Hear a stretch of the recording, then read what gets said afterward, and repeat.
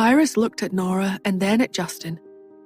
Nora had said that she would attend the orchid exhibition, but she did not reveal anything else to Justin. Even when they were on their way to the orchid exhibition, she only said that she could save the ghost orchids. She didn't reveal that she was Orchidians. Because of her secrecy, Iris had been skeptical about whether Nora could cure the ghost orchids or not. But Justin had trusted her very much. Was that how it felt to trust another person?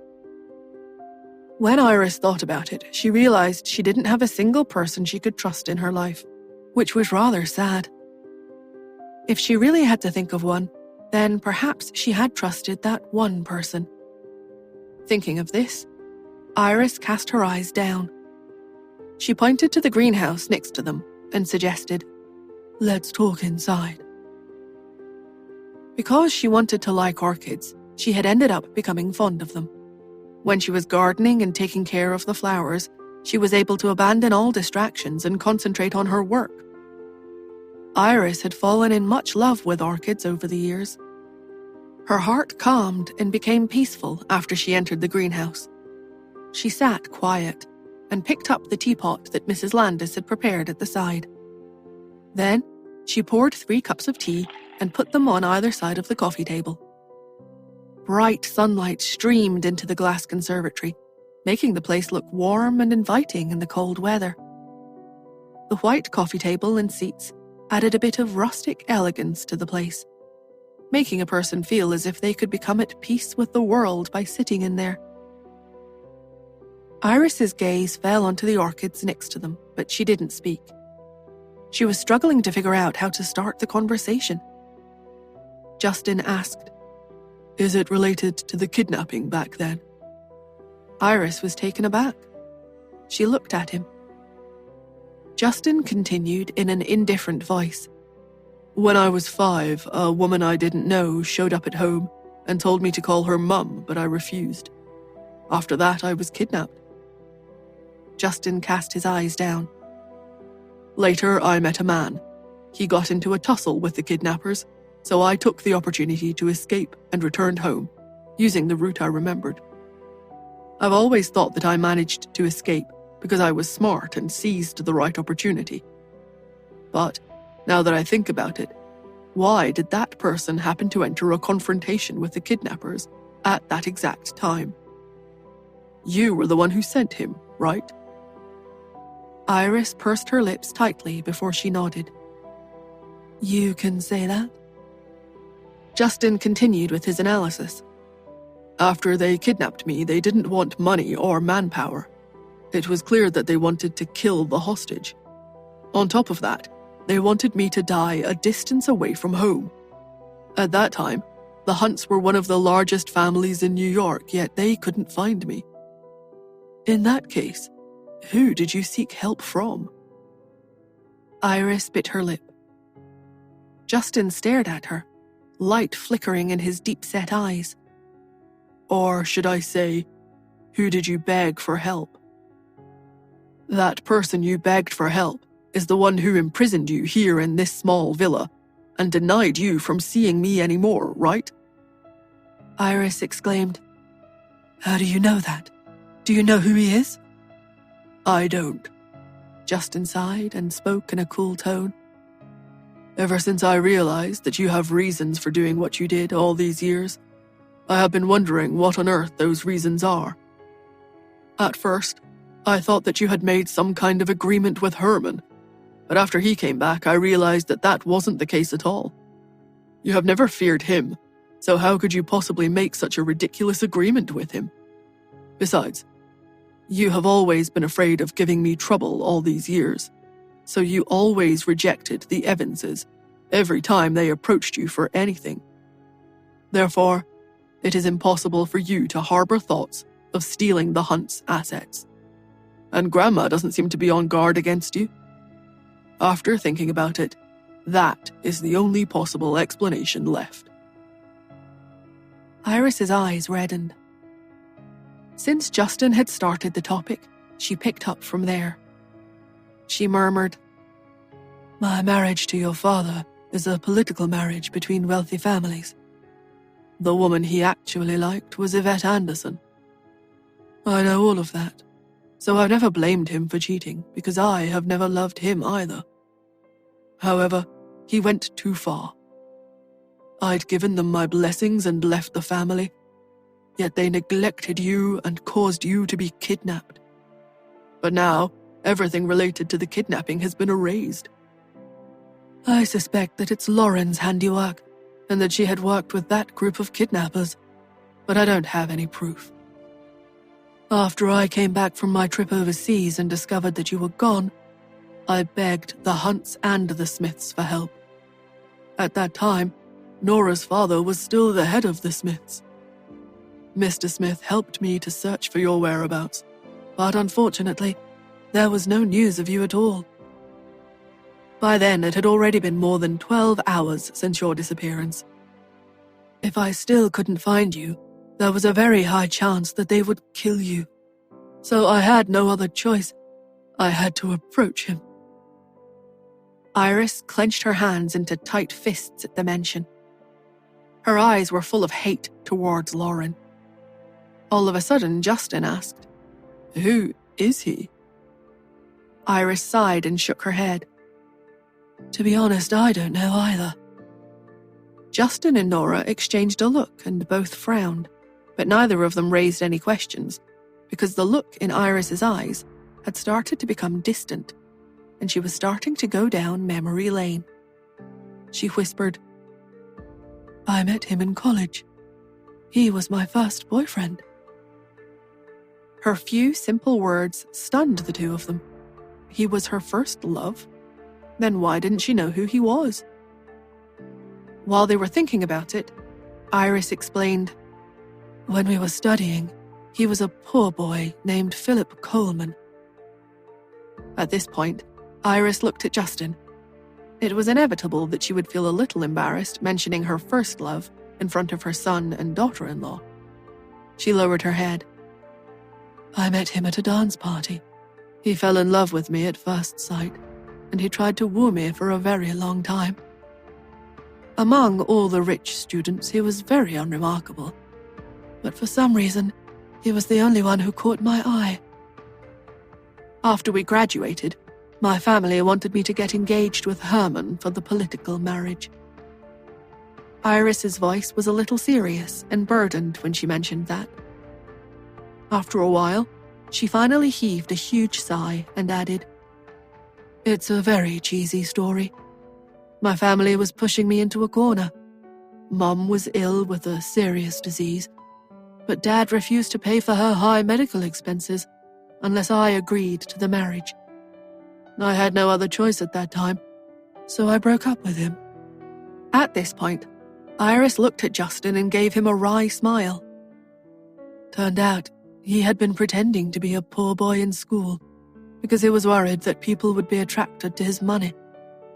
But I happened to be in need of it. The two of them had let each other slip by perfectly. Iris sighed. Both he and I were relatively self-restrained people, so the breakup was smooth. After that, your father and I got married. Iris stopped herself and her voice trailed off. Everything was fine, until one day.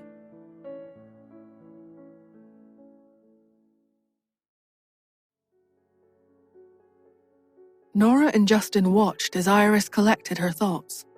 She was silent for a long time. In a low voice, she whispered, "Your father said that a foreign businessman had come to America and was holding a party, and he wanted me to attend it with him." Iris hadn't expected to meet her first love again at the party, but it turns out that Philip was the foreign investor at the party. Everyone was trying to please him because they had heard that he was from a foreign wealthy family. Even though the Hunts and the Smiths had already reached the highest level in America, there was another family in another country that loved doing business very much. They had been merchants for generations and had amassed a lot of wealth over the years. People like them had always been low-key in their behavior. Even when he was out, he used a fake name. Philip Coleman was not his name. It was the false identity he used in America. She had never known his true identity. At the party, Philip found an excuse to corner her. Iris knew that Herman was someone who hated being embarrassed, so she said, "My husband doesn't know about my first love. Please don't tell him about it." At that time, Iris's belly was already showing slightly. She had given all her love to the baby in her womb. At that time, the way Philip looked at her had changed. He let out a sarcastic laugh and declared, "I have never been acquainted with Ms. Evans before. Nice to meet you." When he said that, Iris had felt like someone had gripped her heart tightly. What she'd thought was a peaceful breakup was still capable of piercing her heart 2 years later. She put on a graceful smile and nodded at Philip. But after she turned around, she was unable to maintain the smile on her face. After that, Philip continued to appear in her life. Philip became good friends with Herman and visited them at home. Herman had pointed to Iris's belly and said to Philip, "Philip, he'll be your godson in the future." Philip had looked at Iris and made a pointed remark. "I'm so envious of you for having such a good wife, Herman." Herman asked, "Aren't you married yet, Philip?" Philip shook his head and replied, "I have someone in my heart I can't forget. No other woman can capture my eye." When he said this, the look in his eyes as he stared at Iris had been persistent and terrifying. But Herman was still unaware of what was happening. "Oh, then why didn't you marry her?" Philip lowered his head. "I had concealed my identity at the time, so she thought I was poor and left me for someone of higher social status instead." Herman cursed the woman for being materialistic and shameless. Iris flushed as red as a tomato as she listened to them from the side. Philip explained, "It is instinctive to pursue a better life, so I don't hate her. In fact, if she ever is in trouble in the future, I would still be willing to help her." Herman gave him a thumbs up. "You sure are generous, Philip." Philip shrugged. "My family has a lot of secret properties in America, but most people don't know that. If you ever run into trouble in America, I can be of assistance." Herman hadn't thought much about it at the time, and had thought that those words were directed at him. At once, he started chatting and laughing happily with Philip. But all of a sudden, Philip's attitude became cold and he left. Then he never returned to America again.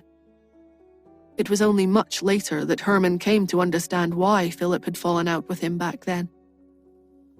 After he left, Iris had let out a long sigh of relief. She admitted that her decision had betrayed Philip back then, but Philip had also hidden his family background from her. Wasn't that also a form of betrayal toward her? Their relationship had ended without any real reason. They were simply not meant to be. When Justin was 5 years old, Philip had called her. He was still using the same phone number he had used when they were in college. Iris answered the call. At that time, she had already found out about Herman's cheating, so she was in a bad mood. Philip only asked her one question on the phone. "Do you regret what you did?" Did she regret what she had done? On occasion, in the dead of night, Iris would think of Philip. If she had been a little more firm and resolute back then, and if she had lived as carefree and happy as Yvette had, then would her life have been better? But every time the thought formed, she would look at Justin. Although she didn't love Herman, Justin was the greatest gift that God had given her. She loved her son more than anything in the world. "Mum, buy me harder Lego sets next time. These are too easy." Her son with a super high IQ made a request with a frown. Iris smiled and said into the phone, "I have no regrets." She hung up the phone. Afterward, when Mrs. Hunt made her choose between tolerating Herman or leaving the family, She had decided to be selfish for once. Perhaps her rebellious streak from college times had come too late, but she decided to file for divorce. She dragged her suitcase behind her and left the house. After that, Herman had brought Lauren home. When Iris came back from her trip and learned that Justin had been kidnapped and was missing, she had felt like dying. Even with the Hunts and the Smiths' power, they couldn't find Justin. Iris panicked. Her 5-year-old son, no matter how high his IQ, was still only a child. If the other party was determined to kill the hostage, then he probably already became a corpse by then. She didn't dare to wait any longer. In her panic, she thought of what Philip had once said. "My family also has a lot of secret properties in America, but most people don't know that. If you ever run into trouble in America, I can be of assistance." She dialed Philip's phone number with trembling fingers.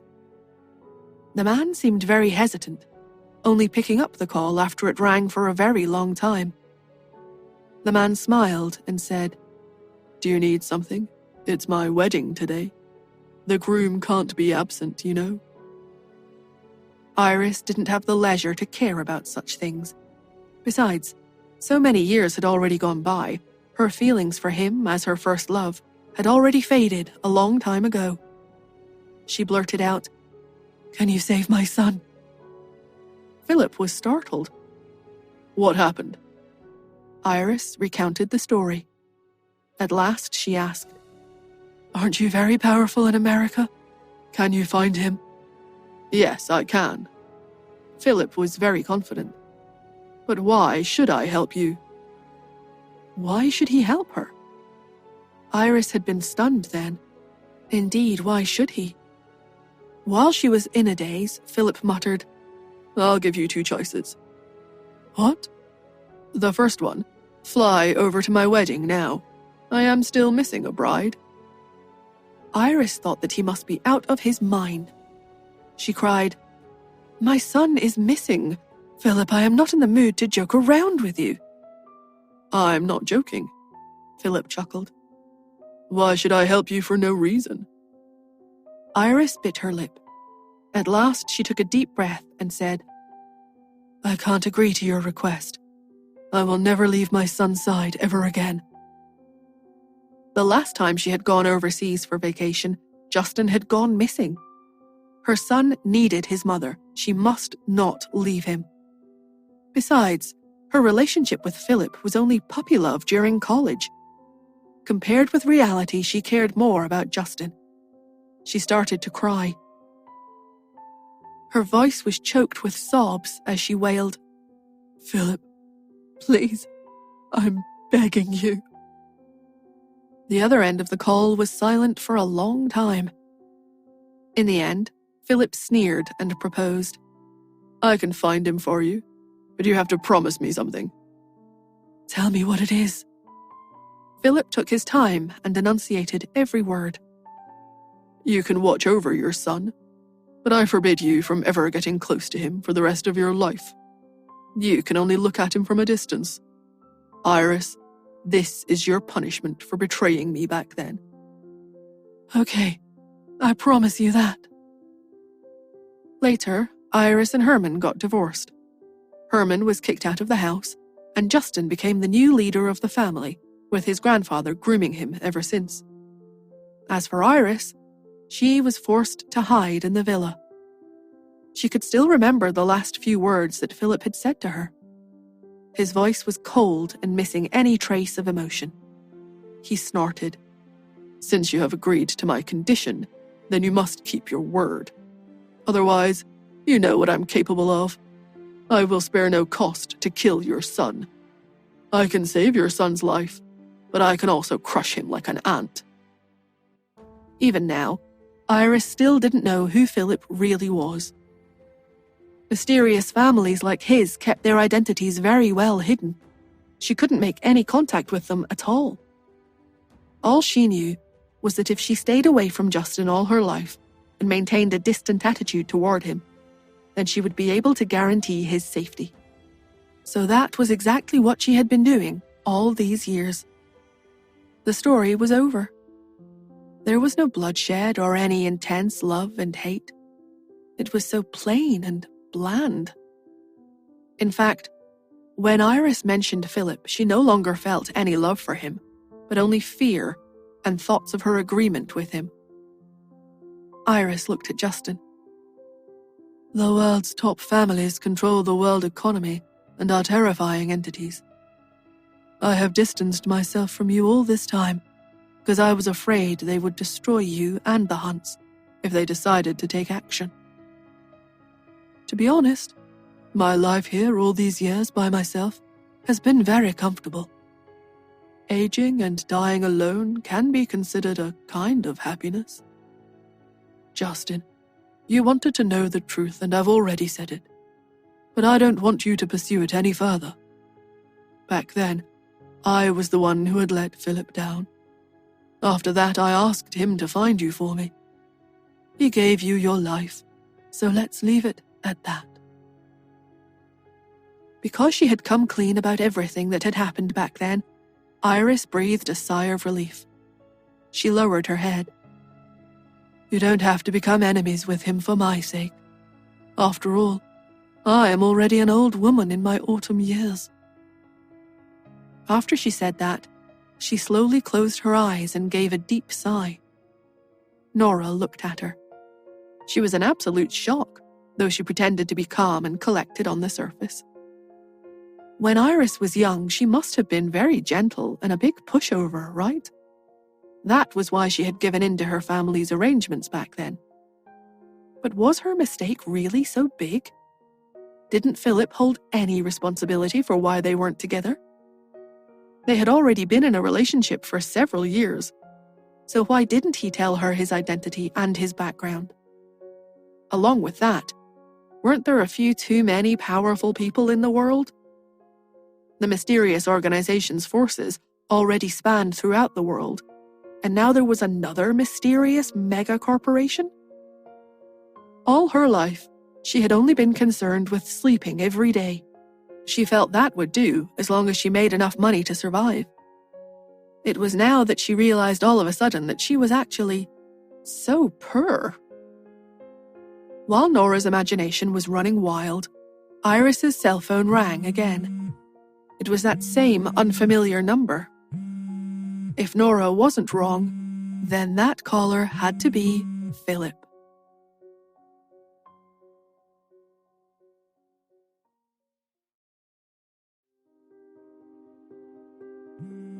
Sure enough, at the sight of the phone number, Iris's pupils shrank and fear rose in her heart again. She wanted to pick up the phone and switch it off, but before she could touch it, a big, well-defined hand took the phone. Iris's head whipped up, and she looked at Justin in disbelief. Justin looked at her with a firm gaze. His voice was calm and steady, and he seemed capable of protecting Iris from everything in the world. He assured her, "Let me." Iris shook her head. She was scared. Although the Hunts were powerful, they were no match for powerful global families that had hundreds, even thousands, of years of history. She swallowed her nerves. Justin, forget it. Justin could understand her fear and panic. His mother was worried that she would affect the Hunts because of her own affairs. But she didn't know that he had another identity that was powerful enough to make him fearless. It was due to certain reasons that he couldn't reveal that identity of his. He lowered his head and insisted, "Mom, don't be scared." After saying that, he picked up the cell phone, got up, and answered the call. A deep yet pleasant male voice traveled over through the phone. "Iris, you have broken our agreement." Nora stood beside Iris. She held Iris's shoulders and fixed her eyes at Justin. Justin muttered into the phone, "From now on, I will be the one to deal with that agreement." The original agreement was that Iris would age and die alone in the suburban villa as punishment. If she couldn't restrain herself and got close to her son, then Philip would take action against the Hunts and Justin. When Justin claimed that he would fulfill the agreement, the man understood what he meant right away. Philip sneered. "Huh, that weak little boy from back then has grown up and become independent, hasn't he? In that case, I'll teach you how to behave." As soon as he said that, Iris panicked. She rushed forward and shouted, "Philip, punish me if you want. Don't do anything to the child, you—" But before she could finish, Philip snapped, "Iris, that's enough." Iris was taken aback. Philip smiled and snorted. "Are you saying that because you're sure that I won't do anything to you? Now that the kid is grown up, you can't blame me for being nasty anymore." He hung up right after saying that. Iris felt her entire body go numb. The disconnected tone from the phone resounded in the depths of her heart like the bangs of a drum, making her feel terrible and flustered. She swallowed and looked up at Justin, feeling like she had become the sinner of the hunts. The most mysterious megacorp was about to take action against her son. Iris grabbed Justin's arm. She wanted to say that she would go and apologize to Philip, but when the words reached the tip of her tongue, she couldn't bring herself to say them. Because if she did, then it would be no different from her throwing her own pride onto the ground and trampling all over it. Iris took a deep breath. She was filled with worry and anxiety, and she watched Justin walk around her and look at Nora. He asked, "Nora, are you scared?" Nora raised her brows. The hunts had offended the most mysterious megacorp in the world, which sounded pretty exciting. Also, if Justin really had lost everything, then wouldn't Pete's status as the next head of the family become useless? But she broke into a grin and raised her eyes to him. "It's okay. If you go bankrupt, I'll support you." After saying that, she spotted Iris, so the rest of her words did a U-turn in her mouth, and she added, "And your family." Justin was taken aback by Nora's words. He had intended to tell her not to be scared, but he hadn't expected Nora to say something like that. It made him really feel like going bankrupt for fun. It seemed like it wasn't such a bad idea to have a sugar mummy and be kept as a lover. He shook himself out of his daydream. He had to stay serious. Iris looked at the two of them, not knowing what to say. This must be love. If she had trusted Philip back then, things would not have happened the way that they did. Now that she thought about it, so what if she had to fight to the death with her family back then? At most, she would have had to start over from scratch. But at least she would have been with the man who she loved. The woman, who was close to 50 years of age, was moved by the love between Justin and Nora. This inspired the greatest fighting spirit in her. She nodded. "Okay, if we go bankrupt, then we'll let Nora support us." Justin looked at his mother in shock. The corners of his lips spasmed.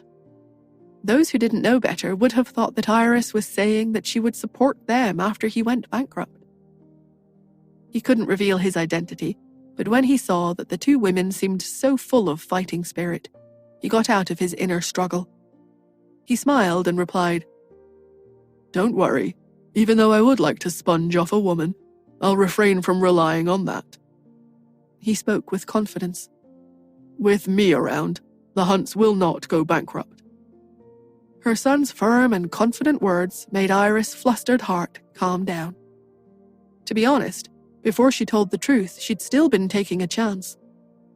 She felt that because 20 years had gone by, maybe Philip had forgotten her a long time ago, or that he no longer cared about her. But now that the situation had reached this point, it was useless to dwell any further on it. When she was young, for Justin's sake, she had suffered many grievances and wasted 20 years of her youth in this villa. Now that her son had grown up, it was time for him to support and protect her. After Iris came to terms with it, she got out of her inner struggle.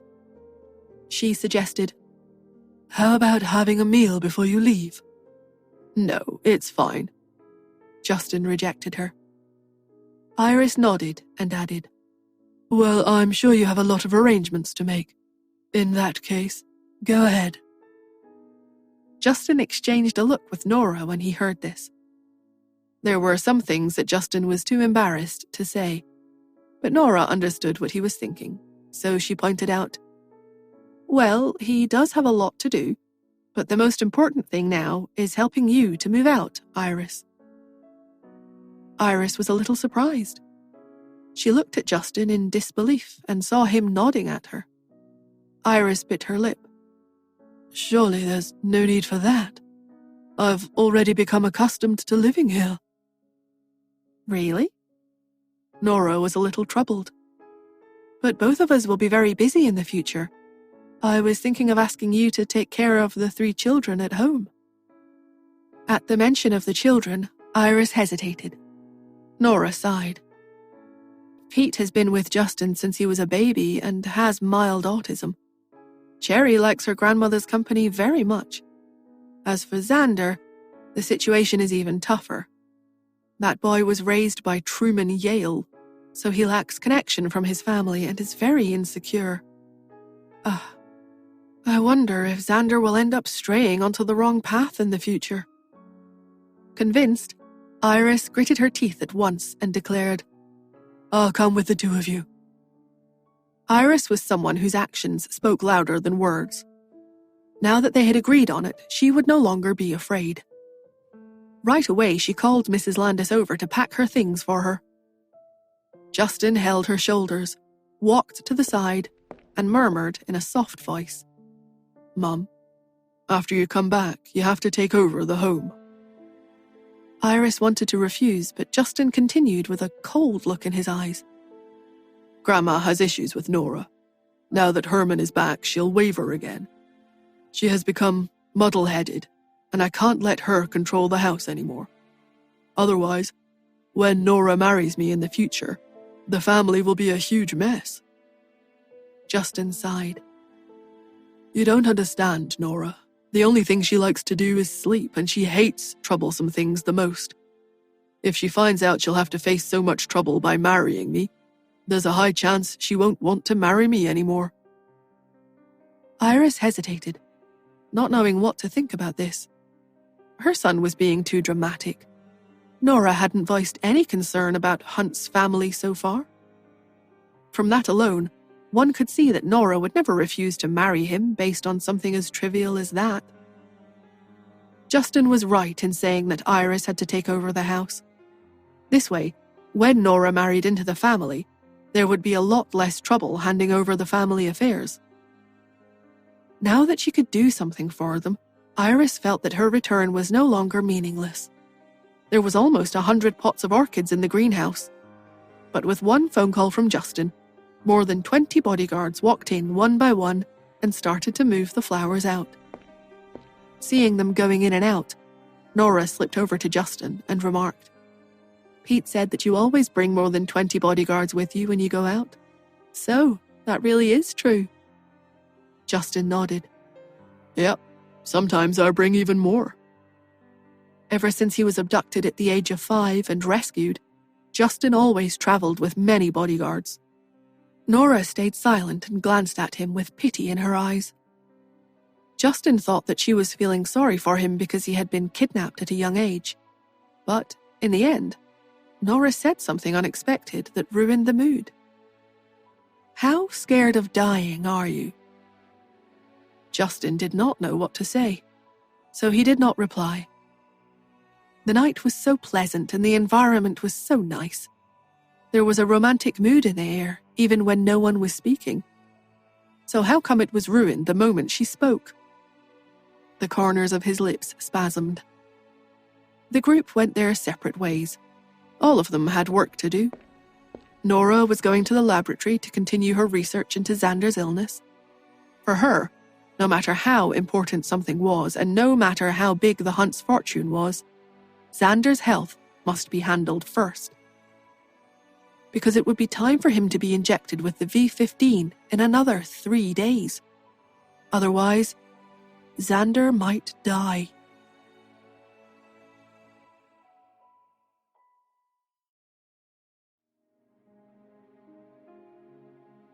Nora had been struggling over whether or not to inject Xander with the V15 serum. Would he really die if he was not injected with it? Was the gene serum lethal? Or did it act like a drug addiction, where one must consume it over and over again? She had to study it and find out before the deadline. Besides, since Philip had said that he was going to take action against the Hunts, then it was not going to be something he could accomplish in such a short time. He would need to make preparations. It would take a few days for his scheme to ruin the Hunt family to activate. Therefore, her top priority during these 3 days would be to study the V15 serum. Nora walked down the long corridor of the hospital. She knew every inch of the place because of how much time she spent there. When Nora arrived at the laboratory, Lily was analyzing the components of V15. Seeing Nora enter, Lily informed her, "Boss, the serum's components are not able to be analyzed. It is too complex. I'm afraid it will take years for us to study it in a thorough manner." Nora was not surprised. If the gene serum's formula was that easy to analyze, then Truman and the others would not have pursued her mother with such persistence. 25 years had already passed, yet Truman and the others were still trying to find clues in her research. This was going to be a long, difficult task. To be honest, Nora had expected this result, but she couldn't bring herself to come to terms with it. She nodded. "I'll take over." Lily stepped aside and Nora sat down. She held various instruments in her hands and separated the components of the serum, hoping to find clues from it. Nora worked day and night for 3 days straight. She did not leave the hospital once.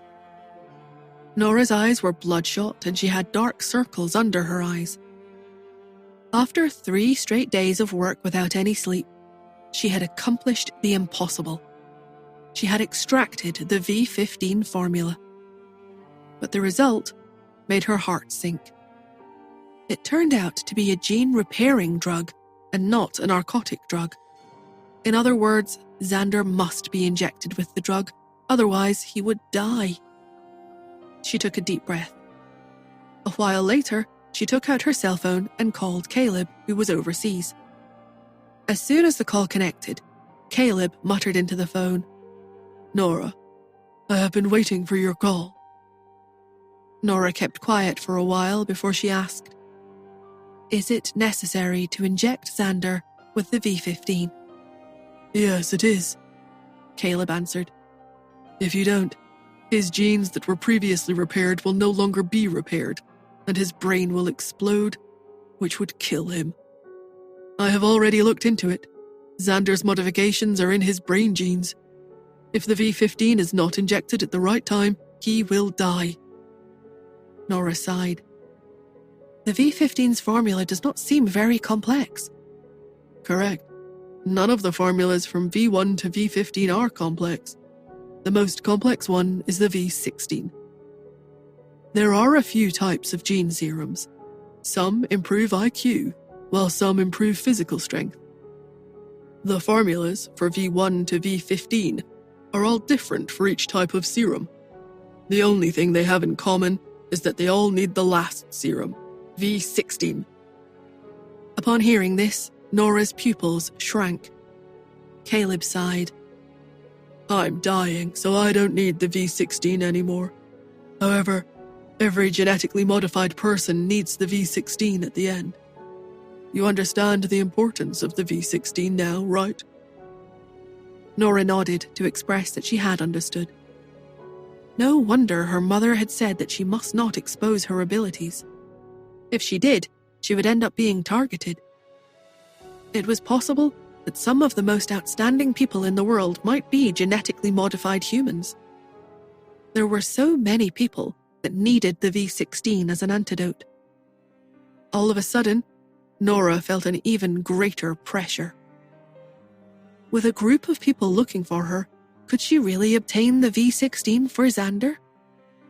Also, if what her mother had left behind was the needed formula, If she really had produced the V16 and succeeded in removing the last restriction on successful genetic modifications, what would the world turn into? Would someone decide to train a group of genetically modified warriors and unify the world? Or would human beings with genetically modified IQ genes develop at a high speed and deplete the Earth's resources in a dozen years, or perhaps even a few years? She dared not imagine the consequences. But with how things were at the moment, she didn't have the leisure to care about the future anymore. Nora only cared about saving Xander. Nora whispered, "I see." Caleb was silent for a while. Then he continued, "I didn't expect Xander to be your son. Don't worry. I will contact you in time if I find clues regarding the V16. Nora had been trying hard to find clues from the materials that her mother had left behind, but she couldn't find any. It would be for the best if Caleb could inform her if he found any clues. Nora replied, "Thanks a lot." Caleb kept quiet for a while before he grunted, "You're welcome." After hanging up the phone, Nora called Justin. The phone only had to ring once before Justin answered.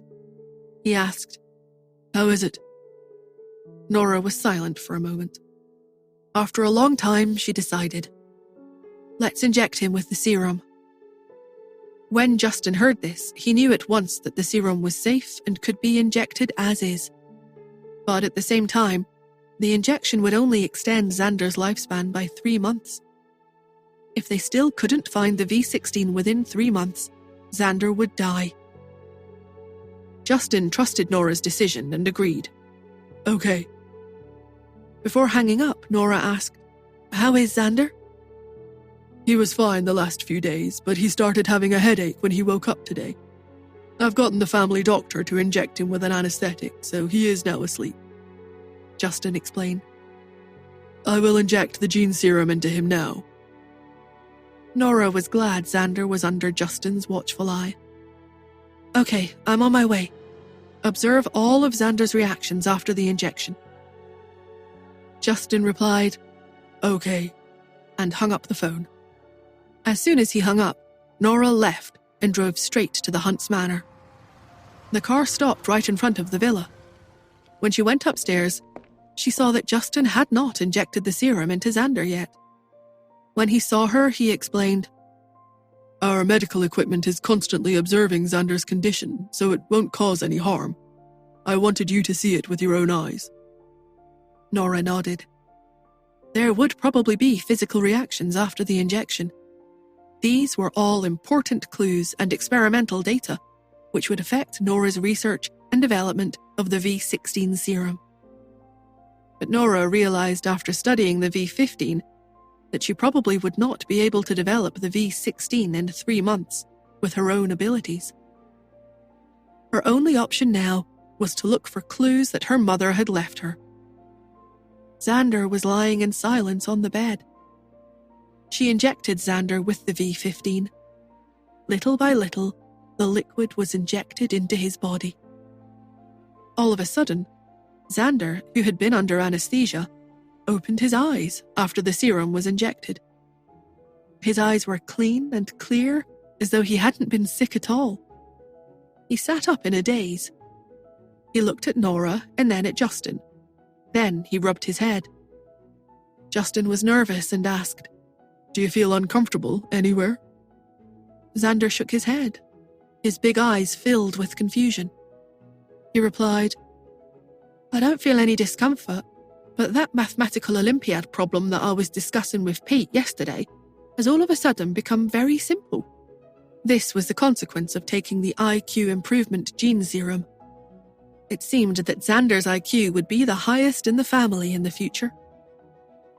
Nora observed all the numerical data of Xander's body. In the end, she concluded that everything about Xander's body was normal.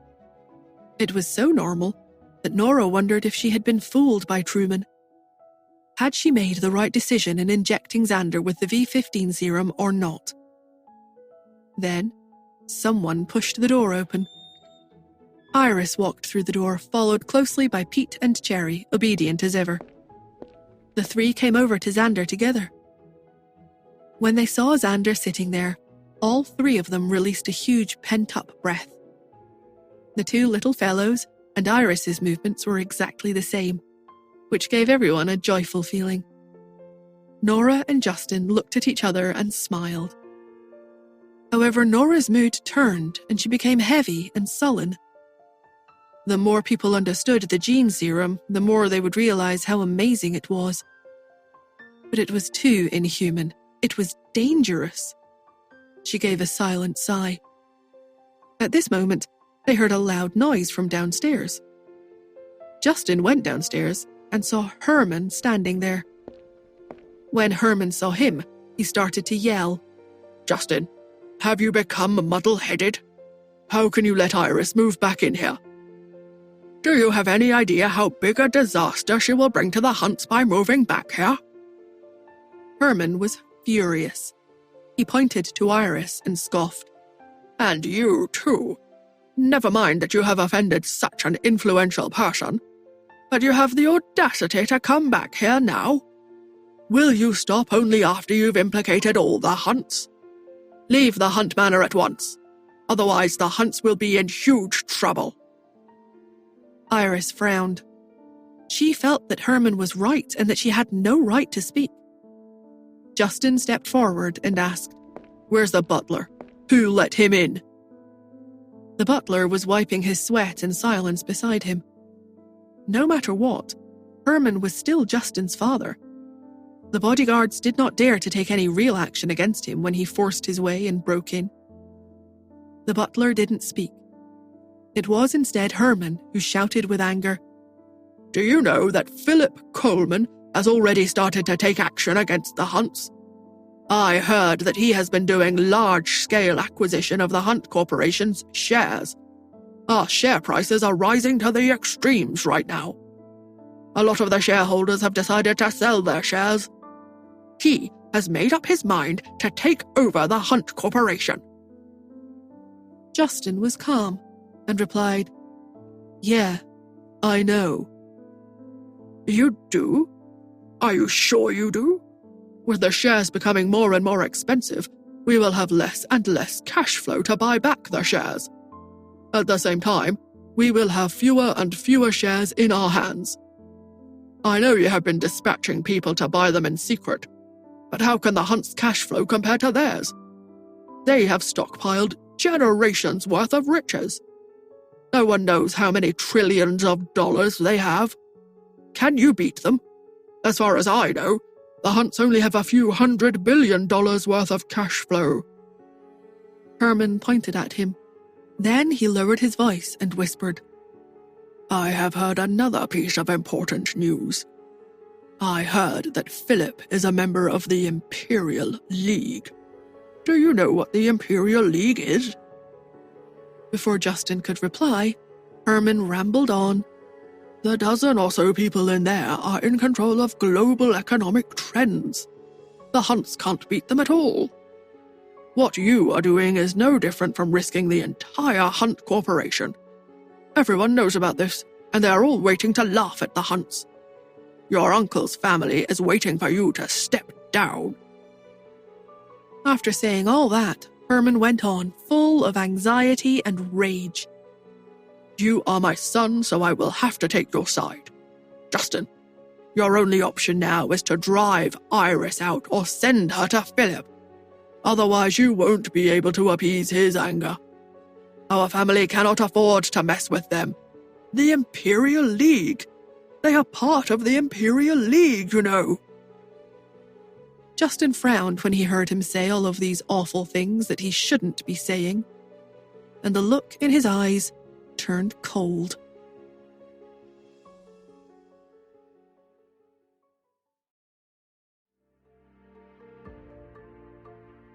Herman, who didn't know that he had hit Justin's sore spot, was still talking about how powerful Philip was. As he spoke, Iris began to lower her head. She knew that she had destroyed the family's peace and safety. She was suffering through her psychological ordeal, while Herman stood on the moral high ground and criticized her. Justin spoke in a sharp voice all of a sudden. So, that's why you were willing to give your wife to someone else and cooperate with him to act as if your son had been kidnapped? His simple few words made all the sounds in the room cease at once. Iris's head whipped up, and she looked at them in disbelief. Herman's mouth was still open. He was staring at his son in shock because he had been exposed.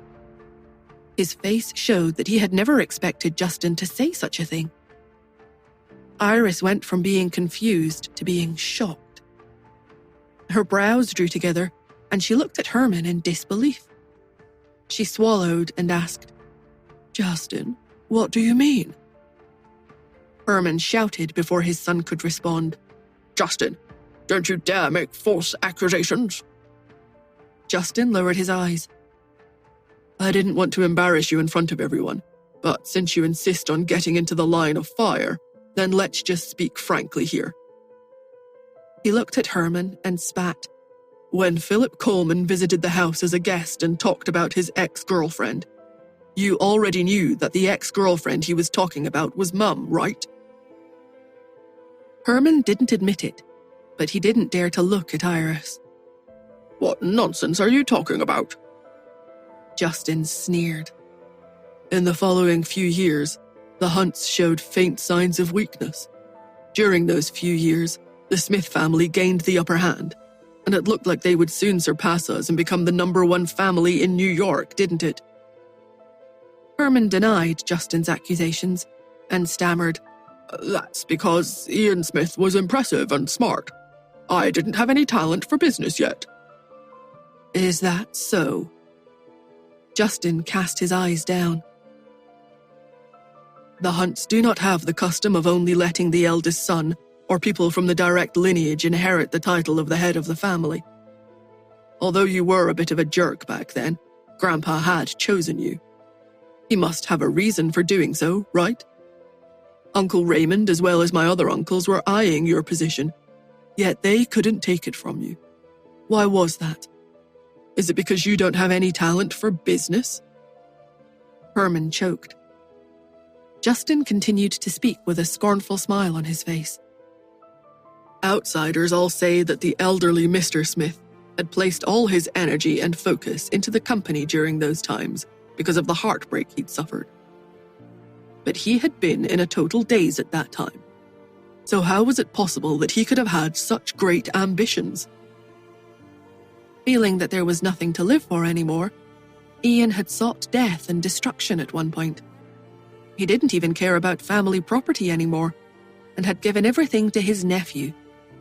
In fact, people said that before Nora's return, he wasn't even considering adopting Joel as his son. Instead, he was giving his entire life away. Even if Ian had turned his sorrow into motivation after Yvette's departure, it was still impossible for him to really want to expand and develop the Smith Corporation.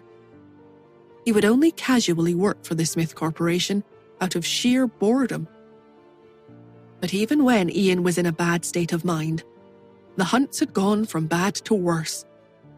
In addition, during that time, Justin's grandfather had still been around and had been the person in charge of the Hunts. Herman hadn't taken over the family yet. Herman was not at all as incompetent as what outsiders made him to be. Otherwise, how would it have been possible for him to take Lauren with him to another country, start from zero, and achieve the success that he had accomplished in just 20 years? That's right, Herman and Lauren had a successful business abroad. The fact that Lauren was able to organize such a large orchid exhibition when she had just returned to the country was enough proof of their current economic strength. Moreover, there was something that Justin had been unable to figure out all these years. Even if Herman had done something wrong and cheated on his wife, would anyone really behave like the old Mr. and Mrs. Hunt, who drove their son out of the house and kept their grandson? All of these were choices that the Hunts had been forced to make back then. When the old Mr. Hunt and Herman felt like they had come to their wits' end regarding the company, They began to understand what was happening. Philip Coleman was taking revenge on them. So Herman made the decision to cheat on Iris in order to make her give up hope on him and file for divorce.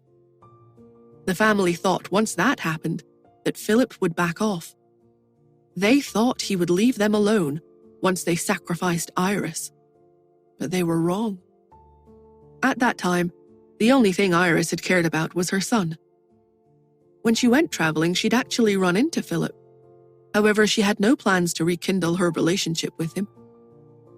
This caused Philip to become even crueler, and he found someone to kidnap Justin. Outsiders could say that the Hunts had refrained from taking action at that time, despite their ability to do so. The Hunts were so powerful in New York, so how was it possible that they were unable to find the child when he was first discovered missing? It wasn't that they couldn't find him. It was that they hadn't searched for him at all. By the time Iris returned and found that Justin had been abducted, too much time had passed. By then, even if she'd sought help from the Smiths, the kidnappers would have already fled New York. Even the Smiths wouldn't be able to do anything about it. Therefore, the Hunts had forced Iris to approach Philip. They wanted to use Iris as a sacrificial offering. Unfortunately, Iris still didn't have any thoughts of getting back together with Philip. Instead, she reached a different agreement with him, which was to watch her son grow up with the Hunts without being a part of his life. After the old Mr. Hunt heard about this, he realized and understood that since Philip loved Iris, he would never hurt her. But if he wanted Iris to protect the Hunts, then it would only be possible if Justin stayed in the family. So, old Mr. Hunt had pretended to drive away Herman and declared that he would act like he never had a son like him. His purpose in driving him away was so that Herman could go overseas, start a new business, and open up a new world for the Hunts. This was all done so the Hunts could avoid a crushing defeat should something ever go wrong with Philip, leading Philip to target the Hunts in the future. Herman might look like he had left the family without taking a cent, but when he went abroad back then, his father gave him a secret sum of money as startup capital. All of their schemes were linked with one another. The old Mr. and Mrs. Hunt, who appeared like they had a deep sense of love and righteousness, were only doing all that for the sake of the Hunts and their family's money. Justin had pieced everything together after Iris told him the truth. This was also the reason why he hadn't sought revenge on Lauren for kidnapping him, because she wasn't the one who had started the kidnapping at all. It was Philip.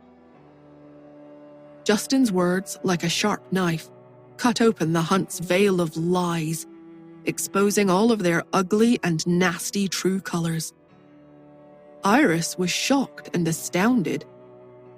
She felt like the worldview she'd held all these years had come crashing down all around her.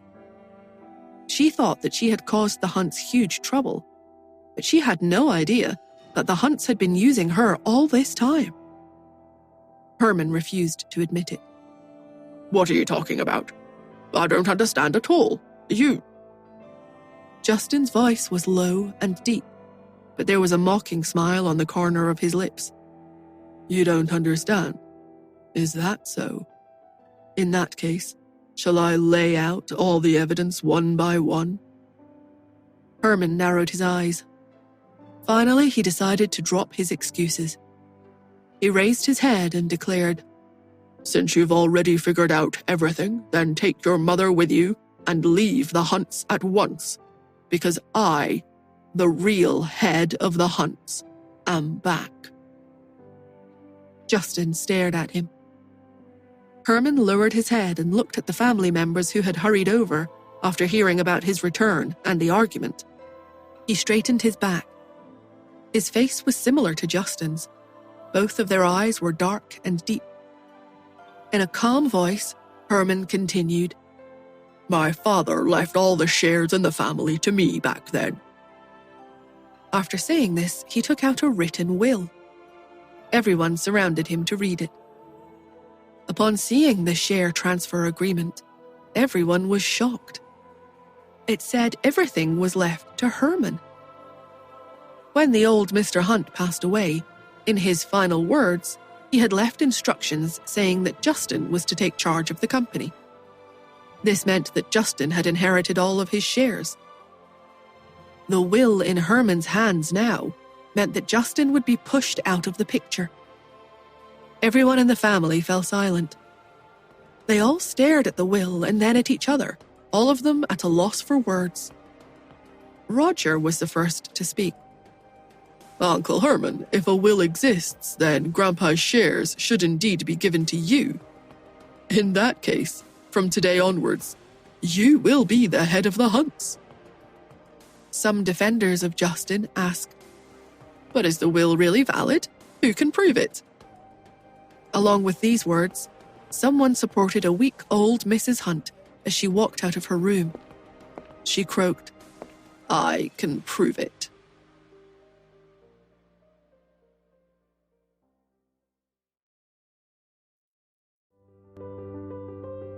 Nora was standing upstairs and watching the intense discussion downstairs. She saw Justin tremble when Mrs. Hunt walked out. Nora heaved a silent sigh.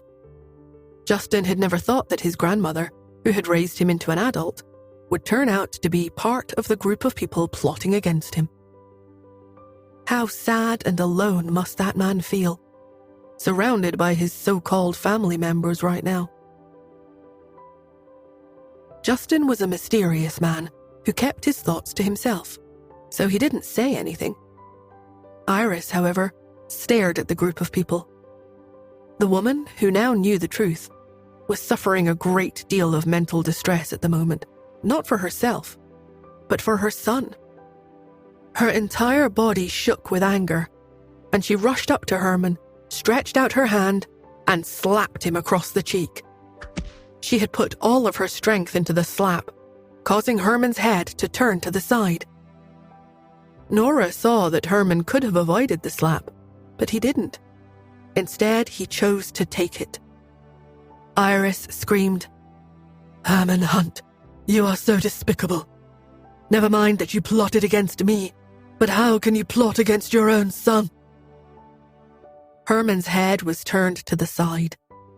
The handprint on his cheek swelled up and became visible, which went to show how furious Iris was. He looked at Iris with calm eyes. Iris, I don't mind if you blame me for this. It's all because I am too weak. 20 years ago, I was not able to keep you by my side. 20 years later, I still don't have the ability to keep you with me. When we got married, we had vowed that we would never abandon each other for the rest of our lives. But you made an unfortunate mistake, and you have offended someone you should not have. When Herman said that, there was sorrow in his eyes as he gazed at Iris. To be honest, he had loved Iris when he was young. In fact, one could say that he still did. All those years ago, he and Ian had both courted Yvette.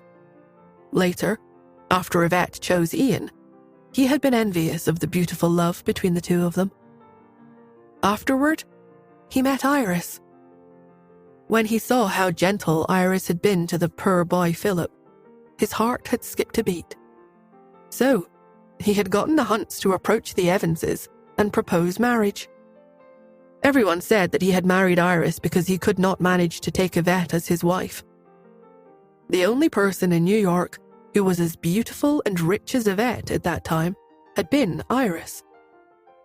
But nobody knew that he had only asked Yvette out back then in order to fight with Ian. With Iris, however, he had fallen in real love with her. He hadn't expected Iris to agree to the proposal either. Before they got married, Iris had been honest and told him that their marriage was a political one and that she had no feelings for him. However, Herman had still insisted on getting married. At that time, he was in love with her. He'd even vowed that he would treat her well for the rest of his life.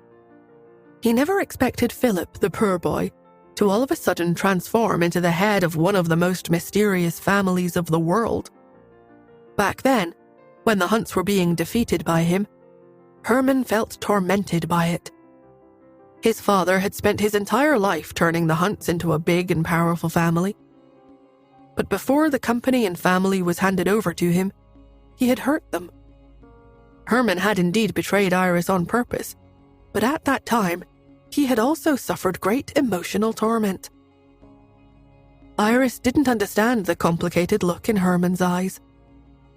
She only felt that the man in front of her was too shameless. She stared at him. "If that was the case, then you should have made things clear to me from the start. Even if I had to leave with Justin, I would never drag the Hunts into this." How could Herman bear to let his family leave, though? He clenched his jaw and narrowed his eyes. "You want to take Justin away? Justin is Herman Hunt's son. He is a descendant of the Hunts. Are you planning to take him with you as you turn to Philip? I won't allow it." Iris couldn't understand him. He was the one taking full advantage of her and her son. Yet he was the one saying that Justin was his son, so they must not leave. She felt that Herman must be crazy. She stopped fighting with him and smiled. She asked, "Herman, what do you mean by that?" Herman cast his eyes down and sighed. "What do I mean by that? Couldn't you have just behaved yourself, accepted your fate, and stayed in that suburban villa for the rest of your life? This way, I would never have had to return to the family and would never have fought with our son for the position of head of the family. But look at you. You had already stayed there for the first 20 years. Why did you let everything go to waste in the end?" Iris stared at him, now understanding what he meant. It was because of Herman's selfish intentions that they hadn't let her go back then. Since he had given up Iris, then he could have let her go and pushed her into Philip's arms. Given Philip's power, Herman would have been able to trick Iris into staying with him over time. But Herman hadn't. Instead, he had used Justin to keep her captive, preferring to imprison her for 20 years in a suburban villa, as though she were a songbird in captivity, rather than give her true freedom. She clenched her hands into tight fists. "Herman, you are such a despicable lowlife." Herman lowered his eyes and took a step forward. "I don't care whether you call me despicable or shameless, but Iris, you and your son only have two choices now." Iris stared at him. "Go on." Justin looked at Herman. Herman sighed and stated, "Justin, you are my son. Why would I do anything to harm you? If your mother goes to Philip and asks him to stop, then I will proceed as if this will doesn't exist. My business overseas is enough for me to support myself. I will leave your shares of the family business alone." Iris took a step back. Even now, Herman still wanted to sacrifice her. While she was contemplating in a daze, she heard Justin's firm and booming voice. "That's impossible. Tell me the second option." "You!" Herman was speechless towards Justin. He pointed at him, his finger in the air for a while. The old Mrs. Hunt took a step forward and held Justin's arm. "Justin, my good grandson, please agree to it. Iris moved to the suburbs when you were 5, and she has never taken care of you since then. Besides, who knows if her heart is still with Philip like long ago? They are each other's first love. So can't you see that you would be giving your mother your blessings? They belong together. Once she is gone, the will would be considered non-existent. All these years, it was only under your leadership that the Hunts could come this far. Everyone can see that. If your father ever dares to fight with you for the position of the head of the family after your mother leaves, I will be the first to raise my voice." Justin looked at old Mrs. Hunt as she spoke. It was not that she did not love him. It was that before loving him, the Hunts' interests mattered more than anything else. Justin then looked at Herman. All these years, his father had never called him, and Herman had never paid any attention to him. He had been taking advantage of his son all along. From beginning to end, Iris had been the one who sacrificed everything for his sake. Justin looked at Herman with a cold expression. Tell me the second option. Seeing him like this, Herman screamed with anger. You are so ungrateful. If you don't agree to it, then for the sake of the Hunts, I'll have to come home and inherit the shares that your grandfather has left me.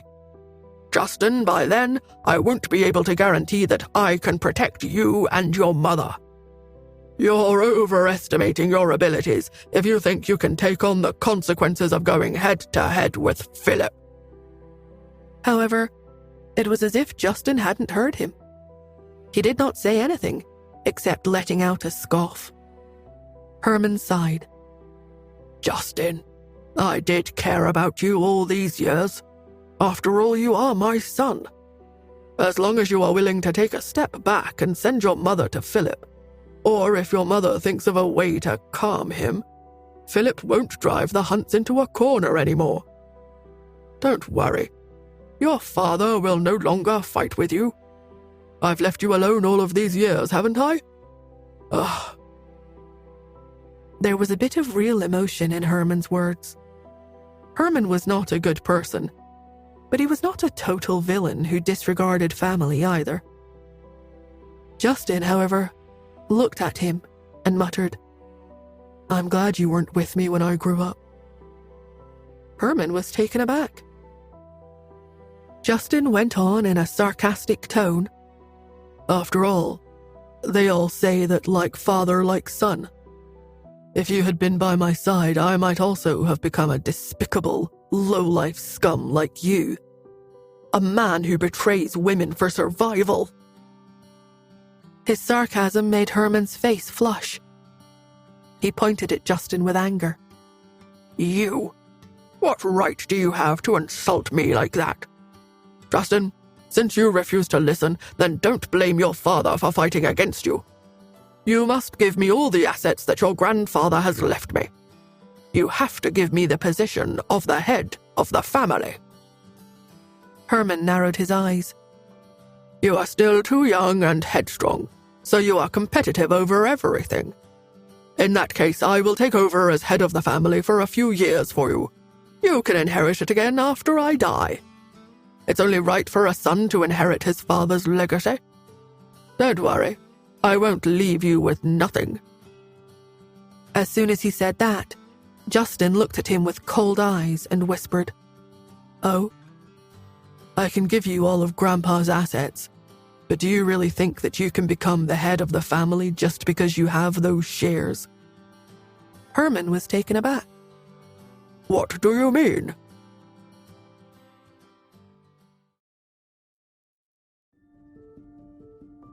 Herman held the will in his hand. This is a will left behind by your grandfather.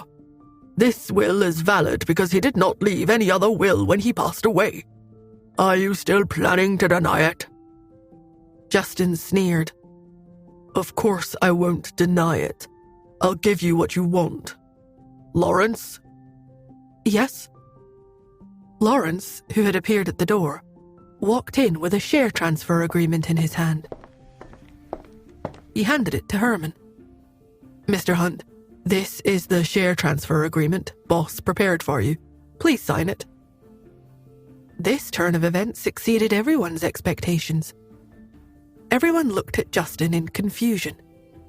Lawrence explained, Since Boss knows that you plotted against him back then, how could he not understand the reason why old Sir had not left a will behind here? Boss won't take a single cent from him.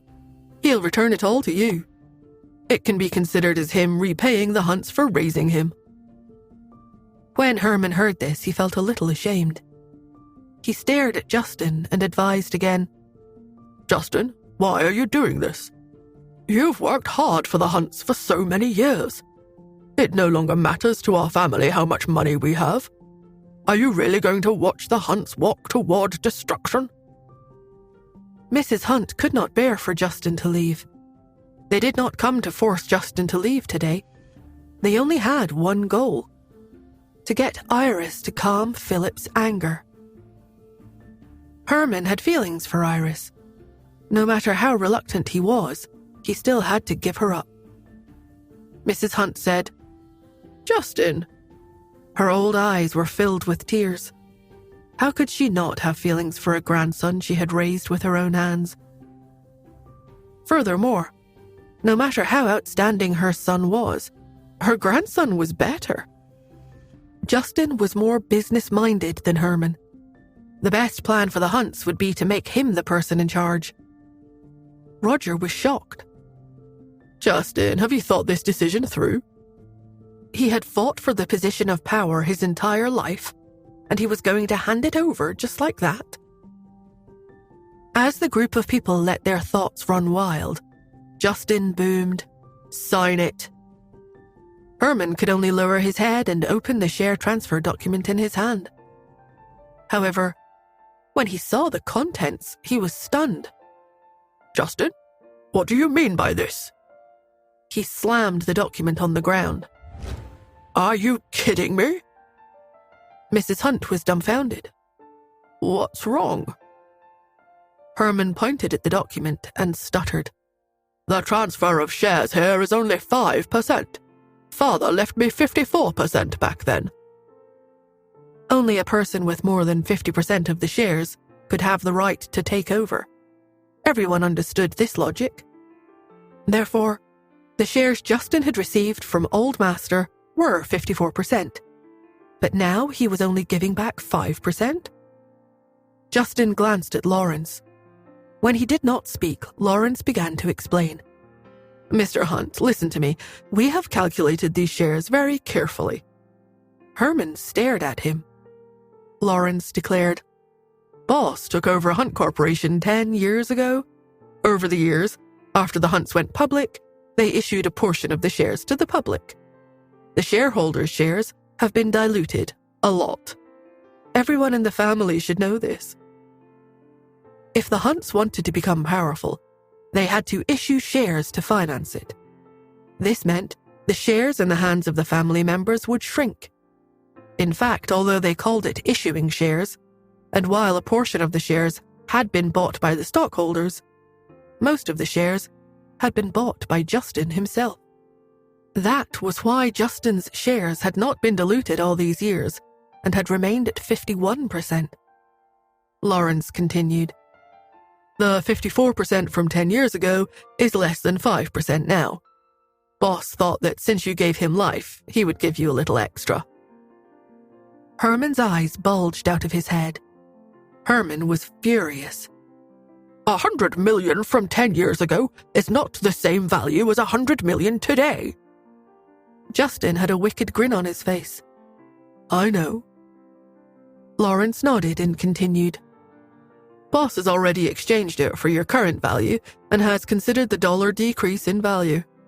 You still don't even have 1% of the shares." Herman was speechless. He did not expect this outcome. He looked at Justin and shook his fist at him. "Are you trying to take the Hunts for yourself?" Justin responded in an even voice. "I'm only taking back what belongs to me."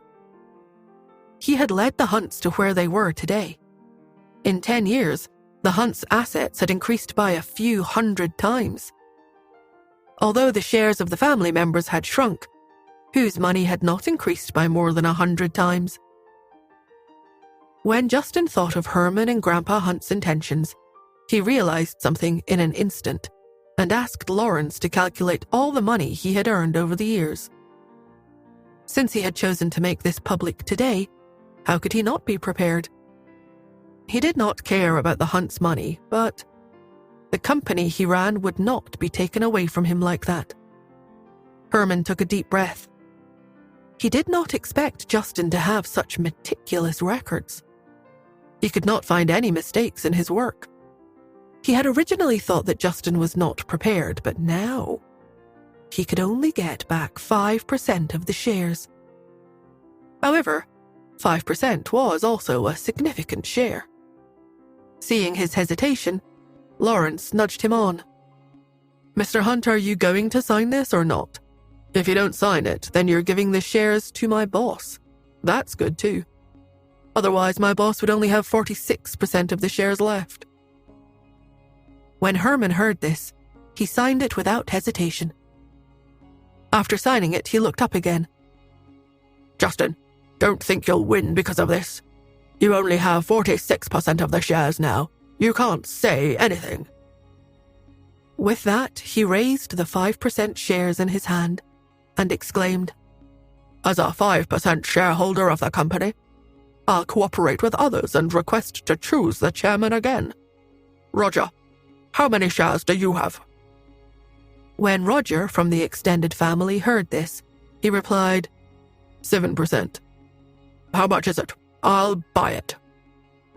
Herman had earned a lot of money from his overseas businesses over the past few years. He was said to have a lot of money and wealth now. He turned to the crowd and spoke in a direct voice. "As for the Hunt's shares, anyone who wants to sell their shares at a high price can come and look for me." Roger looked at Justin and then Herman. He chose the team without hesitation. "Herman, what are you saying? Damn, we have 7% of the shares. You don't have to buy it either. I'll give you the right to speak without it." Wasn't it fun to watch the father and son fight amongst themselves? "Okay, let's go have a chat. Who else has more shares? My old friends from back then should still be in the company." Herman and the people from the extended family left Justin's villa. Mrs. Hunt stood there, her figure trembling. She looked at Justin and shouted, "Justin, I have 10% of the shares. Don't blame me. If you make a decision, you can come and look for me. If I give you that 10%, you'll still be the head of the Hunts." With that, she left. After everyone left, Nora whispered goodbye to Justin and prepared to go home to sleep. After all, she had not rested well for a few days. As for Justin's matters, she would talk about them when she woke up. Iris went upstairs to accompany the 3 children. After everyone left, Lawrence came in front of Justin. "Boss, you could have just given him 1% of the shares. Why did you give him 5%? Now you have less than 50%. You don't have absolute control anymore." Justin glanced at him and shrugged. "If we didn't give him some hope, would those demons have shown their faces?" Lawrence thought about his boss's words. "I suppose you are right, sir." Lawrence coughed. It turned out that the boss was planning to clean up the Hunts. In a proud voice, he declared, "Then let's get those demons out." Justin no longer had the feeling of being betrayed. He was like the king of the world again, as if everything was under his control. Justin smiled at Lawrence, and a thought popped into his head. He asked, "Doesn't Sean have 4% of the shares? Let him spread the news that he plans to sell them, and see how many people are interested in these shares." Yes, sir. Sean's shares were Justin's shares. Therefore, Justin had always been holding on to 50%. Lawrence asked, "Then about Philip?" As soon as he said this, Justin's phone rang. He opened it and realized that it was the Imperial League's chat page. Someone asked, "Who owns shares of the Hunt Corporation? I'm willing to buy them at a high price." Justin sneered when he saw this.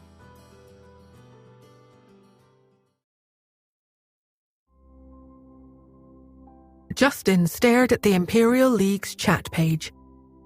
The person who had asked about buying Hunt Corporation shares in the group went by the codename Bear. There were 12 people in the Imperial League. Other than King, All of them were represented by animal names. No one in the group knew each other, including King.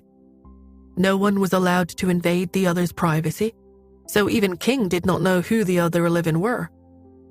But now Justin was certain. Bear had to be Philip Coleman. He sat on the sofa with his long legs crossed. His fingers tapped the arm of the sofa beside him. His eyes narrowed slightly as a dark light flashed across them.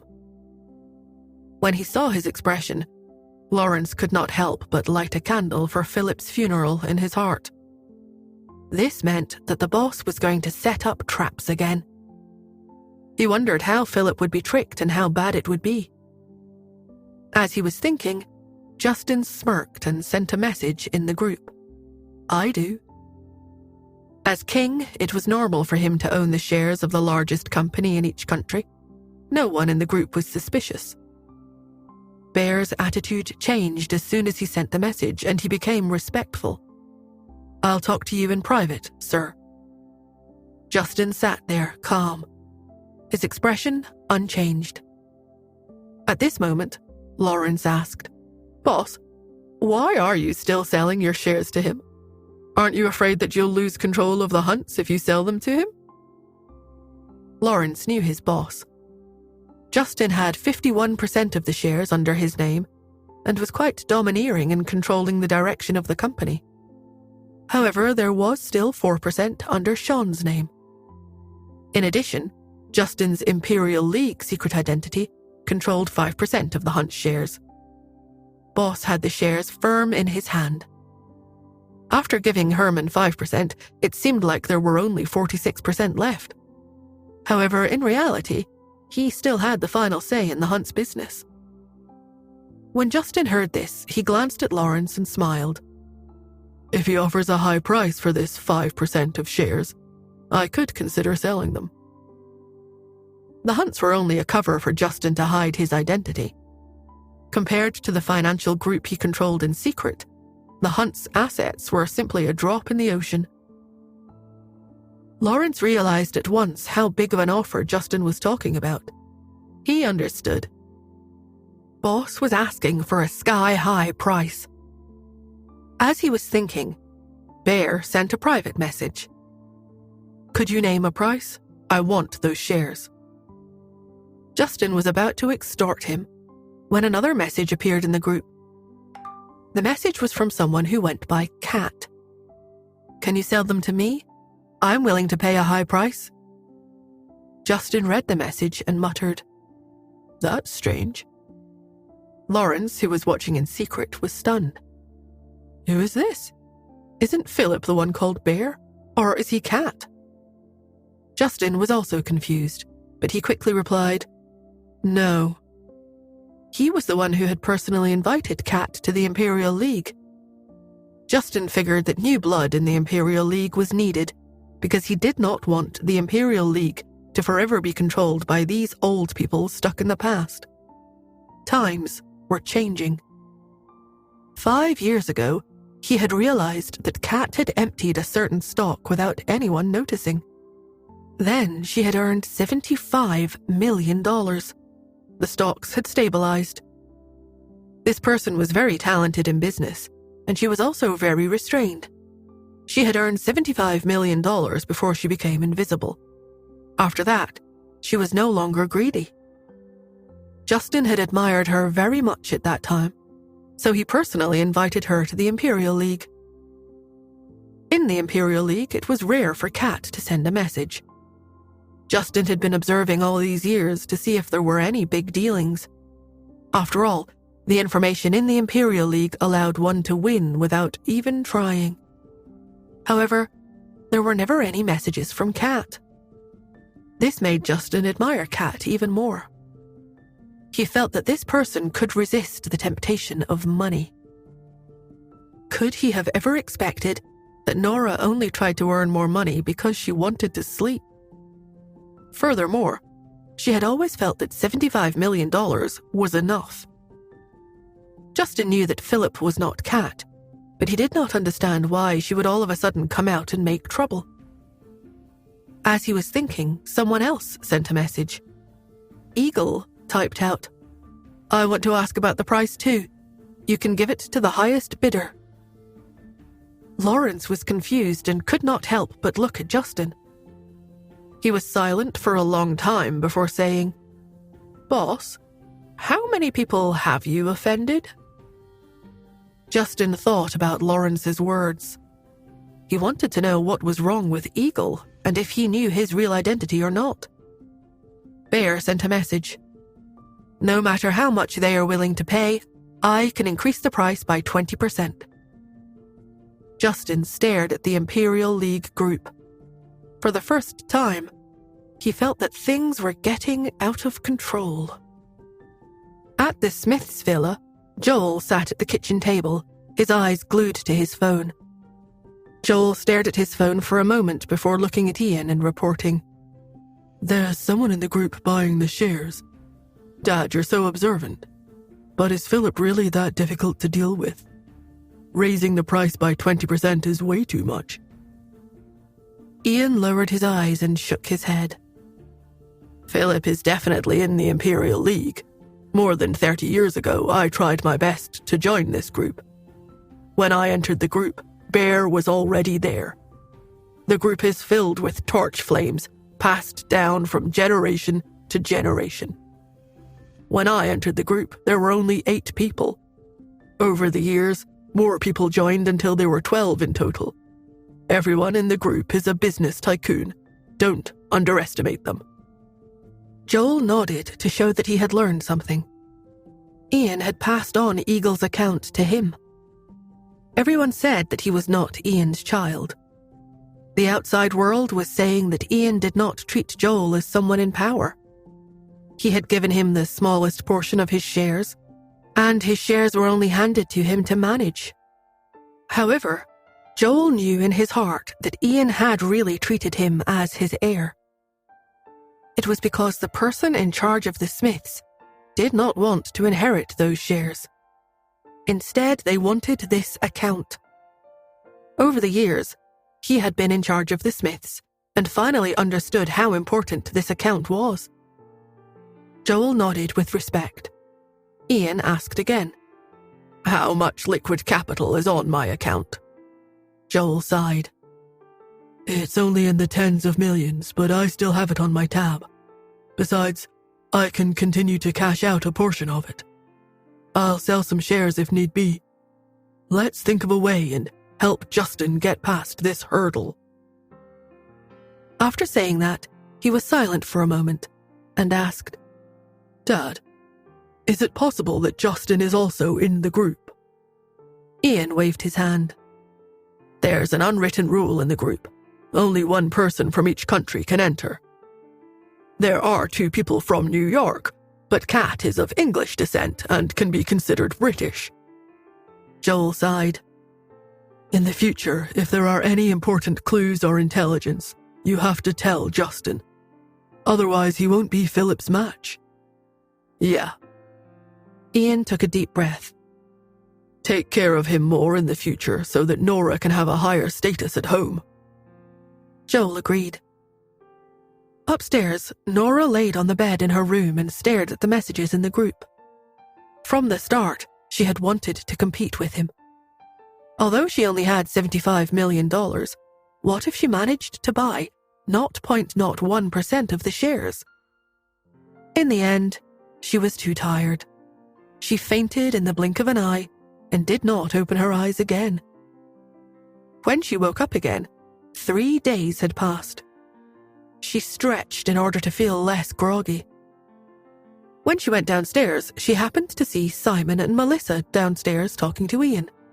Then there was Justin sitting beside her. Simon was explaining something to Justin. "I have some cash here too. Although it's not much, it's still a token of my trust. However, when we buy the Hunt's shares, we have to write Nora's name. Justin, don't think too much about it. After all, you're not married yet. Of course, I don't mean for you to be controlled by Nora." Justin spoke in a humble tone. "Uncle, don't worry about that." However, Melissa ignored him and continued. "It's said that husband and wife should have the same heart, without either of them profiting more than the other. We're not trying to cause a problem, but a woman shouldn't rely on a man. If you have a change of heart in the future, you would have to consider what would happen to these shares. Justin didn't want to understand what Melissa and Simon were talking about. Change of heart? How was that possible? He and Nora were in love with each other. But now he was worried that Nora would have a change of heart. He waved his hand and assured them, Melissa, there can't be a change of heart. He was high and mighty and would make anyone lower his head no matter who saw him. Only Ian and Joel could sit on equal footing with him. But right now, he was someone inferior. Justin gave a silent sigh. He was here to see if Nora was awake. Why did he have to bump into Simon and Melissa? As he was thinking, Ian smiled with lots of confidence. Even without the Hunts' shares, Nora won't be bullied by the Hunts. Don't worry, the Smiths have confidence. This behavior stunned them. Simon thought about it and realized something. He did not plan to mention it, but he looked at Justin and whispered, Could it be that the Smiths really know that big shot, like in the legends? Melissa was stunned. What big shot? Simon smiled. We're all joking and talking about a legend. It's said that the richest man in the world keeps a very low profile. Outside, everyone calls him king. Melissa was stunned. Does a person like that really exist? Simon shook his head. I don't know about that. I'll have to ask Ian. However, Ian revealed a deep smile and did not speak. Simon understood at once and looked at Justin. You're a real lucky kid. If that's the case, even if you're really chased out by the Hunts, you can rely on the business opportunity your father-in-law got from the king to start over. Don't be afraid. Justin felt the corners of his lips twitch. From the top of the staircase, Nora looked down at them, hearing the entire conversation. They had no idea she was there. Nora whispered to herself, This means someone else is in the Imperial League. Someone from the Smith family.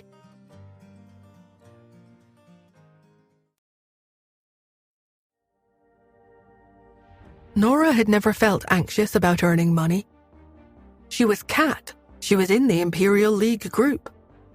A casual investment based on some information would earn her a lot. Why shouldn't she do it?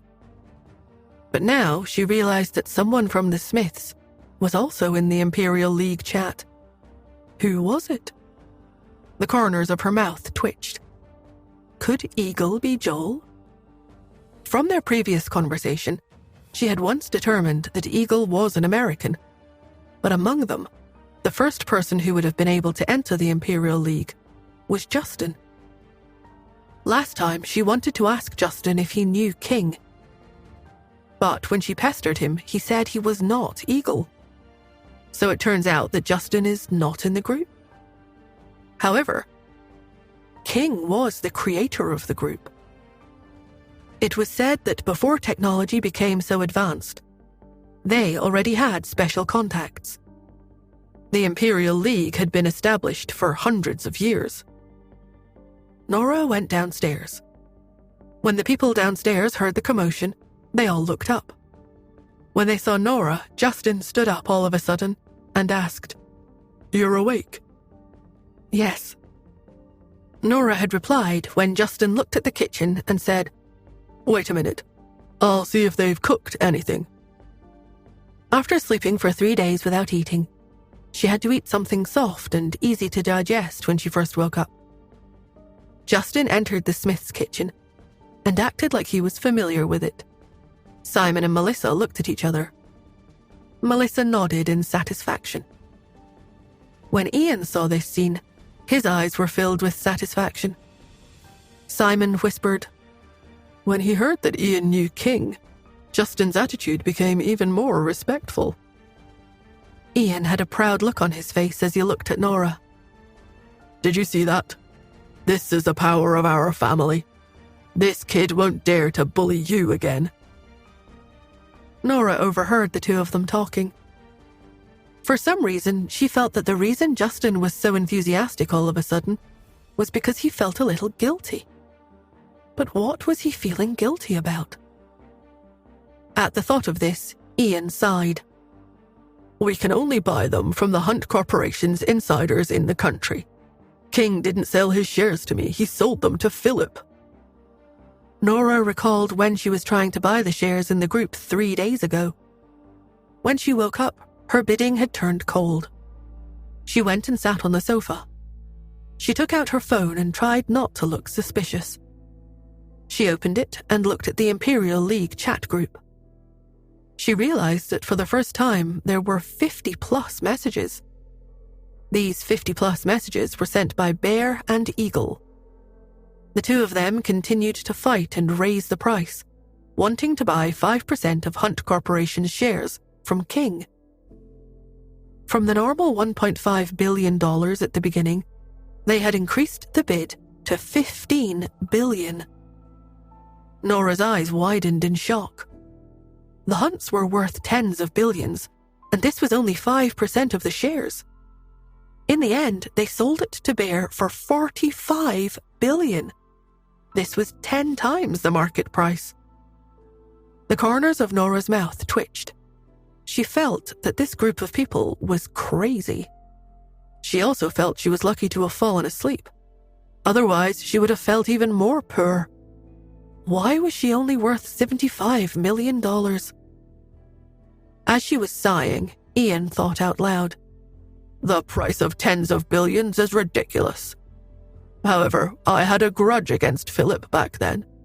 It's unfortunate that King sold it to Philip."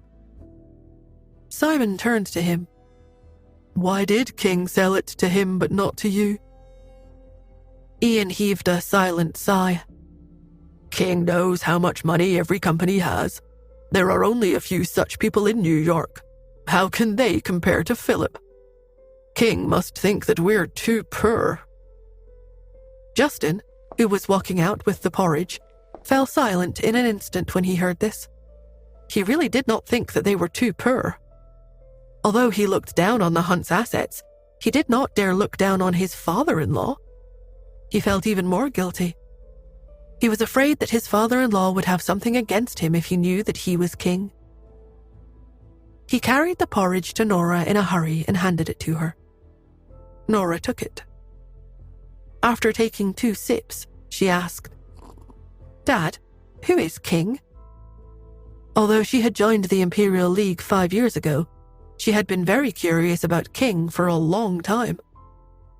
The people in the group were in awe of him. Furthermore, old Maddie had said last time that only with King's support and trust would she have the power to fight the mysterious organization.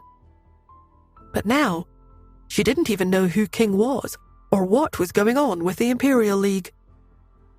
Hearing her question, Ian replied, "King's identity is a mystery. It's said that this identity can be traced back to hundreds of years ago. I've heard about it on the news here. His business is discreet but huge. Some people believe that 1/10 of the global wealth belongs to him." Ian continued speaking. Everyone in the room was listening to him now. "However, their financial group is anonymous. No one knows which companies they have their hands in. For example, everyone should know about the Hunt's shares, but no one knew that 5% belonged to King. As for King himself, no one has seen his true face. I heard that he lives in a castle. There are thousands of beautiful women in the palace, and he has thousands of sons to choose his next heir from." Justin held back a cough of shock. Why didn't he know that he had thousands of sons? The corners of his mouth twitched.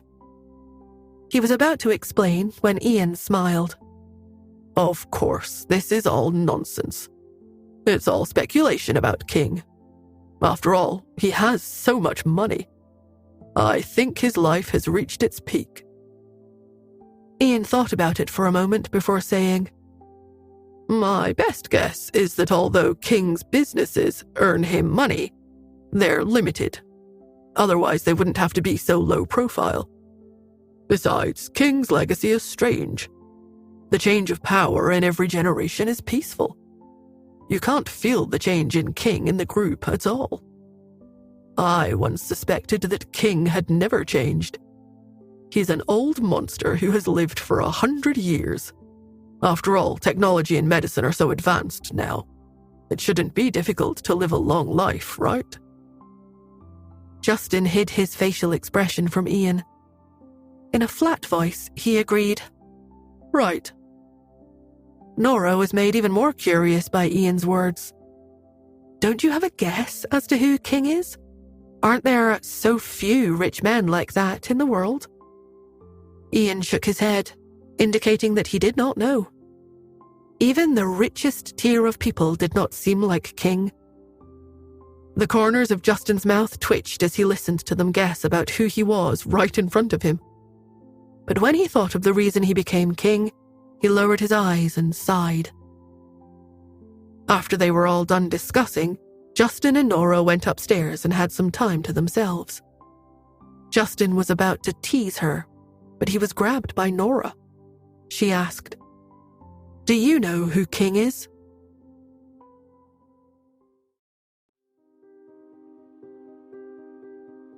Nora waited for Justin to answer.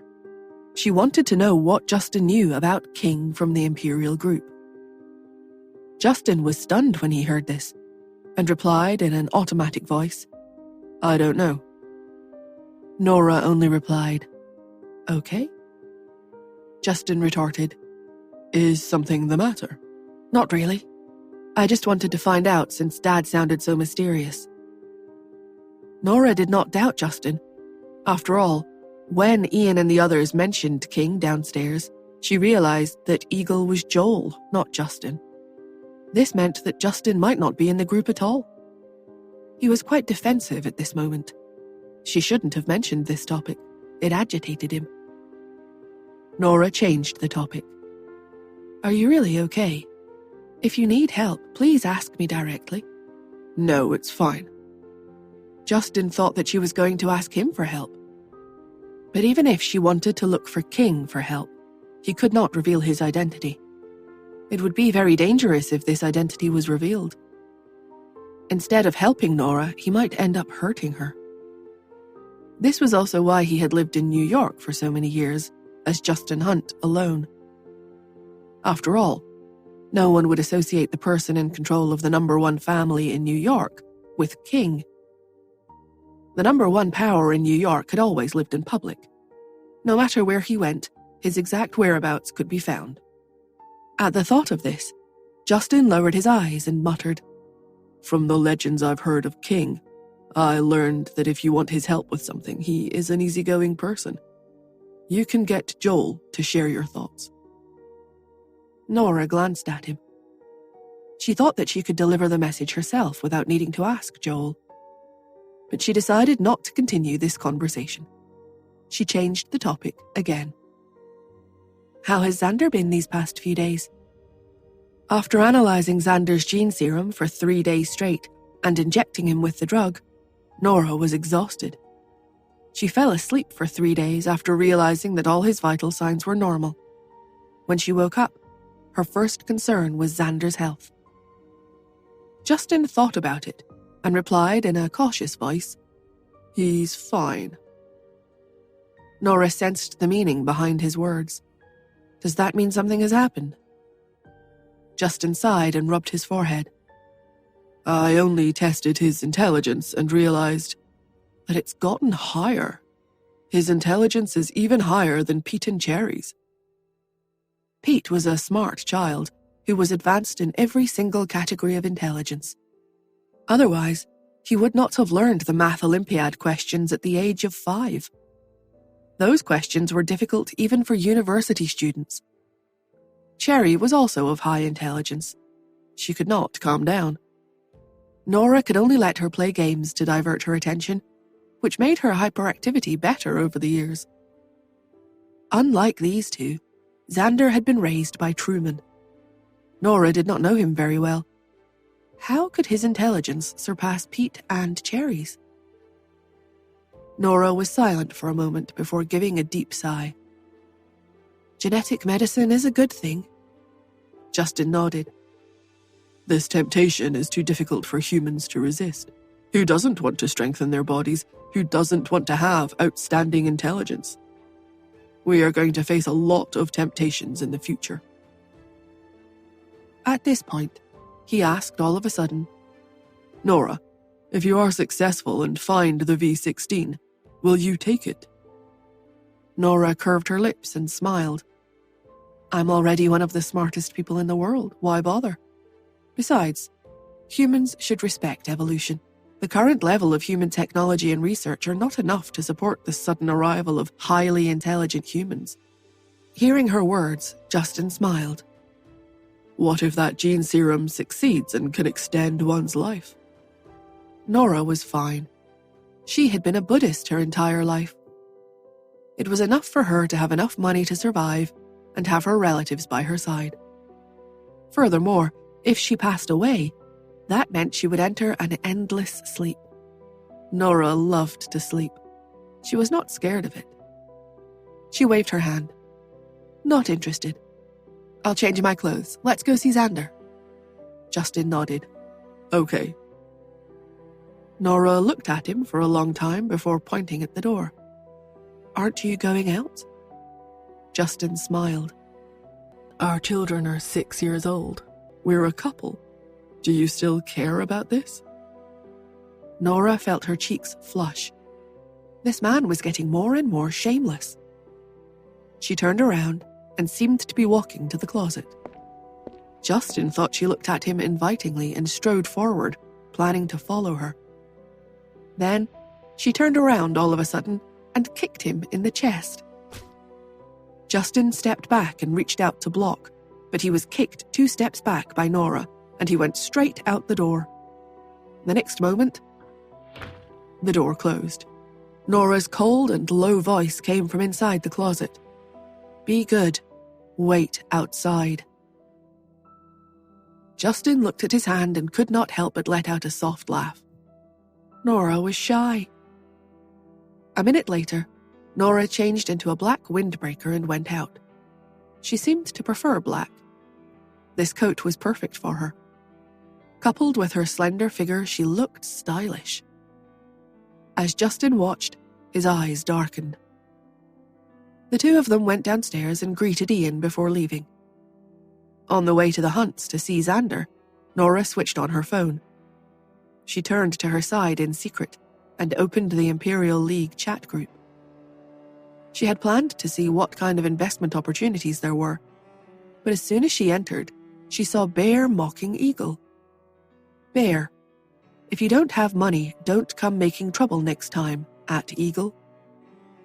Philip came back to his senses. He knew that he had been tricked into making a bid of $45 billion, but he did not dare vent his anger on King, so he decided to aim it at Joel. Knowing her brother's character, Nora assumed he would ignore Bear. However, when Nora went out, she had seen that Ian had logged into his account, so the Eagle in the group was now Ian. If it was Ian, then all bets were off. Sure enough, there was an argument in the group. Eagle: why? Are you getting angry because I humiliated you? If you don't want to buy 5% of the shares, you can transfer it to me. Huh, do you regret buying it? You can't afford to lose, but you don't dare to argue with King. You only know how to talk big with me. Nora held in a laugh as she read Ian's messages. Ian's words were aggressive, but it was satisfying. Bear: ha! King sold his shares to me because he knew you didn't have the money. You don't have to start any problems here. I'll never have any objections to King. King knew that you couldn't afford them, so he sold his shares to me. Eagle: $45 billion for 5% of the shares. Only a fool would buy it. What are you so proud of? Bear grabbed the opportunity and typed, "What do you mean only fools would buy it? Are you saying that King tricked me? You're the one who's being disrespectful to King." Nora covered her mouth in shock. It was all over. Ian was counterattacked. In the end, King had sold his shares to Philip and not to Eagle. This showed his attitude towards both of them. King had received Philip's $45 billion. He had to be biased toward Philip. Philip had made a few casual remarks. Would King have something against Ian because of what he said? King had a high status in the Imperial League, and his words were final. How was Ian going to talk in the group in the future? Nora frowned. Ian sensed this too and said in the group, "I have no objections to Mr. King. You're the one who started the argument today." Bear, "You called me stupid for making the deal yesterday. Aren't you saying that King tricked me? At King, say something about this." He was telling King to speak. If King spoke up, he was going to side with Bear. There was no doubt about that. Who would admit that they had scammed others when doing business? Nora pursed her lips and thought about how to say something in the group to draw this matter to an end. However, Philip started to be aggressive.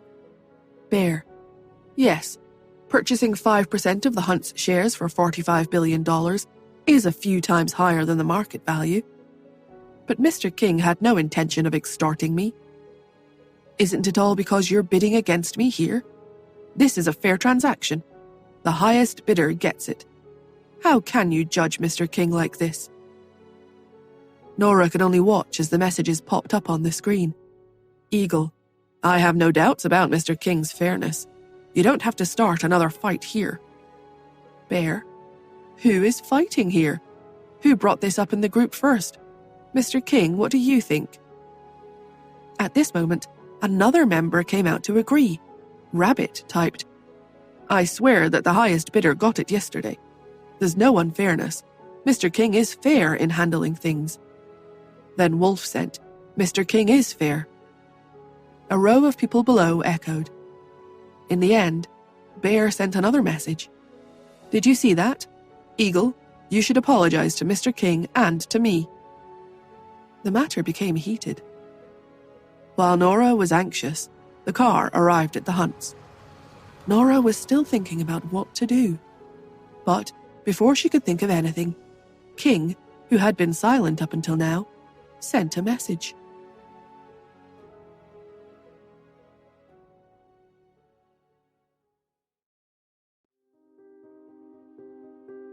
It was obvious that King had taken advantage of the two families fighting to raise the price in the deal 3 days ago. The only person to experience financial gain from this was King. No matter how he looked at it, he could not admit that he had been unfair and had lied to Bear. Therefore, Philip was certain that King had targeted Ian in the group. The others could not say that the deal was unfair. Ian had become the instant target. If King were to appear now, he would take Philip's side. Nora was thinking about how to help Ian resolve the situation and make the atmosphere less awkward when she saw King send a message. King had typed out, would a normal person spend $45 billion on the Hunt's shares that are only worth a few billion? The others echoed King and started to send messages to the group right away. Rabbit sent, King is right. Wolf typed, King is right. Nora began to type a message herself. Eagle isn't saying that King is unfair. It's clear that Bear is the one stirring trouble in the group. She was typing and wanted to say a few words for Ian when the realization of the meaning of King's message dawned on her. She was stunned and confused. Why was this King acting so differently than his usual self? He had made a clear deal 3 days ago and taken advantage of Bear, but now he was coming out to mock him? This was against his principle of peace. He was making enemies. Nora was taken aback. Back at home in the Smith villa, Ian was stunned. He was prepared to express that this was not what he meant. At most, he would apologize to King and Bear. After all, everyone in the group was a big shot. In the past, even if there were arguments, King did not smooth things over. But he did warn them to be careful with their words. But why had King acted like this all of a sudden? When he said this, Ian was stunned. Philip, who was at his home overseas, was even more stunned. After spending $45 billion, he had become unhappy. However, he did not dare to lose his temper at King, so he had no voice and had to vent all his anger on Eagle. After all, Eagle was an American. Eagle might be Justin himself. During the period when Eagle joined the Imperial League, the Hunts were the #1 family in New York. That's why he launched an attack on him in the group. The goal was to make everyone in the group reject him. Philip's account was one of the first 6 to join the Imperial League when it was established. Although he did not dare to be called the richest man in the world, since no one knew how much money King had, Philip was invincible overseas. Even King had recognized his extreme wealth in the past. In the group, if King was first, Philip would have to be second. Therefore, no one had expected King to attack Philip. What did this all mean? Philip was furious. King, did you send the wrong message? Or was your account hacked? What do you mean? Nora was thinking about what King meant when she saw him throw another sentence into the group. It means that your IQ is very low. The group fell silent. No one sent any messages. After all, if the first and second big shots fought, who would dare to interrupt? Even Ian was confused for a moment. King sent another message. I'm selling my shares to you not because Eagle is poor, but because he's smarter than you and not easy to cheat. When Ian saw this sentence, he could not help but sit up straight. He jumped out of his seat back at the Smiths' villa. There was a look of satisfaction on his face from being recognized. He smiled and sent a message to the group. Eagle, Mr. King, you think a little too high of me. King responded, You're worth it, sir. Again, everyone was silent in the chat. Everyone was in absolute shock. Why did the word sir come out of nowhere? In the past, Eagle did not receive much respect in the group. After all, he was considered a newcomer by all. But now, King was complimented Eagle and gave him high praise. Could it be that King had instructed Eagle to raise the price yesterday, and his goal was to cheat Bear? This was insane. Bear was furious. King, what do you mean? King, what's the point of bullying a small family in New York? What are the principles of the Imperial League? You tried to break them out in the open. Don't blame me for having no mercy. The principles of the Imperial League. Nora thought about it. The Imperial League's group page was clear and stated that they were not to bully the weak. But was Justin weak? And second, over the years, the Imperial League had wanted to expand its influence. So how could it not have bullied others? Everyone was in control of the global economy, so they were all powerful. Why did King mention this principle all of a sudden?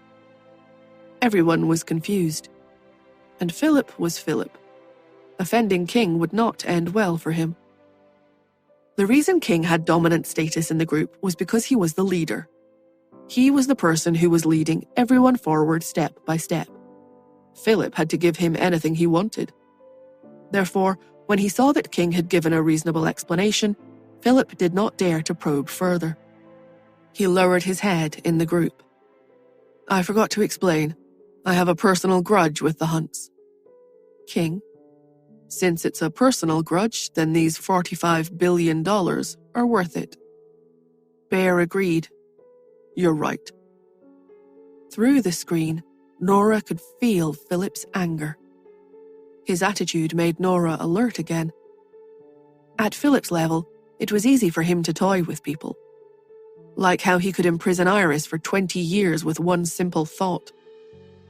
But for being such an arrogant person, he was also being adaptable. He was indeed one of the few rulers of the few mysterious families in the world. Seeing that there were no more messages in the group, Nora put down her phone.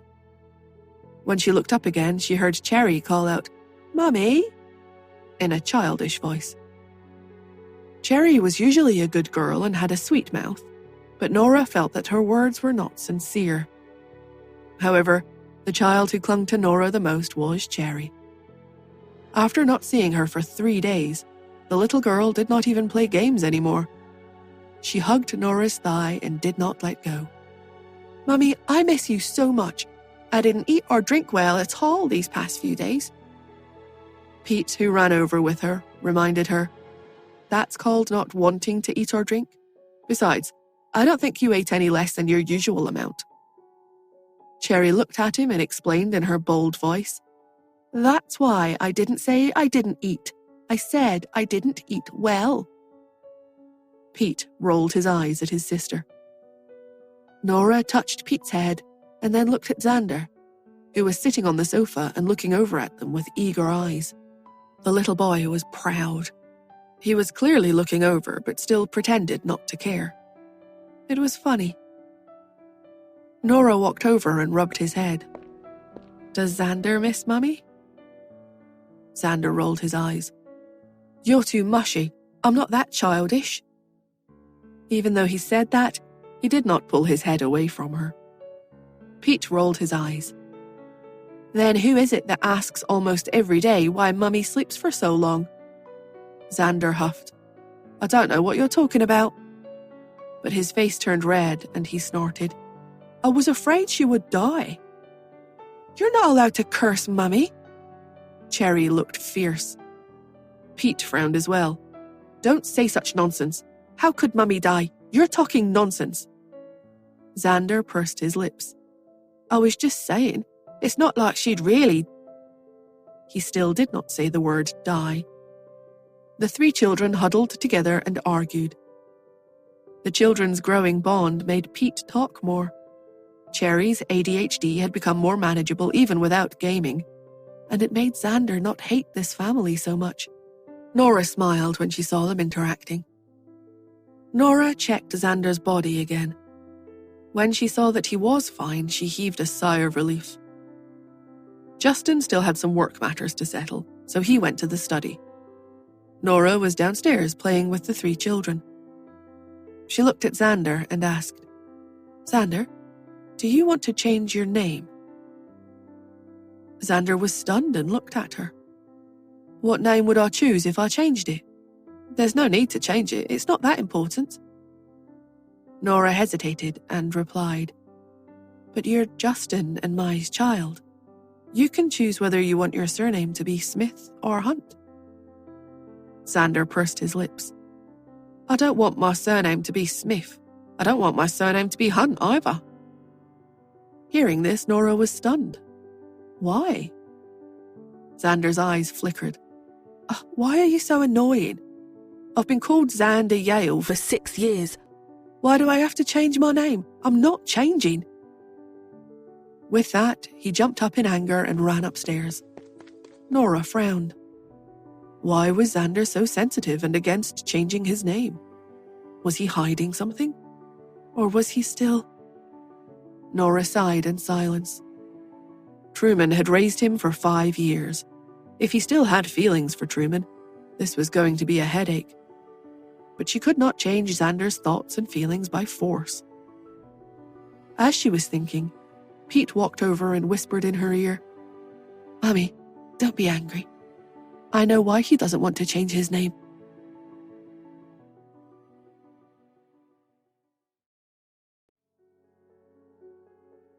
How did Pete know the reason Xander did not want to change his name? Upon hearing what Pete said, Nora asked, "Why?" Pete sneaked a glance upstairs again. Then he glanced at Cherry, who was hugging Nora's thigh, and coughed. Before Nora could say anything, Cherry whined in her young and tender voice, "I'm not leaving, Pete. I also want to listen." Left with no other choice, Pete could only sigh. He glanced at the upper floor again before he whispered, When Xander woke up, he overheard some people's conversation. When Xander regained consciousness, his IQ had once again increased, and he also became more sensitive. The young child had never had his parents by his side since he was born. Although he had just returned to the family, he could sense the family's servants' dislike of him. After all, he had been very naughty previously. He pretended to be laid back on the surface, but had been improving his behavior in private. He went to the lower floor to play with Cherry's baby dolls with her, and also accompanied Pete and worked on mathematical Olympiad problems together. In truth, he had been working hard to ingratiate himself into the family. But the day before, he had been too bored. On top of that, the little troublemaker liked to be secretive and hide everything he did. So he had sneaked into the shared toilet used by the servants at home and eavesdropped on their conversations. This was because he had found out, after a search on the internet, that the toilet was where one could listen to the juiciest gossip. The small child had squatted in the bathroom and listened to the men chatting outside. Did you notice that Xander's temper has improved recently? That's probably because Pete and Cherry are so well behaved. I bet he also has become better behaved due to their influence. He grew up elsewhere, so he has an uncontrollable temper, but he has calmed himself down now. A worker warned. You'd better not say things so carelessly. Mr. Hunt hates us talking about them in private. The other man scoffed. I know, aren't I just telling you? The worker shrugged. Well, no matter what the reason, you can say that Xander has been changed, I suppose. But in that case, why hasn't Mr. Hunt changed his name? Or legally registered him as part of the family yet? Here, I'll explain it to you. This is my theory. But you see how Cherry's last name is Smith, right? In the future, she will inherit the assets that the Smiths leave for her mother. As for Pete, his last name is Hunt, and he has long been appointed as the future heir of the Hunts. If Xander changes his name, then should he take Smith or Hunt as his last name? The other worker gasped. Are you saying that Mr. Hunt doesn't plan to give him any shares? The man then responded in a low voice. Speaking of shares, did you know? The Hunts always have the final say in the Hunt Corporation because they have more than 50% of the shares in their control. Even though Herman and Justin have separated now, this must not happen to the next generation. Therefore, he will only give the shares to one person, so that he can guarantee that person's absolute rights and control of the Hunt Corporation. Will he give them to Xander or to Pete? Who knows? The purpose of Xander's sudden return is to cause a fight for the company shares with Pete. The other man nodded. No wonder he came back out of the blue when he has already been away for so many years. That's true. The Smith Corporation shares are a large sum of money. Even if Mr. Hunt doesn't give him any shares, Miss Smith definitely will. He's in for a wild ride this time. The first man nodded in agreement. See? Now you get it. But little bastards like him can only fake good behavior. He won't be able to change his personality deep down inside. No matter what he does, he won't be able to compare to Pete's personality or manners. The two left the toilet as they chatted, leaving Xander dumbfounded and speechless inside. He walked out in a daze. As soon as he stepped out, he saw Pete, who was standing outside. He must have heard what they had said as well. Xander flushed at once. He snapped his head at Pete, and as he looked at Pete, he shouted, "Don't worry, I'm not interested in the Hunt's assets. I don't have any interest in fighting for them with you. I will make all my money by myself in the future." After saying that, he pushed Pete away and ran to the villa. Pete sighed. Later, even though he didn't fight with me, he didn't spend much time solving mathematical Olympiad problems with me anymore. He has been playing games with Cherry the whole day today. Pete hung his head and spoke with disappointment. He must have wanted very much for Xander to play with him. Cherry raised her head, her big dark eyes blinking as she asked, "Really? Why didn't I notice anything?" Cherry was cute and was a sweet talker, but she was very insensitive. It would be a wonder if she could sense the little boy's secret thoughts. The only thing Cherry knew how to do was fight others in a battle of wits. In truth, she really was very insensitive. However, it was through the difference between her and Pete that Nora had discovered something. Children who grew up with their mothers tended to have a stronger sense of happiness. Look at Pete. He might say that Xander was sensitive, but wasn't he just as sensitive? Otherwise, how would a 6-year-old possibly understand so many problems? When Nora thought of this, as well as of the two servants' conversation, she felt a burst of anger. She lowered her head and looked down at Pete at once. "Can you recognize the two servants who were talking behind your backs?" Pete assured her, "Mummy, I have already looked into it." One could always rest assured with Pete's way of handling things. Despite his young age, he was already capable of taking every part of a problem into consideration. He informed Nora, "The two of them are in charge of cleaning the garden in the backyard. One of them is Greg Lewis, the other one is Lionel Scott. They have been working for the Hunts for 3 years." Nora paused, looking at her intelligent young son. The corners of her lips spasmed and she couldn't help but ask, "Since you have already found out everything, then you must also have thought of ways of dealing with them. So, why haven't you taken any action?" Pete's authority at home was not to be underestimated. Moreover, although the boy had autism, he was not stupid.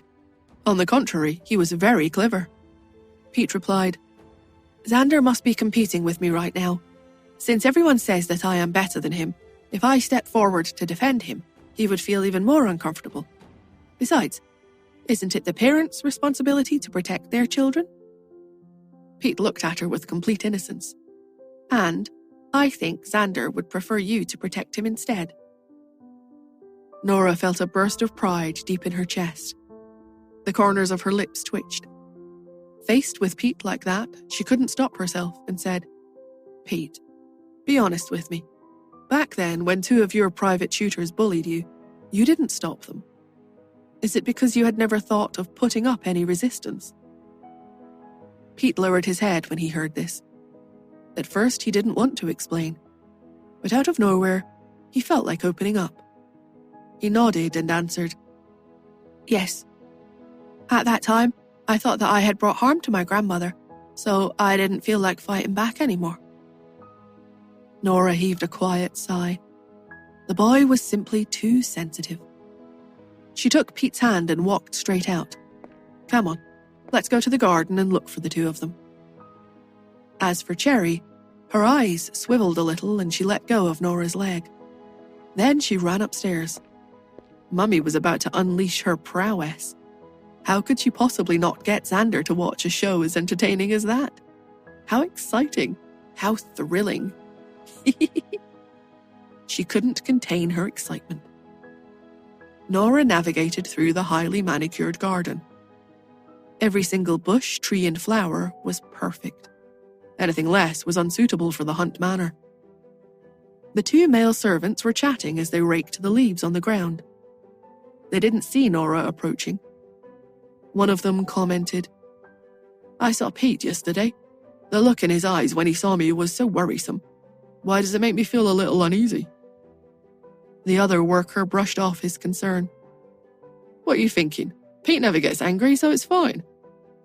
The other man whispered, "Say, do you think Pete overheard what we said that day? After all, he was standing right outside when we stepped out." The man with him laughed. "Huh, so what, even if he heard us? We are here as cleaners by Roger Hunt's recommendation. Can a kid like him even fire us? Besides, even if we are fired, we will still get a large sum of money."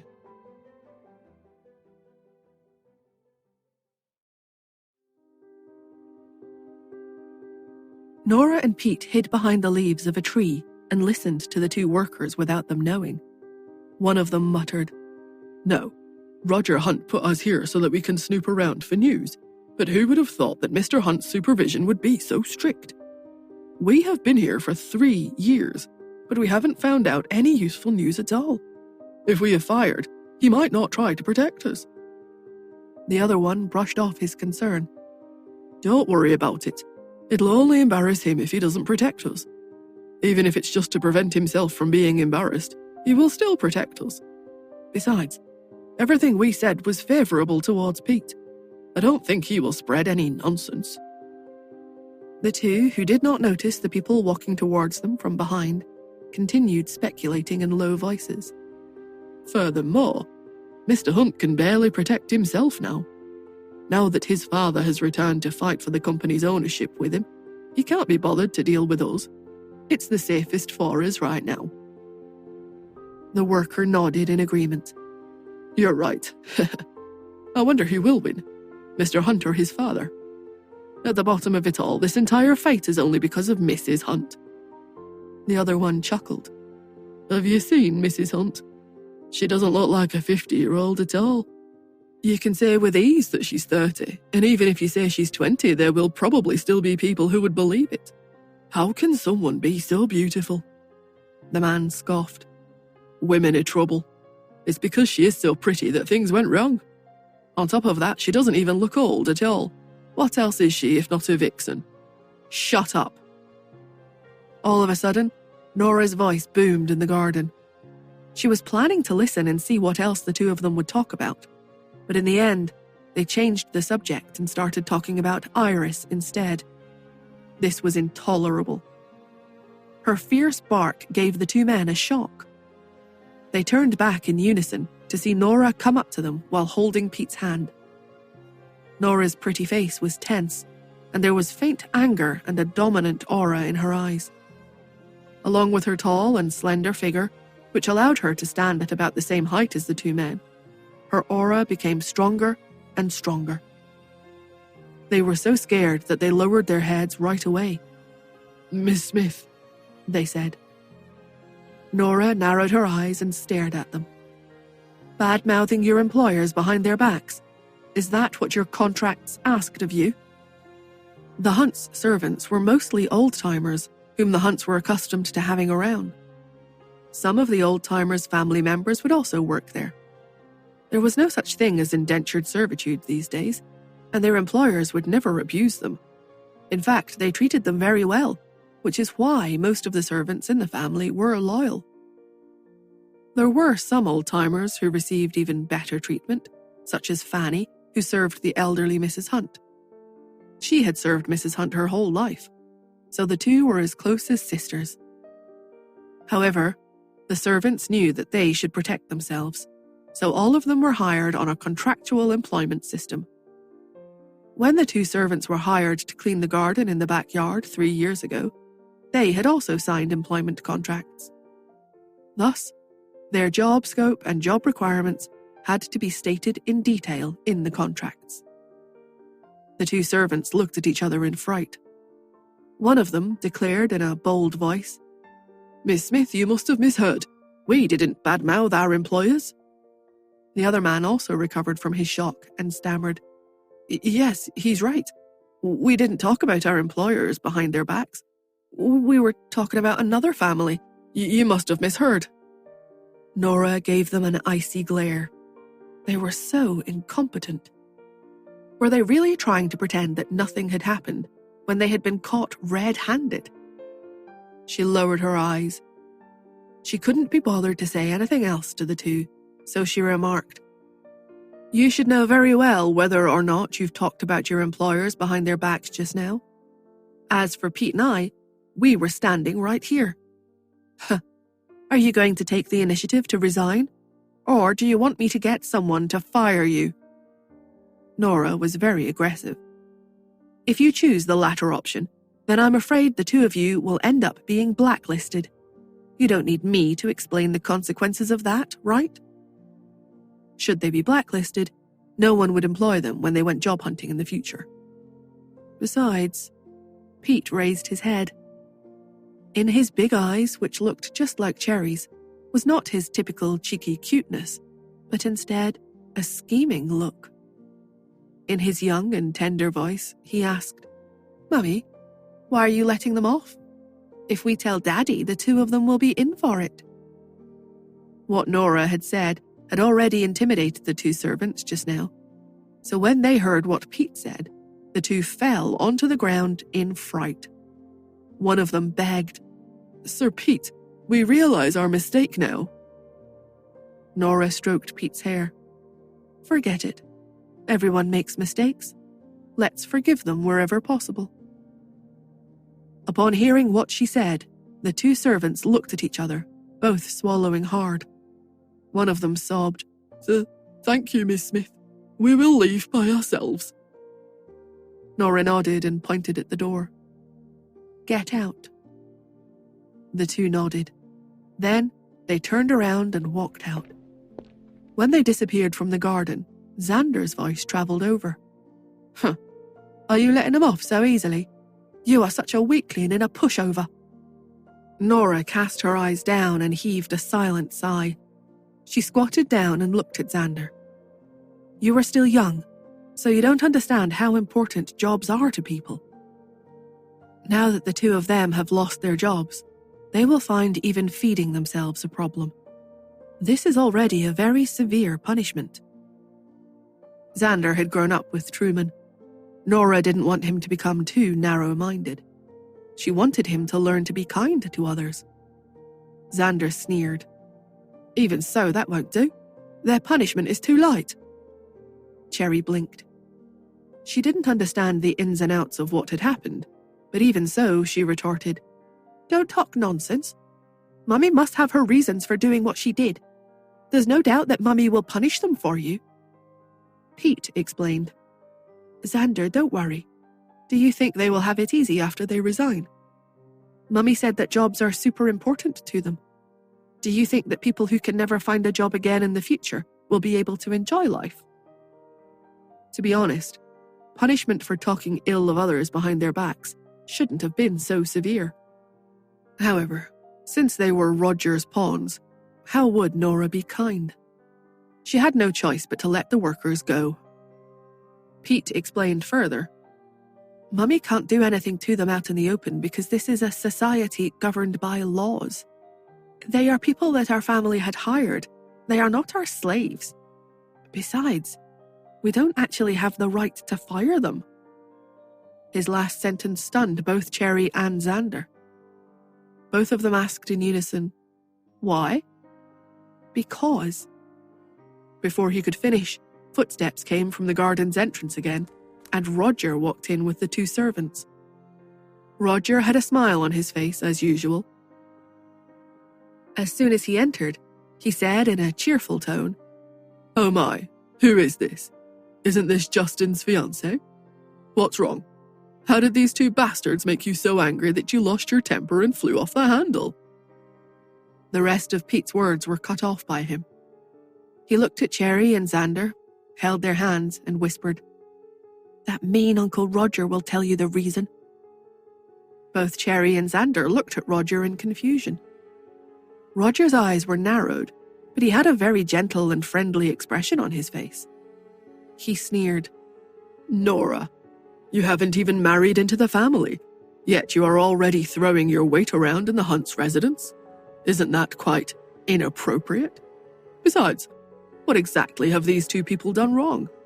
They kept crying and crying, so I couldn't understand what they were saying. They are, after all, people whom I recruited into the family, so you have to give me a reason for firing them, no matter what, right? The Hunts are reasonable people. We mustn't bully them just because they are weak and powerless." At the sight of him, Nora cast her eyes down slightly. She mumbled, "They badmouthed their employers behind their backs. Isn't this reason enough?" Roger replied, "What? They had the audacity to badmouth their employers behind their backs? The reason is enough, of course. It is clearly written in the employee contract that they are not allowed to talk about their employers behind their backs, let alone share news and information about them to outsiders." After saying this, he looked straight at the two servants. "How can you make such a mistake when you know full well that you're not supposed to do that? If the two of you have bad-mouthed your employers behind their backs, then you will have to be fired. In addition, you will have to return the wages paid to you during the past 3 years as compensation." The moment Lionel and Greg heard this and noticed the look Roger was giving them, they got the hint. They shouted, "Mr. Roger, we're innocent." Roger snorted, his voice cold. "You're innocent? What's the use of you crying foul here? Since my sister-in-law has said that the two of you did badmouth your employers, then she must have evidence to back it up. Otherwise, she would never make any baseless accusations." He then looked at Nora with a smile and said, "Nora, where's the evidence? If you can produce the evidence, then I will deal with these two people right away." Pete let out a silent sigh and explained to Cherry and Xander, "You saw that, right? America has labor protection laws. Even if you want to fire an employee for misconduct, you have to produce evidence of their misconduct first." Xander was confused. After all, he had grown up in a basement and didn't know much about human relations or the outside world. He asked, "But didn't you and Mummy hear them?" Cherry, however, had understood by then. She stamped her foot and pouted. "Xander, why are you so stupid? We did hear them, but they can deny us by saying that we were lying. We have to produce factual evidence as proof. No wonder Mummy only threatened those two into resigning now. As it turns out, it's because Mummy doesn't have any actual evidence." By this point, Xander had begun to understand. A look of deep thought appeared on his countenance. So, that's how it is. On the other side, Roger was still looking at Nora. Seeing that she was keeping quiet with her eyes narrowed, he smiled and asked, "Nora, where's the evidence? Show us the evidence. Surely you do have evidence, right?" Lionel and Greg changed their tunes at once. "Mr. Roger, we didn't speak ill of others behind their backs. Miss Smith is slandering us because she doesn't like us. You mustn't fire us. If you do so, then we will sue you and go before the court of law. The labor law will protect us."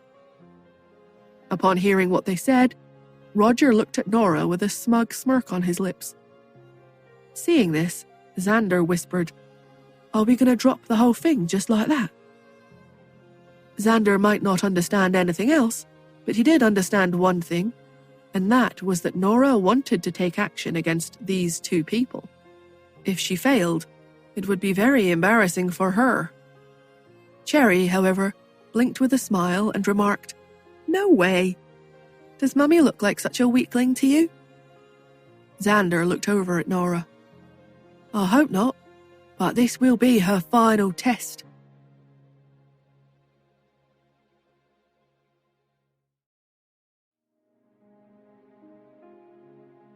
Nora had not married into the family yet, but here she was already punishing the Hunt's servants for bullying her son.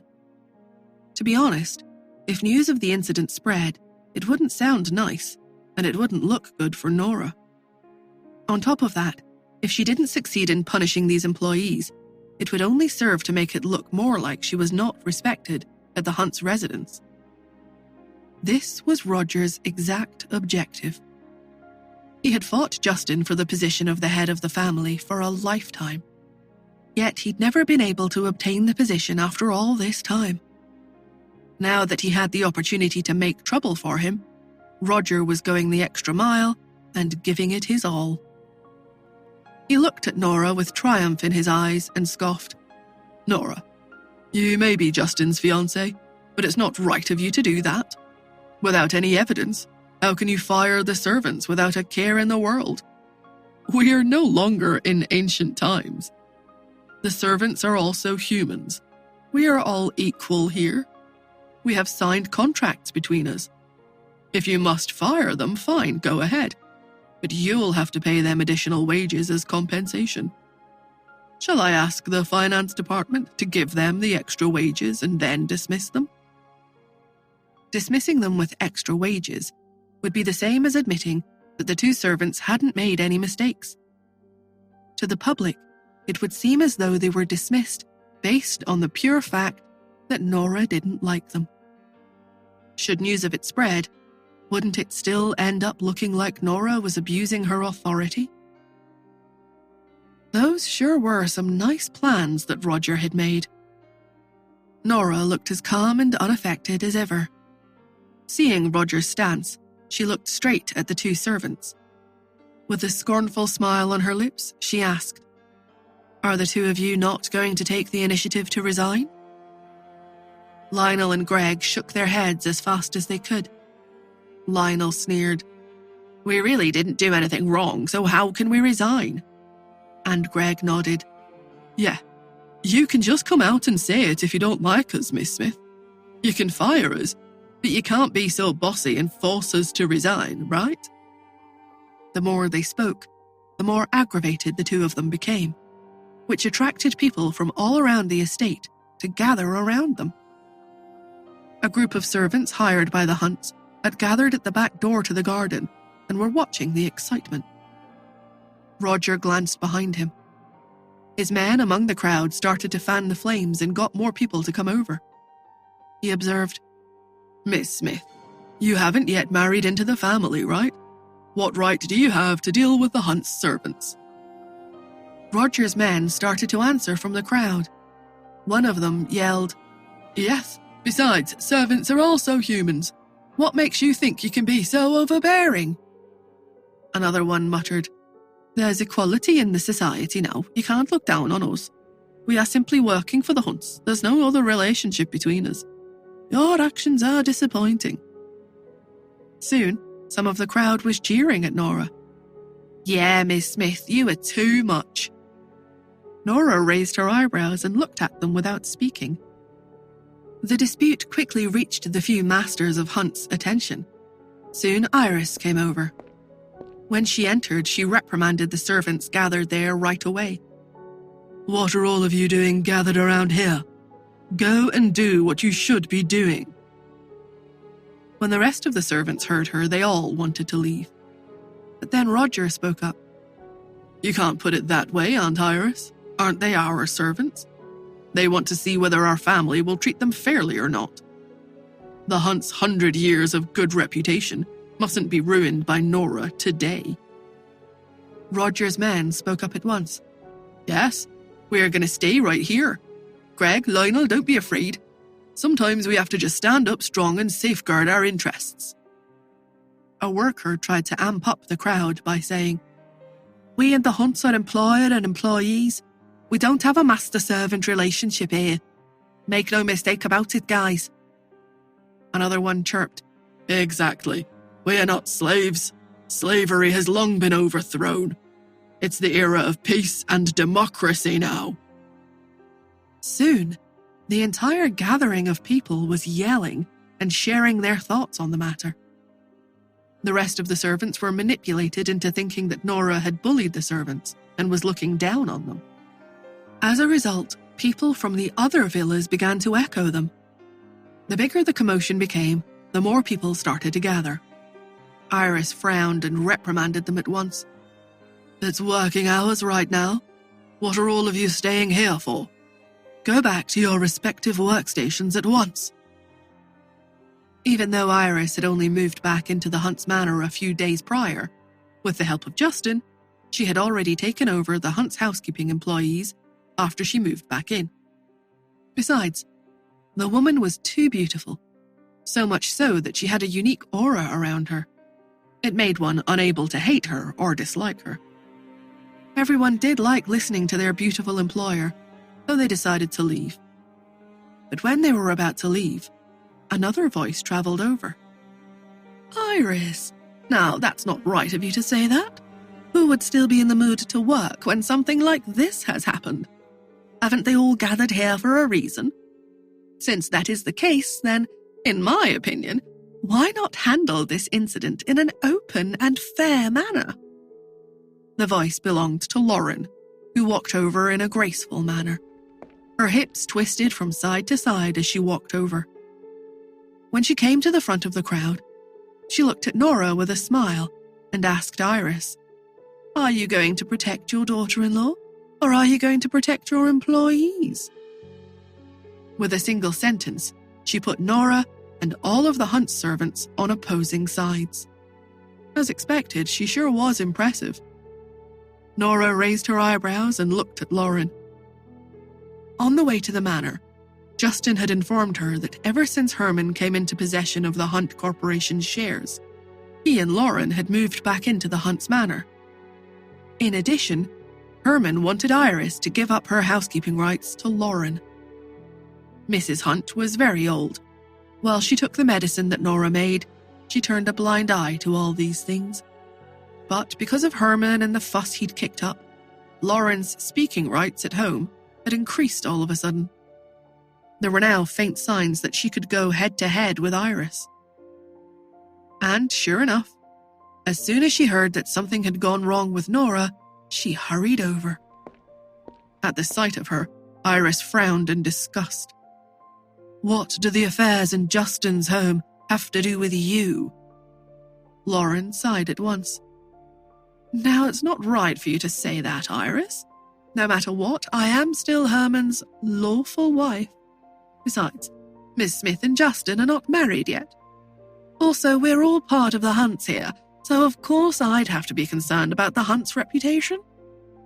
News of Herman and Justin fighting for the shares has already become the talk of the city. That's not a bad thing, though, because the Hunt Corporation shares have skyrocketed as a result. But at a time like this, we mustn't allow any negative news from within the family to become exposed. Things like bullying and oppressing servants and nannies must not happen. And anyway, the servants and nannies are here to help us and take care of us. Everyone is a friend. We mustn't have arrogant and unreasonable employers who are also so careless and decide to bully the servants." Her words had put herself on the moral high ground. All the servants around them, no matter who it was, clapped when they heard her. Iris was very calm. She murmured, "Don't you dare start a fight here. When have I ever said that the servants are treated as lower-class humans? I don't have any intentions to oppress them. Lauren, don't bother distracting the conflict with your words. The incident today is between Nora and those two people. It has nothing to do with anyone else. Besides, judging from what you said, are you implying that as long as they are part of the weak and powerless, they will always be right? Even Herman had to be punished and driven out of the Hunts when he made a mistake back then, not just these two men. Everyone is a human here. Why can't they be punished when they have made a mistake?" Iris had never been a coward, or someone who allowed others to bully her. She was articulate and eloquent from the start, and she destroyed Lauren's argument with just a few words. Lauren curled her lips in disdain and sneered, "Iris, you keep saying that they have made mistakes, but what mistakes did they make? Surely the Hunts can't drive them out of the house just because Ms. Smith made some false accusations about them without any proof, right? In that case, if I find someone to be an eyesore in the future, does that mean I am allowed to accuse them of stealing money without any evidence and then drive them out? Is the labor contract nothing but an ornament?" Iris scoffed. "Of course it isn't. Neither do I dare treat it as one. However, families have family rules of their own. Let's go by the book today." Lauren blinked in surprise. "Go by the book? The way I see it, aren't the rules and regulations here dictated by the two of you? Iris, if you can't produce any evidence today, then I think you'd better not manage the household affairs anymore. You're making too big a mess here." Lauren stepped forward and spoke with pure arrogance. "I, however, don't mind giving myself a little work and taking care of the family." As she spoke, the corners of Nora's lips curled into a smile. "With the way you twist the truth and how you condone the servants speculating about their employers, why should you manage the family?" Lauren scoffed. "You insist that they were speculating about their employers, but what did they say? Do you have any evidence? The most hateful thing here is you spreading rumors when you don't have any evidence. Iris, in my opinion, a daughter-in-law like Nora is too unreasonable. You'd better reconsider the marriage with the Smiths and not let Justin take such an unreasonable wife who has the audacity to run amok at home when she doesn't have any evidence. As Iris was about to speak, Nora revealed in spite, "Who says I don't have any evidence?"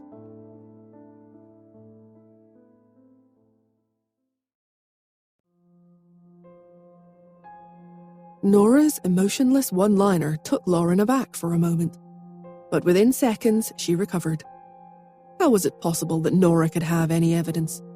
If she had any, then she would have produced it as soon as Roger came over. She was being stubborn by saying something like that now. Besides, the two employees had only chatted with each other a little.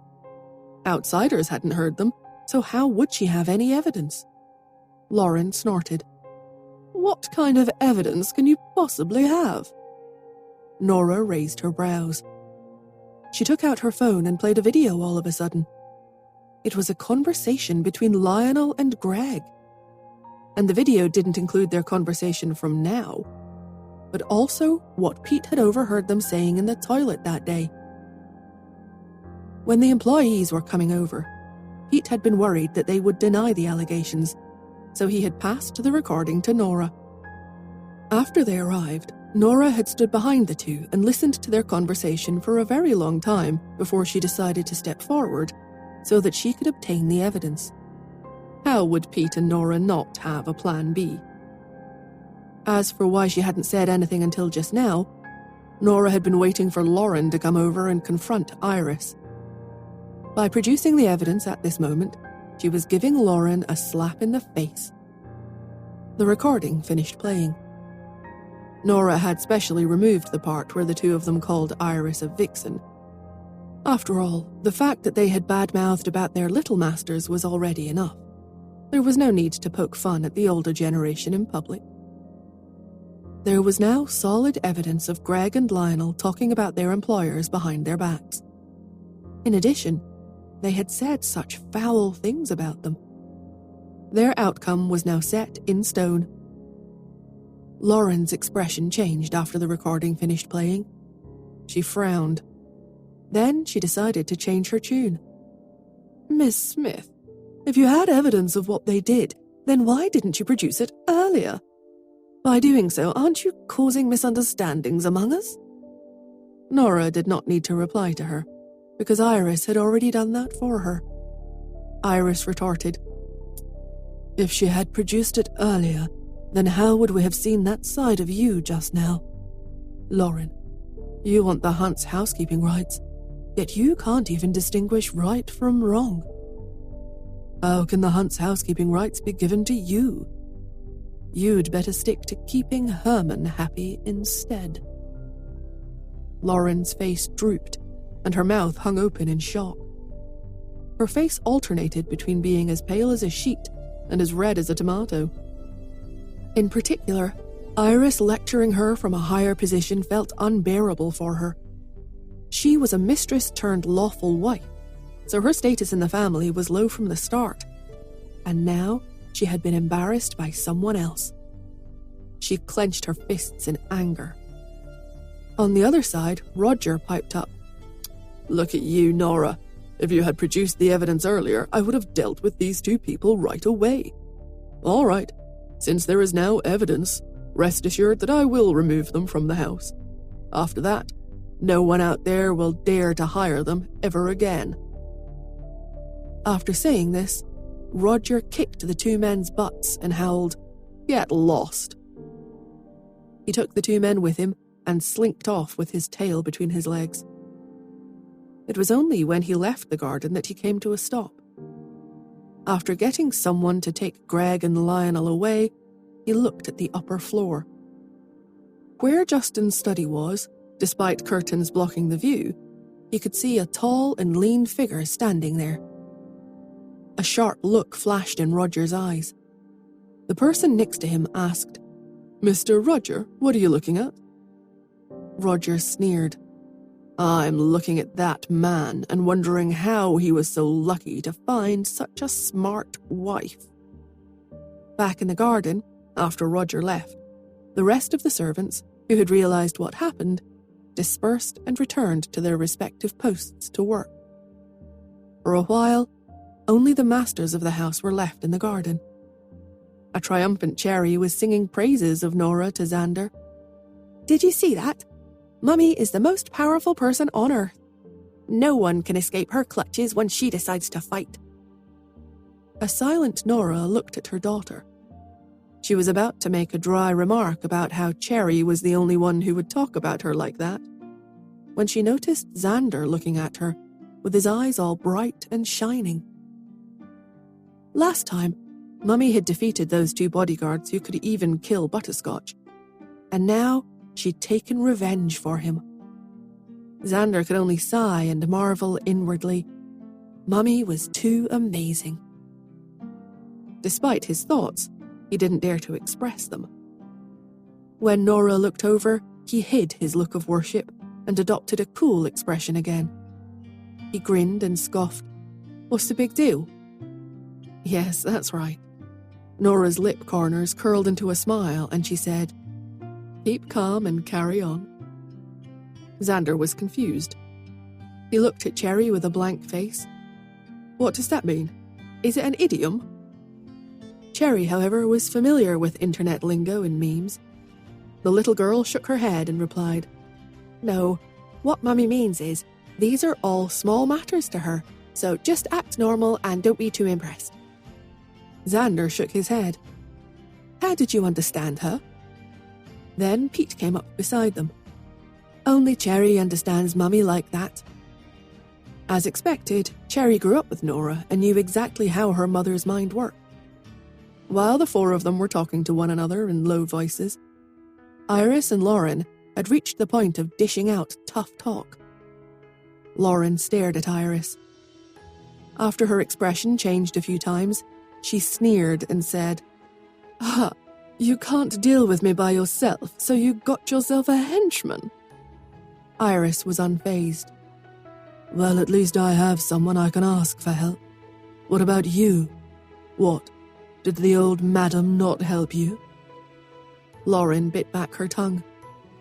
"That's low, Iris." Bringing up that topic was no different from stabbing a knife straight into her heart. Mrs. Hunt valued status and family background the most. One must know that Iris was a model young lady of a wealthy family, whereas Lauren was a simple, ordinary person. Therefore, Mrs. Hunt was intense and had disliked her back then. This time, even though Mrs. Hunt had taken Herman's side on the surface, in private she leaned more toward Justin. At least with regard to housekeeping rights, Mrs. Hunt hadn't made any trouble this time. Of course, this showed that Nora and Justin's efforts some time ago hadn't been in vain.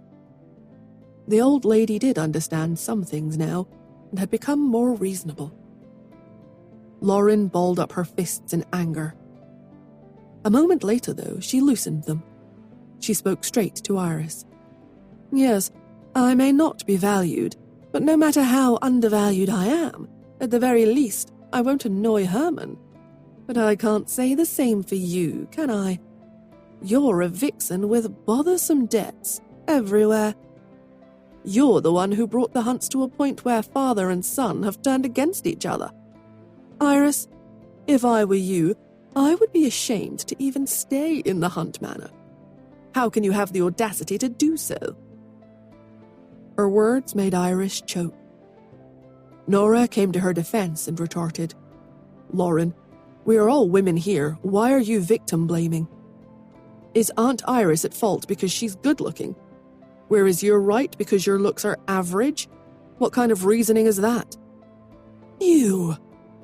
Lauren stretched out her finger and pointed at Nora, seething with rage. But even after a while, she still couldn't find anything to counter her argument with. As such, she could only shout, "Just you wait. The Hunts will be Herman's sooner or later, and when that happens, all of you will be driven out of the house. And you, cherish your last moments with your son. Philip called Herman last night, and the two of them are planning to join forces. Let's see what your outcome will be like in the end." She left right after saying that. Iris and Nora watched her go, not knowing what to think. Inside Justin's dim study, he stood by the window, watching the entire argument unfold from the house in secret. The corners of Justin's lips curled into a smile as he watched Nora stand up for his mother and slap Lauren in the face for her in the public eye. It would be too low class of him to interfere in the household affairs. He'd better let the women settle their own affairs instead. At this moment, his cell phone rang. When he answered, Philip's voice came from the other side. "Young man, do you admit your mistakes?" Justin raised his brows and sat on the sofa. His voice was calm as he declared, "No." Philip sneered. "As expected, you really are young and brazen. Do you have any idea what you are about to lose? Without money, even your lover will leave you." Justin replied, "She won't." Philip sneered. "She won't? That's because you're not there yet. Didn't your mother leave me for that exact reason back then, because she thought I was poor?" Justin responded a second later. "No, it's because you were not worthy of her trust." If one concealed the fact that they were rich and continued to test their girlfriend instead of helping her even in her most desperate time of need, people like that deserved to lose their girlfriend. Philip paused. Then, in a sinister voice, "Very well. You have offended me. Young man, do you know the consequences of that?" Justin raised his eyebrows. Of course he did. The consequences were that Philip had lost $45 billion, of course. Before he could speak, Philip spoke again. "Do you know who you have offended or not?" Justin lay down, starting to feel lazy. "Well, no, I really don't." His understated tone made Philip choke. It was only a short while later that he got the courage to ask, "Do you know of the Imperial League?"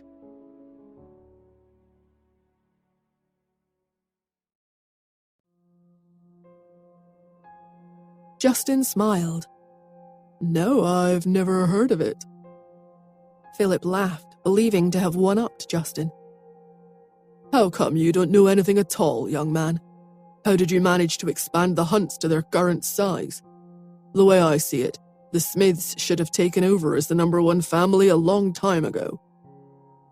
His words were an attempt to give Justin the illusion that the man wanted to mentor him a little. Philip continued to speak in a fierce manner. "The Imperial League is the most mysterious business organization in the world.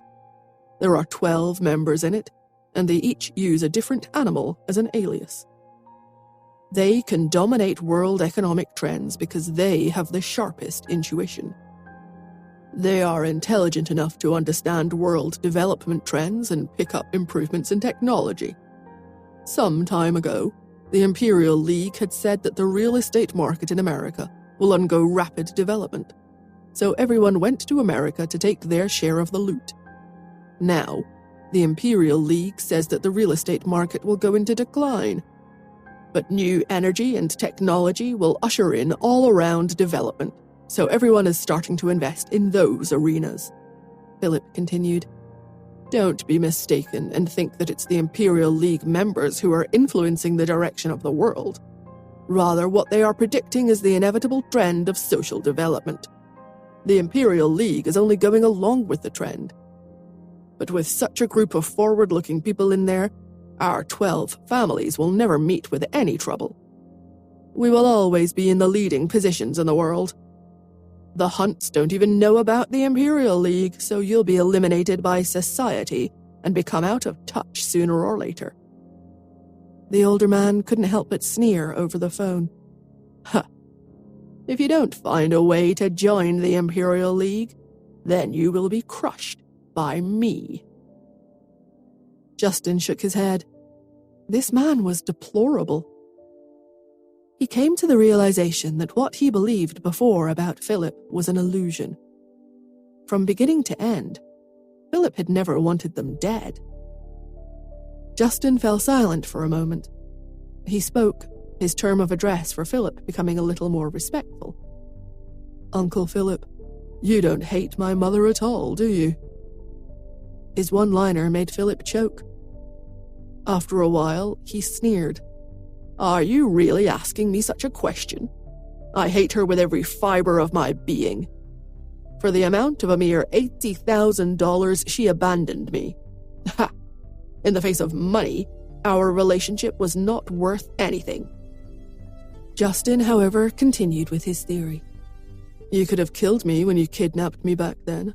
I was just a child. Wouldn't that have pained and saddened my mother even more than separating me from her? Why bother waiting to save me after 12 hours? Philip didn't speak. Justin spoke again. "You were waiting for my mother to give in and approach you for help. Were you waiting for her to apologize and bow down to you?" Philip sneered. "Boy, you talk too much." Justin let out a low laugh and said no more. However, he'd understood. Philip did love his mother very much. It was true that Philip hated his mother at the same time, but in the face of love, most of his hatred had gone away. Even though he'd punished his mother like that, he had never wanted to kill her or her child. This showed that he had never wanted to hurt her. Perhaps. Justin lowered his eyes. He couldn't help but start wondering. When Herman realized the truth back then, if he had protected and defended his wife instead of giving her away, perhaps Philip would not have been so persistent but chosen to let go instead. Because sometimes, the best way of showing one's love was to let go. It must have been Herman's choice that had made Philip angrier and even more disappointed, right? Iris had abandoned him for a terrible man like that. When Justin put himself in the other man's shoes and thought about it, he understood Philip's arrogant and selfish motives back then. Even though he was the one who had caused his family tragedy, in this instant, Justin instead hated Herman even more, not Philip. He lowered his head and asked, "Uncle Philip, do you know what led to your failure back then?" Philip was silent for a while. Then he sneered, "Is a kid like you planning to teach me how to behave?" Justin ignored his sarcasm and spoke in an earnest voice. "Love can withstand trials, but it cannot stand being put to the test, time after time.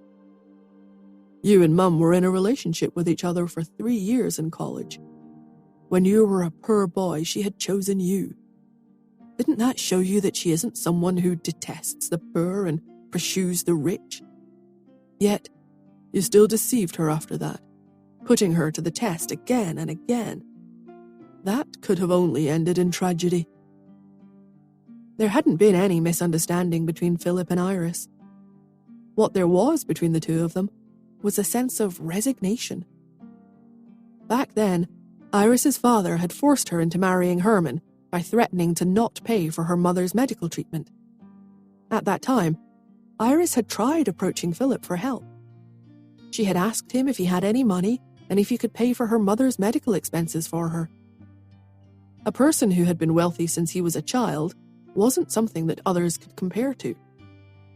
No matter how hard he pretended to be poor, there would always be traces of his true origin. Iris must have suspected it before, right? Yet, Philip had taken the opportunity to put her to one last test and made her choose between her mother and him. If Iris could abandon her terminally ill mother for their relationship, then he would never distrust her again. But Iris did not dare to take any chances in the end. She had chosen her mother. Philip became angry all of a sudden. "Love is the purest thing in this world. It should not be mixed with any kind of bad interests or impurities. Your mother is a person who denies her responsibility in love. That's why she met a man like your father. A man who can't even withstand a single test." Philip was an extreme man. Justin snorted. Mum could only choose between her mother and her lover. If she had chosen you and decided to let my grandma die, how could you expect someone like that to even exist? Why not? Back then, Philip pulled the brakes in time at this point. He sneered. Ha! You think I was in the wrong then? In that case, what about you? Can your relationship withstand a test? Justin raised his eyebrows. I never put such things to the test, nor do I ever put human nature to the test. Do you never put it to the test, or are you afraid of putting it to the test? Philip provoked him. Isn't your current situation a trial?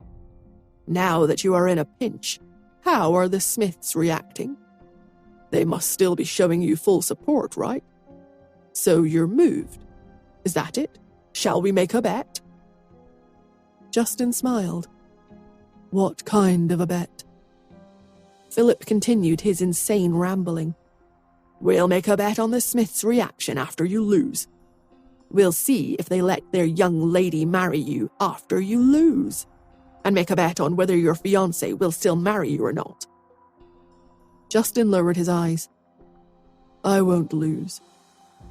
Philip sneered. Having confidence is good, but arrogance will only blind oneself. There is no lack of people who are stronger and more powerful than you in this world. Do you think you are number one in the world because you've made the family business succeed? You are nothing in front of anyone from the Imperial League. Justin rolled his eyes. Thanks for the advice. Who's giving you advice? Justin, I'll wait for you and Iris to bow down to me. There will come a day when you'll come begging to me. Philip was livid. After saying that, he hung up the phone at once. Justin stared at the phone. His anger toward Philip from before was slow to disappear. Then, Justin heard voices from outside. A smile formed on his face and he walked out of the study. As soon as he exited the room, he saw Nora and Iris bringing the 3 children upstairs. At the sight of him, Cherry ran over first. Daddy! The 2 boys, Pete and Xander, were more reserved. They were slow to walk up to him. Pete nodded at him. Daddy? Xander pursed his lips and muttered, Daddy? Seeing his awkward behavior, Justin squatted down and looked at him at eye level. He asked, Xander, can we change your name now? Upon hearing this, Nora knew at once that Justin must have seen everything that happened in the garden. She curled her lips in disdain. That cheeky man was such a sweet talker. He must have asked her over so that she could help Iris out. Huh. Despite her thoughts, she looked at Xander with concern. Then she smiled and suggested, How about adopting my last name and being a Smith too? Justin didn't object. Adopting Smith as your last name works too. Xander, I've thought of a few names for you. Would you like to test them out? Xander looked at the 5 faces around him. All of them had concern in their eyes, which made him a little uncomfortable. But after he thought about it, he still felt the same way. I don't want to take Hunt as my last name, in case those people say that I came back to fight for family assets with Pete. Ha! I'm not interested in that money or those assets at all. I will make my own money when I grow up. Justin echoed him. Aha, so we'll change your last name to Smith. Xander glanced at Nora. Then he lowered his head and whispered, I don't want to take Smith as my last name either. The few of them were surprised. Xander rolled his eyes. Does it really matter what my last name is? Nora thought for a while. Not really, it seems. Then that's it, right? After saying that, Xander turned around and ran straight to his room. After entering, he locked the door from inside. The little boy sighed. Finally alone, his cell phone rang. When he answered, Truman's voice came from the other side. "Hello, Xander. It's Daddy."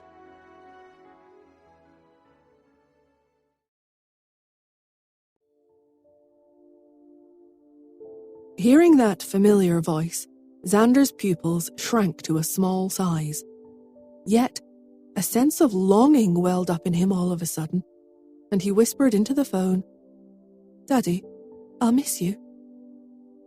Even if there were problems with the way Truman raised Xander, in the end, Xander had still been brought up by him during the past 5 years. In the Hunt manor, Xander had to be subjected to so many people's negative attitudes towards him. On the other hand, when he was with Truman, it felt like he was the one and only person who mattered. As soon as he said that, Truman scoffed and sneered. "You miss me? Then why don't you come back? I will arrange for someone to pick you up." Xander paused. Upon hearing his reaction, Truman sighed. "See? I knew you wouldn't come back once you've met your real parents. Even though you say that you miss me, your actions say otherwise, because you have already joined their family, right?" Xander lowered his head. "Daddy, I won't forget you." But he wasn't going to go back there anymore. From the moment he left the basement, he had never wanted to go back. Besides, the one reason he thought of going back earlier was because of the animals. However, Truman had, out of the blue, sent them all to him. This freed Xander from his last regrets. Truman didn't force him to return, though. He asked, "Have you changed your name?" Xander replied, "No." Truman roared over the phone.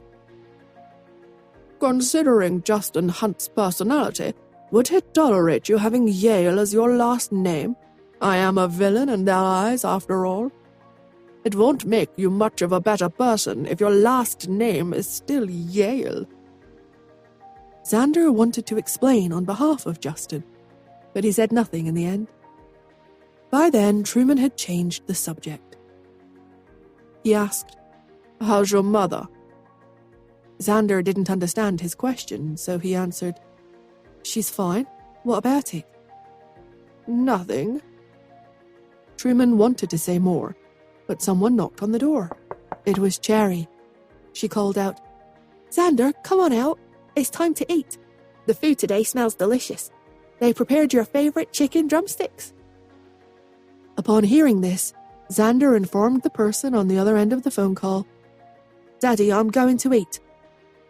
After he said that, he hung up right away, opened the door, and ran out. Deep in another country, Truman sat alone in the darkest room imaginable. As Truman listened to the disconnected tone in his cell phone, he muttered, "That brat, how dare he hang up on me? He's so heartless." Caleb's amicable voice then rang out, "It's not like you treat him well, either. Now that he has found his real parents, he's not going to come back for sure." Truman's voice rose in an instant. "How did I not treat him well? I was the one who saved his life." Caleb sighed. "Yes, okay, you saved him. But after that, you locked him up in the basement. Of course he's going to be more comfortable there. He needs to lead a normal life, too." "Ha!" Truman sulked. "Your coughing seems to have eased a lot." Caleb nodded. "Yeah, it got much better after I took the medicine. At the very least, I won't have to suffer for the next 3 months. I probably won't have to suffer before I leave this life for good." "You're such bad luck." Truman's voice boomed, and he ran out of the room. After the family of 6 had lunch, Cherry, Pete, and Xander played together in the living room. The 3 little children didn't have the habit of taking naps, but watching them made Nora want to sleep. Nora, who was staying so that she could spend more time with Xander, leaned against the sofa and watched them. At the same time, she mulled over where her mother would most likely have put the V16 gene serum. At this time, Justin sat next to her and sighed. Xander is still a little estranged from us. We'll have to spend a lot of time with him to improve that. Nora nodded. Yeah. Justin looked at her with eagerness in his eyes. So, why don't you just move in and stay here for good now? Nora couldn't believe what he asked. And why do you think that's a good idea? She raised her eyebrows and looked at Justin. Justin made a vow. I'm saying this for the children's sake. Don't worry, I won't hold it against you if you decline. His attitude, which outright revealed everything he wanted to hide, rendered Nora speechless. The corners of her lips spasmed. When she looked back at the children, she saw that Cherry, Pete, and Xander were all staring at her, as though they were all waiting for her to answer. Nora pretended to consider the suggestion. Cherry whined from where she was playing.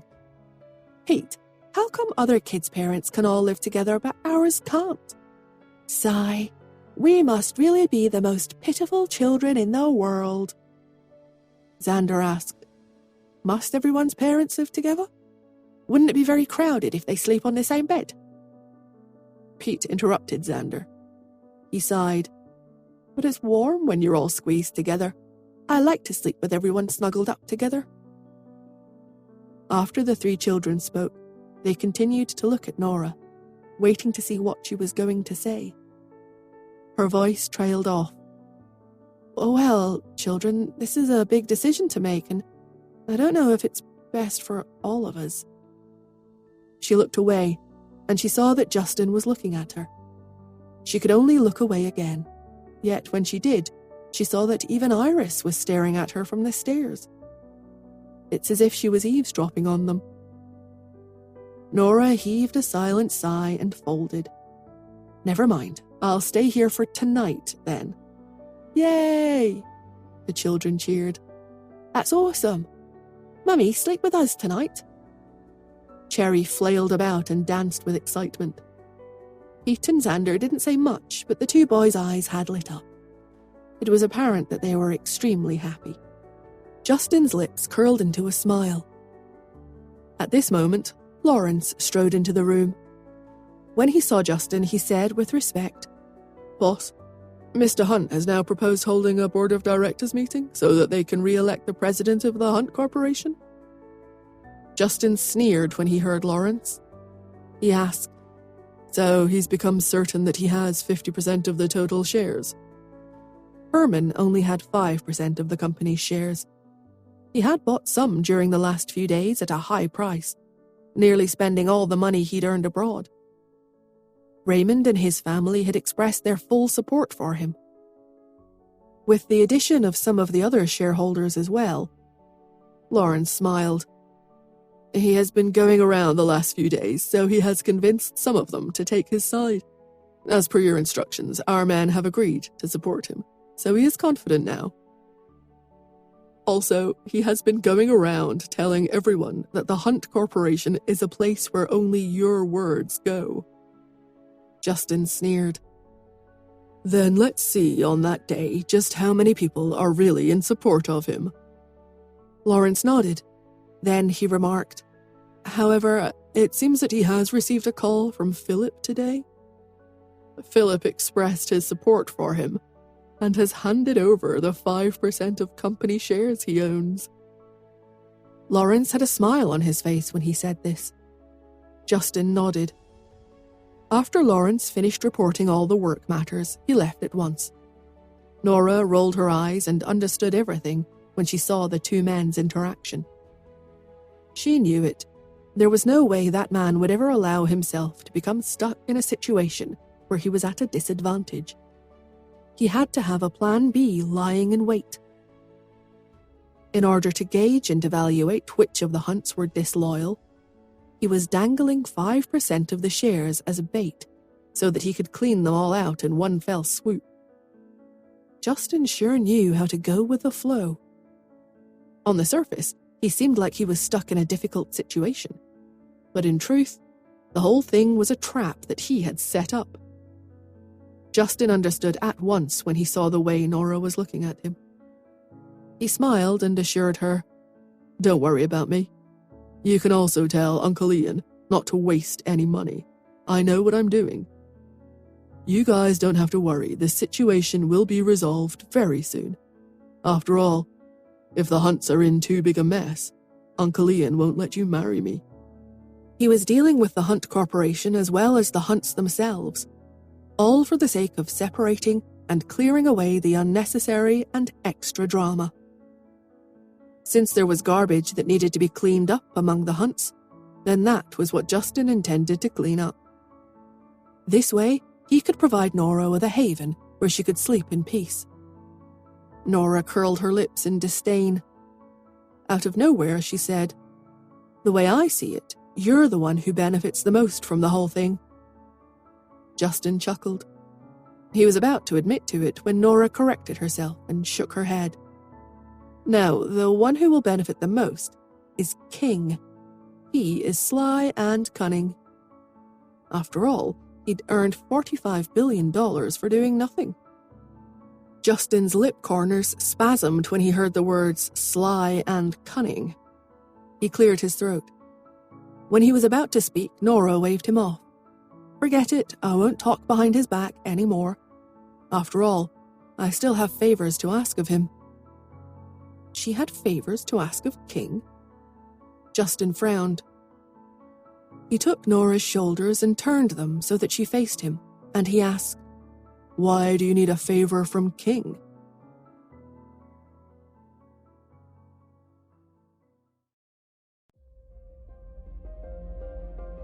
Nora was careful and thought about Justin's question for a long time. Earlier, she hadn't told Justin about why she needed to talk to King, because it was forbidden for the members of the Imperial League to reveal anything to outsiders. If they did reveal anything, they would be violating the agreement, and Nora had been a very rule-abiding person for as long as she could remember. But since Ian and the others had brought the Imperial League up in front of Justin first, then Nora felt that there were some things that she could get away with saying. After a few moments of silence, she answered, "Old Maddie once told me that if I wanted to fight against the mysterious organization, I must get full support from King." Justin frowned. "Why?" Nora shook her head. He didn't explain. Justin was puzzled.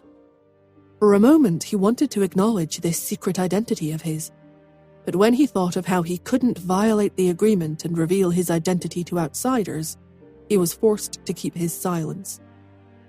Instead, he assured Nora, "It shouldn't be difficult to get his support." Nora nodded. "We'll see. You should focus on your affairs for now. Meanwhile, I will be thinking about how I should look for leads in order to find the V16. Clues to the V16 must be hidden among the things that her mother had left her.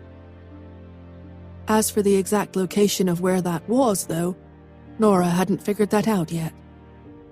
Justin wanted to say something, but Lawrence had entered again and was reporting to him the current situation in the company. At the sight of Lawrence, Nora didn't speak anymore. She exited the room at once to let them speak in private. That night, Nora stayed at the Hunts. Justin finished dealing with the company's affairs as fast as he could. The restless man's mind was focused on returning home as fast as possible.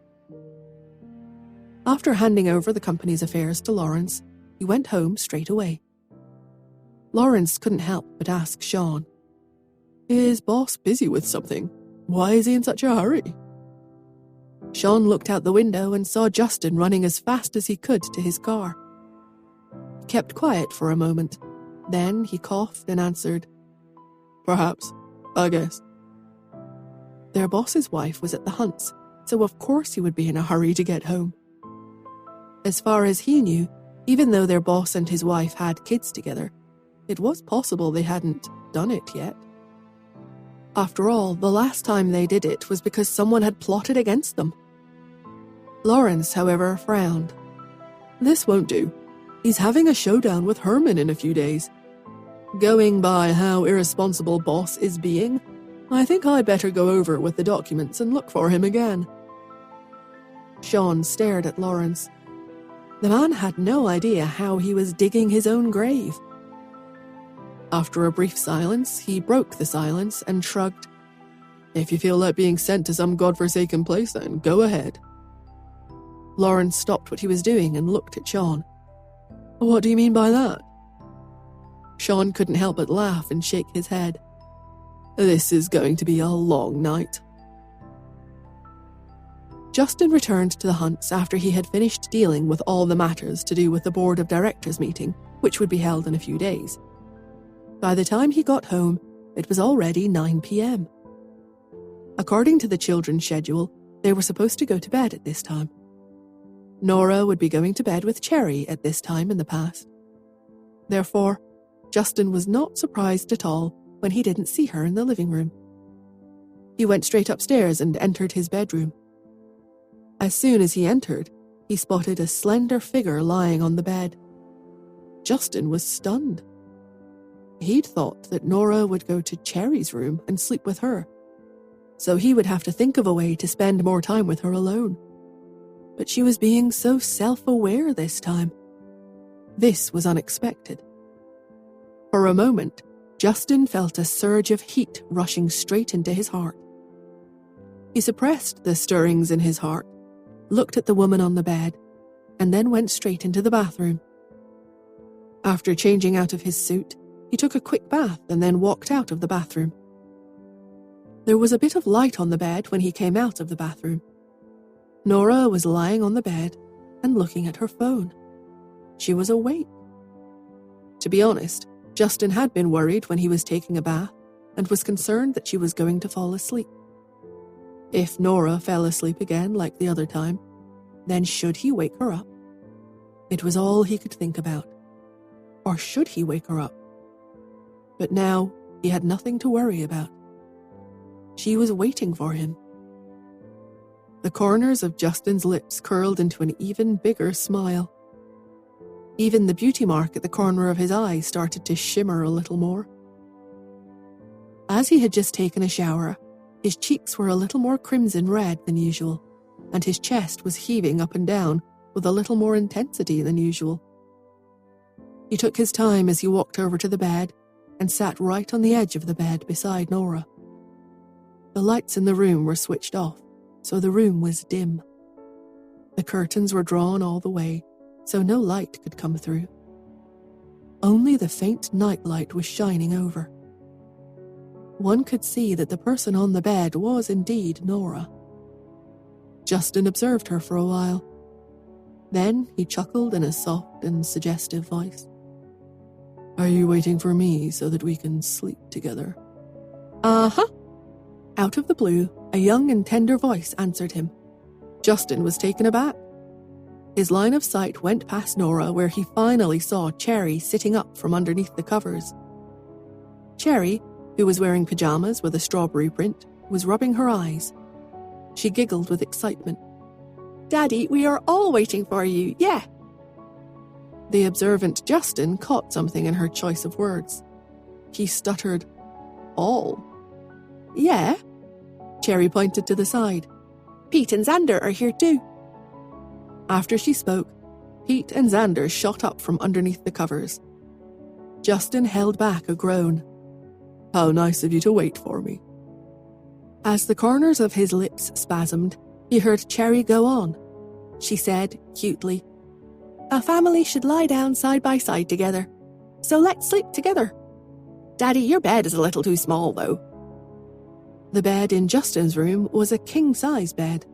After all, he was a tall man. But now he felt like the bed was too big all of a sudden. Otherwise, why would they think that a family of 5 could fit on one bed? Cherry was even making a request. Daddy, can we custom make a bed that's 120 inches wide? No. Justin refused her request straight away. He did not want to spend every night sharing a bed with all 3 children. Then he explained, a custom-made bed doesn't look nice. Besides, with such a big bed, there won't be enough space in the room. Cherry pouted. This room has enough space in it. You're no fun. She, Pete, and Xander stared at the big and spacious 1,080 square feet bedroom, perplexed as to how there wouldn't be enough space in the room. Justin then gently gave an order. "Therefore, the three of you are to go back to your own rooms now."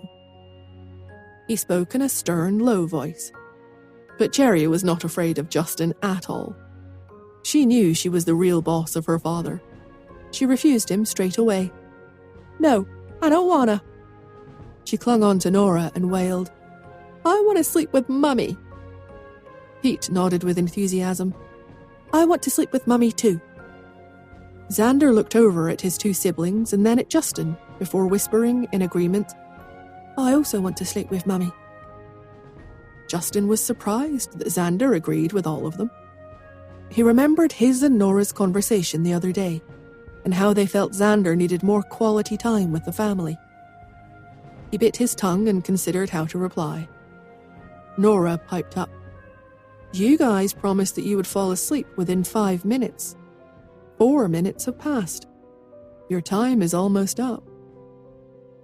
As soon as she said that, the three little children lay down in unison, covered themselves with the quilt, and closed their eyes, obedient as ever.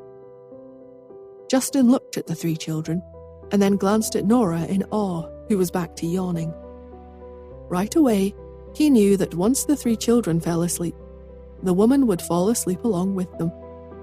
What else could he do, though? He could only sit there in the quiet and stare at the view of them on the bed. It was late in the night. Although Nora's eyes were closed, she was listening to the three children's breathing. When their breathing became gradual and steadied, it meant that they had fallen asleep. They promised that they would fall asleep in 5 minutes, yet they took 10 minutes to fall asleep. At last, she could finally sleep in peace now. The thought had only formed in Nora's mind when someone lifted the quilt all of a sudden. The next moment, a scalding hot body slipped under the covers. "Nora, the children have fallen asleep. Is there any chance you'd be interested in some adult things?"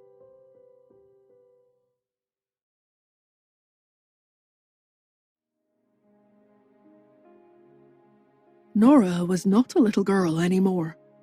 In fact, she had already given birth to 3 children.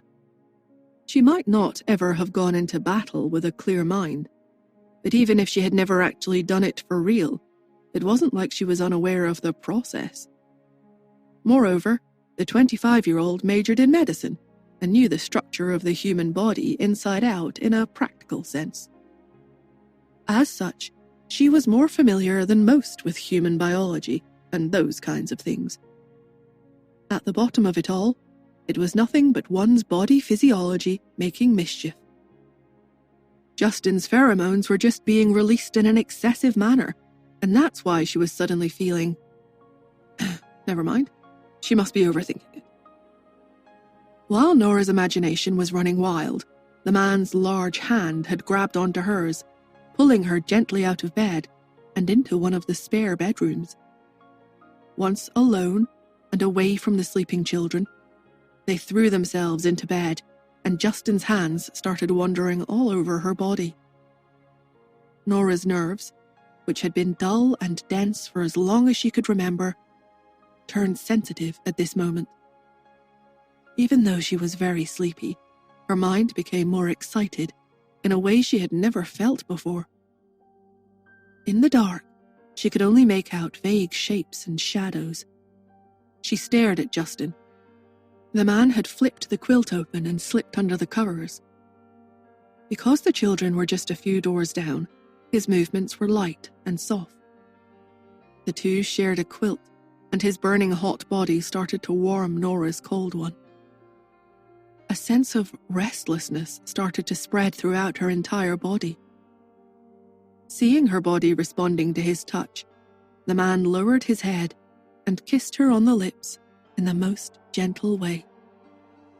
After giving her a peck on the lips and seeing her content, inviting smile, the man pecked her on the lips a second time, then a third time, until Nora, who found his kisses almost ticklish, parted her lips and bit his lip. Justin took the opportunity to deepen the kiss. As if he was reading her mind, Justin's strong hands grasped her body. In this instant, the man looked totally different from his usual self. This was the first time Nora realized just how strong Justin was, and she felt drawn to him, wanting to touch every inch of his skin. Her cheeks were flushed scarlet with excitement, and her eyes fluttered closed. It felt like there was an electric current flowing through her body every time his lips touched hers.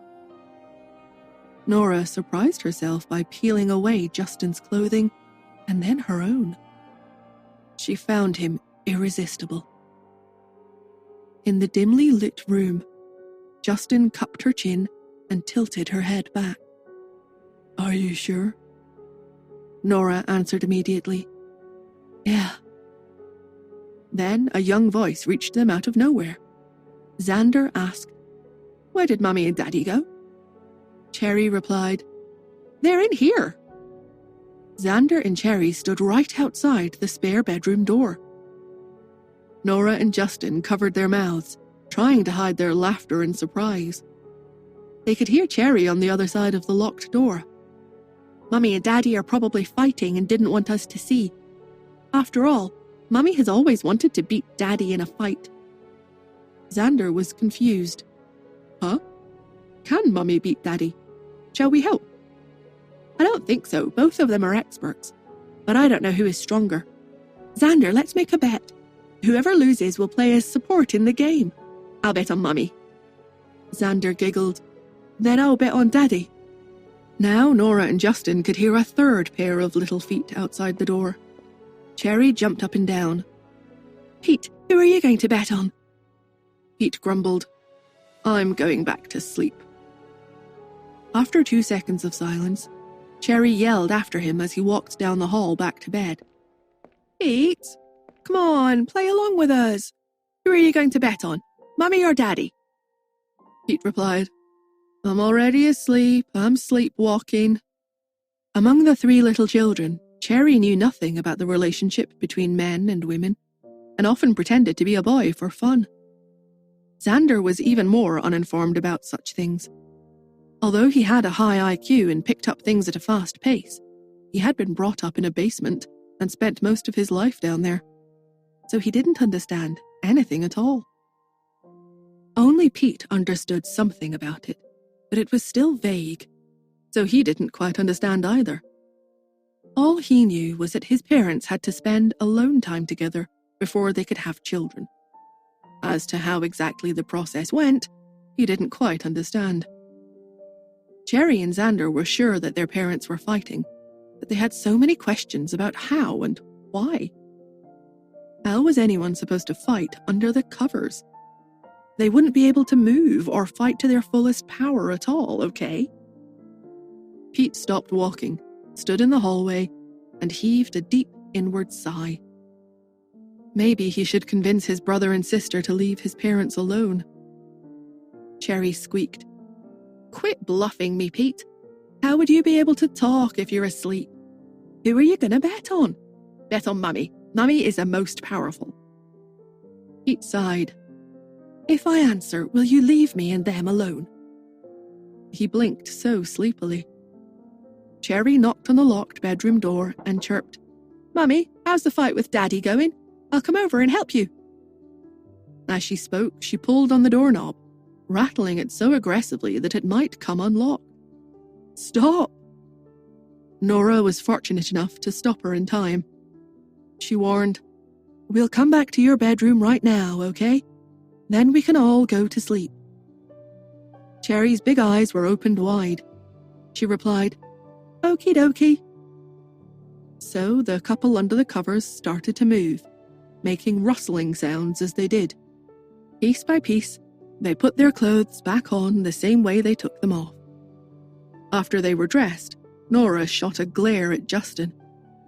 Her cheeks were crimson, and she couldn't believe how forward her behavior had been moments ago.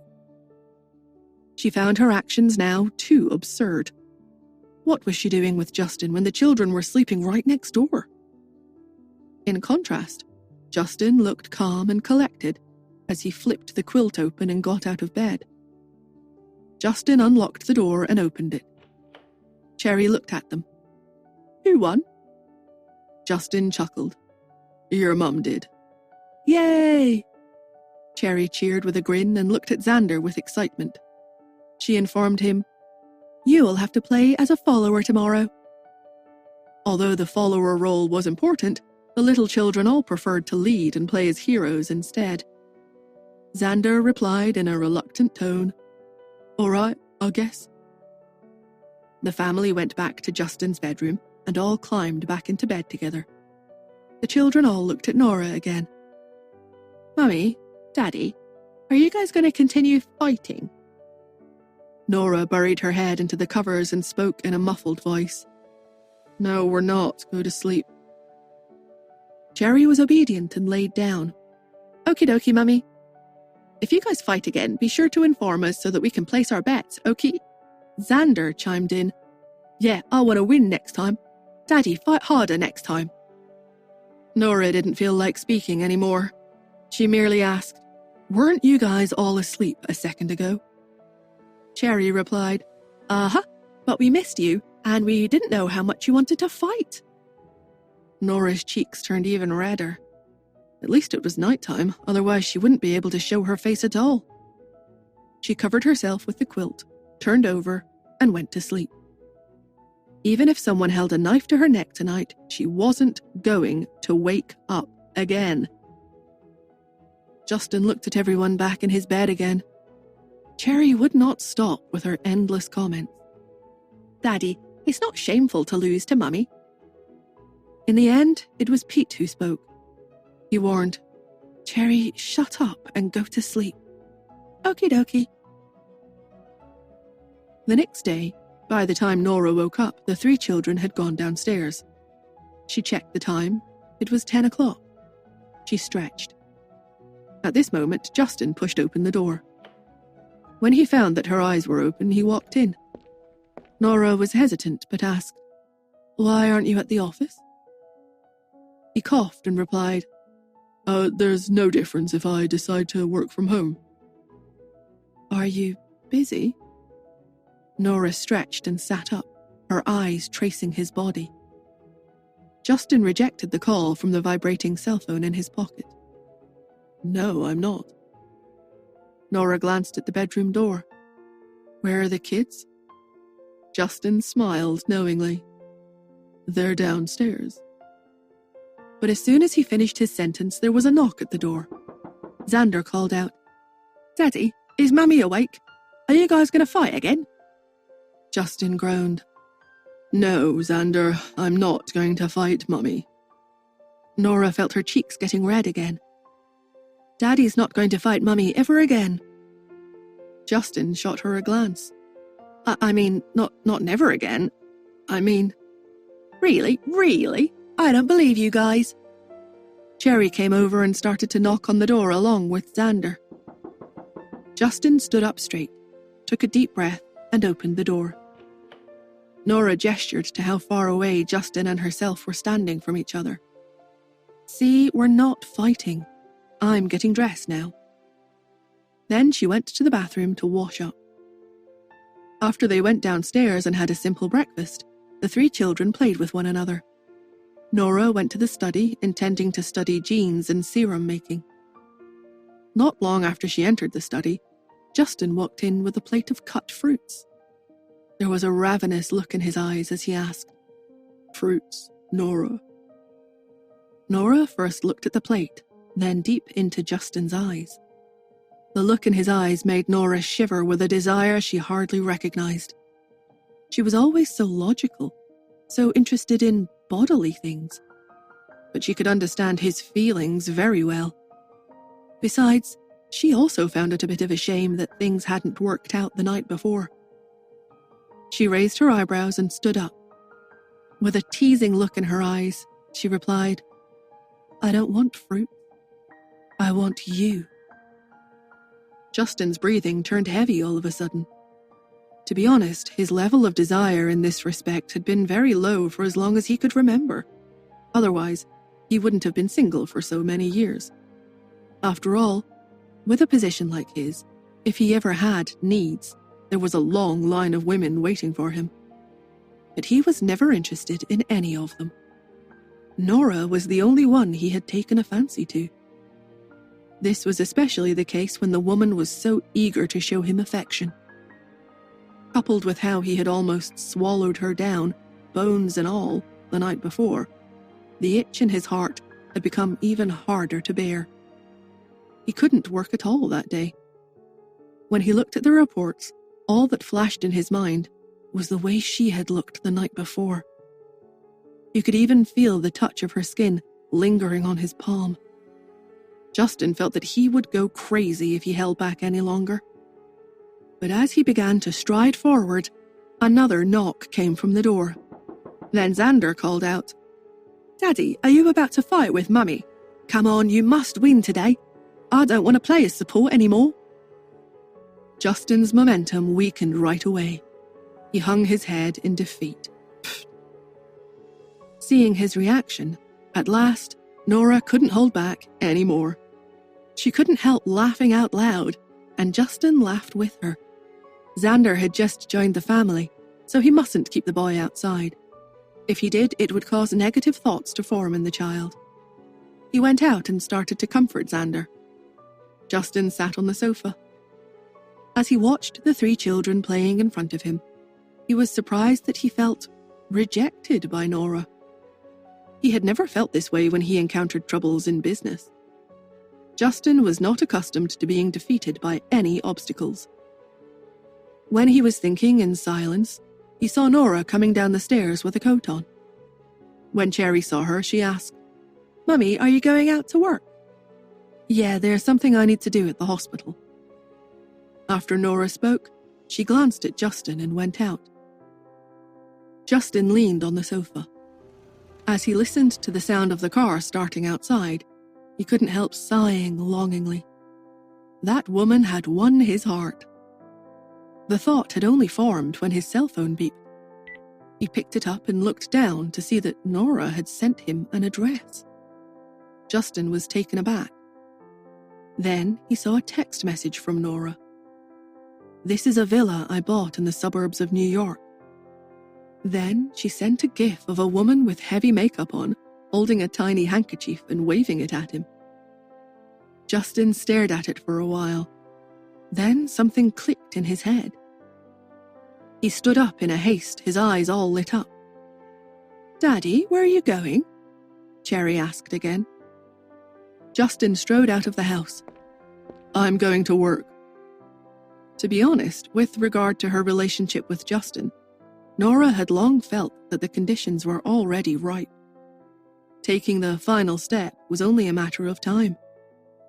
She parked the car, entered the villa, and then reached her arm out behind her to close the door. But before she could close it, a pair of big hands held the door open. Justin then walked in and closed the door. "With this, no one can disturb us anymore." Nora smiled, surprised and excited to see him. Right after he said that, he held her waist in his firm grasp, pulling her straight into his arms.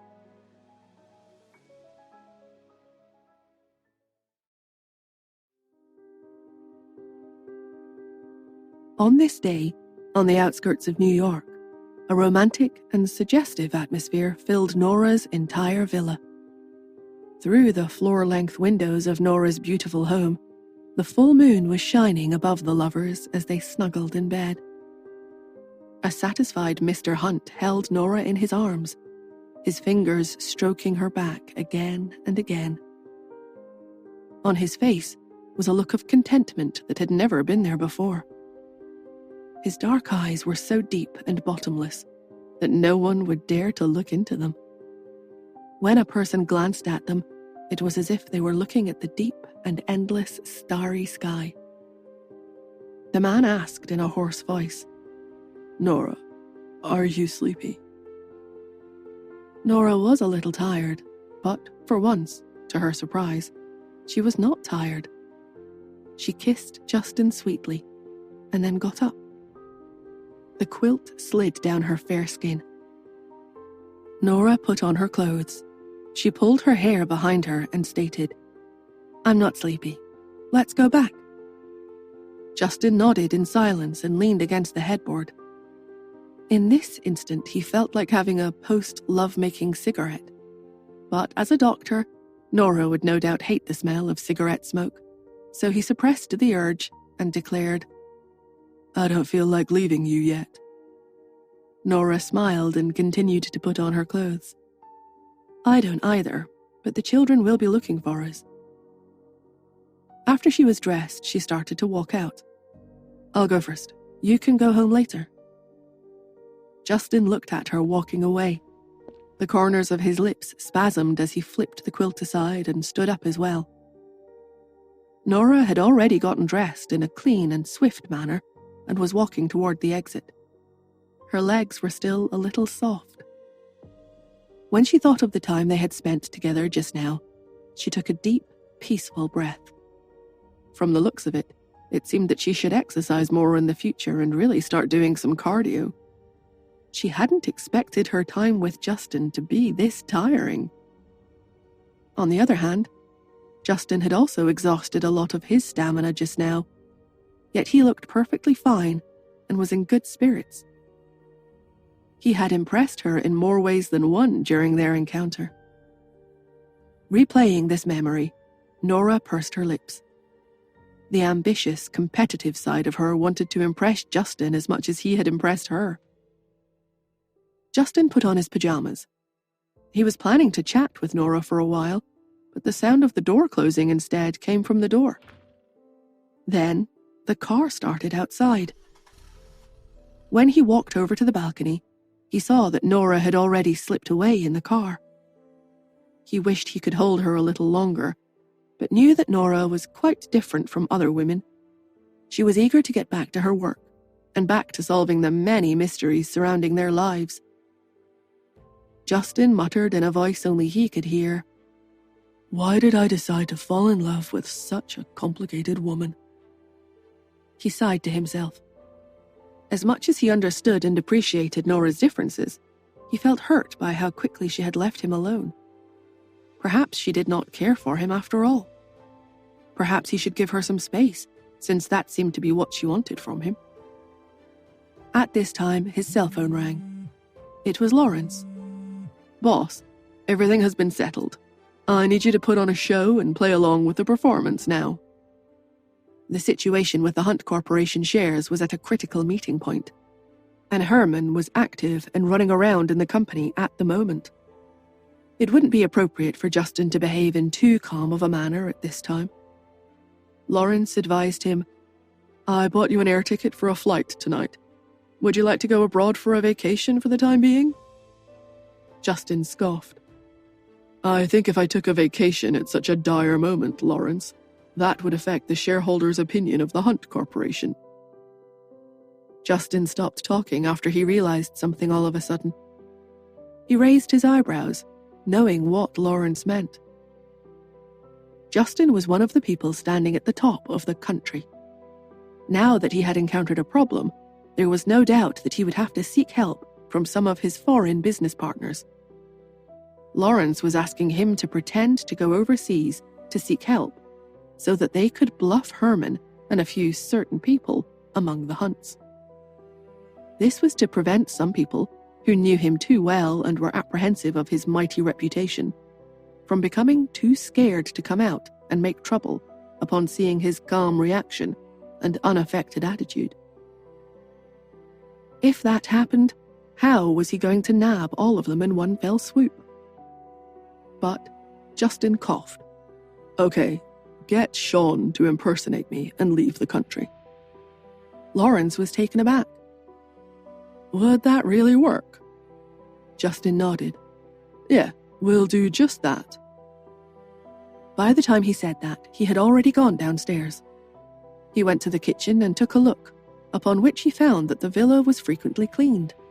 There was nothing to eat in the fridge. Nora must not spend much time here. He instructed Lawrence, "Buy some food and send it here." Then he gave Lawrence the address. Lawrence asked. Mr. Hunt, are you hiding a secret lover? Hiding a secret lover? Justin, who found his words interesting, smiled and chuckled. Just do as I say and send it over. What are you asking so much nonsense for? Okay. Half an hour later, Lawrence entered the villa with a bag of food in his hand. Then he took a look around the area. Before he left, he asked, Does Miss Smith know that you're staying here? Justin kicked him out the door. After Nora returned to the Hunts, she played with the 3 kids for a while. Soon it got dark outside and it was time for dinner. However, Justin didn't come back. Nora picked up her cell phone to send him a text message and ask about it. But in the end, before she could send the message, Brenda walked into the house. As soon as she entered, she asked in a solemn voice, Nora, tell me the truth. Is Justin in need of money? Nora raised her eyebrows. What's wrong? While she spoke, she typed a few words on the phone and sent a message out to Justin. Aren't you coming back for dinner?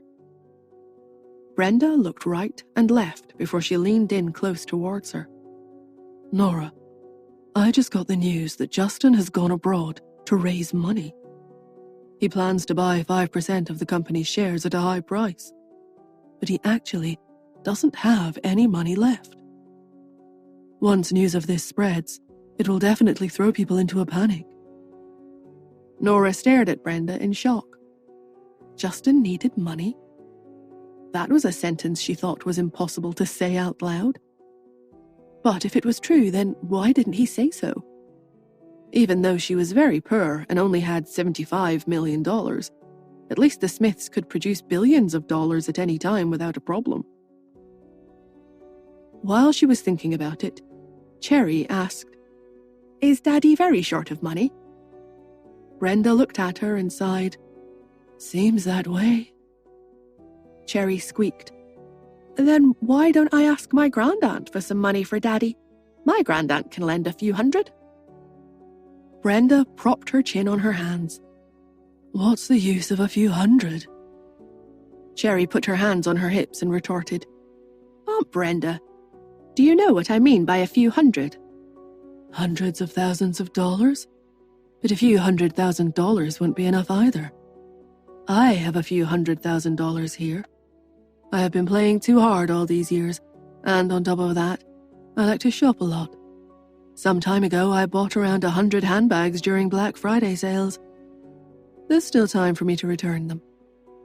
Nora, why don't you lend me some money, so that I can pay the balance and return them to save the money for Justin instead? While Brenda was prattling away, Cherry sighed and said, My grandaunt's money comes from hundreds of millions of dollars. Brenda was flabbergasted. She stared at Cherry for a while. Then she sighed. Cherry, you must not brag like that. Whose company has hundreds of millions of working capital? After she spoke, she looked at Nora again. Nora, I called Justin a moment ago, but he has switched off his phone. He's on the plane right now, so we won't be able to contact him. As she spoke, Nora's cell phone vibrated, and Justin's text message reached her. I won't be able to come back for the next few days. I'm someone who's supposed to be on a plane to another country right now. Nora narrowed her eyes while she read the message. This seemed suspicious. She blinked and looked at Brenda again. Did you say that Justin is on a plane?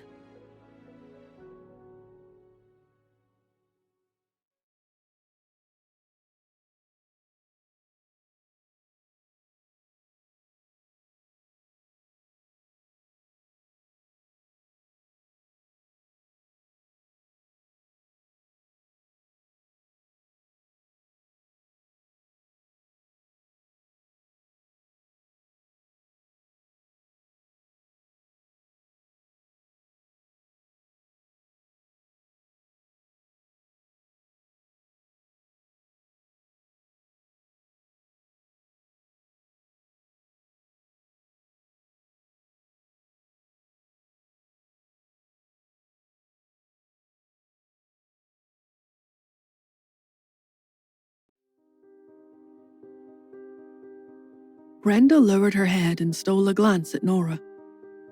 Yeah, he should be on the plane right now. Nora, if Justin calls you after the plane lands, tell him that if he needs me to sacrifice myself and enter a political marriage for his sake, just say the word. Nora blinked in shock over Brenda's words. It took all of her power for her face not to reveal her true thoughts.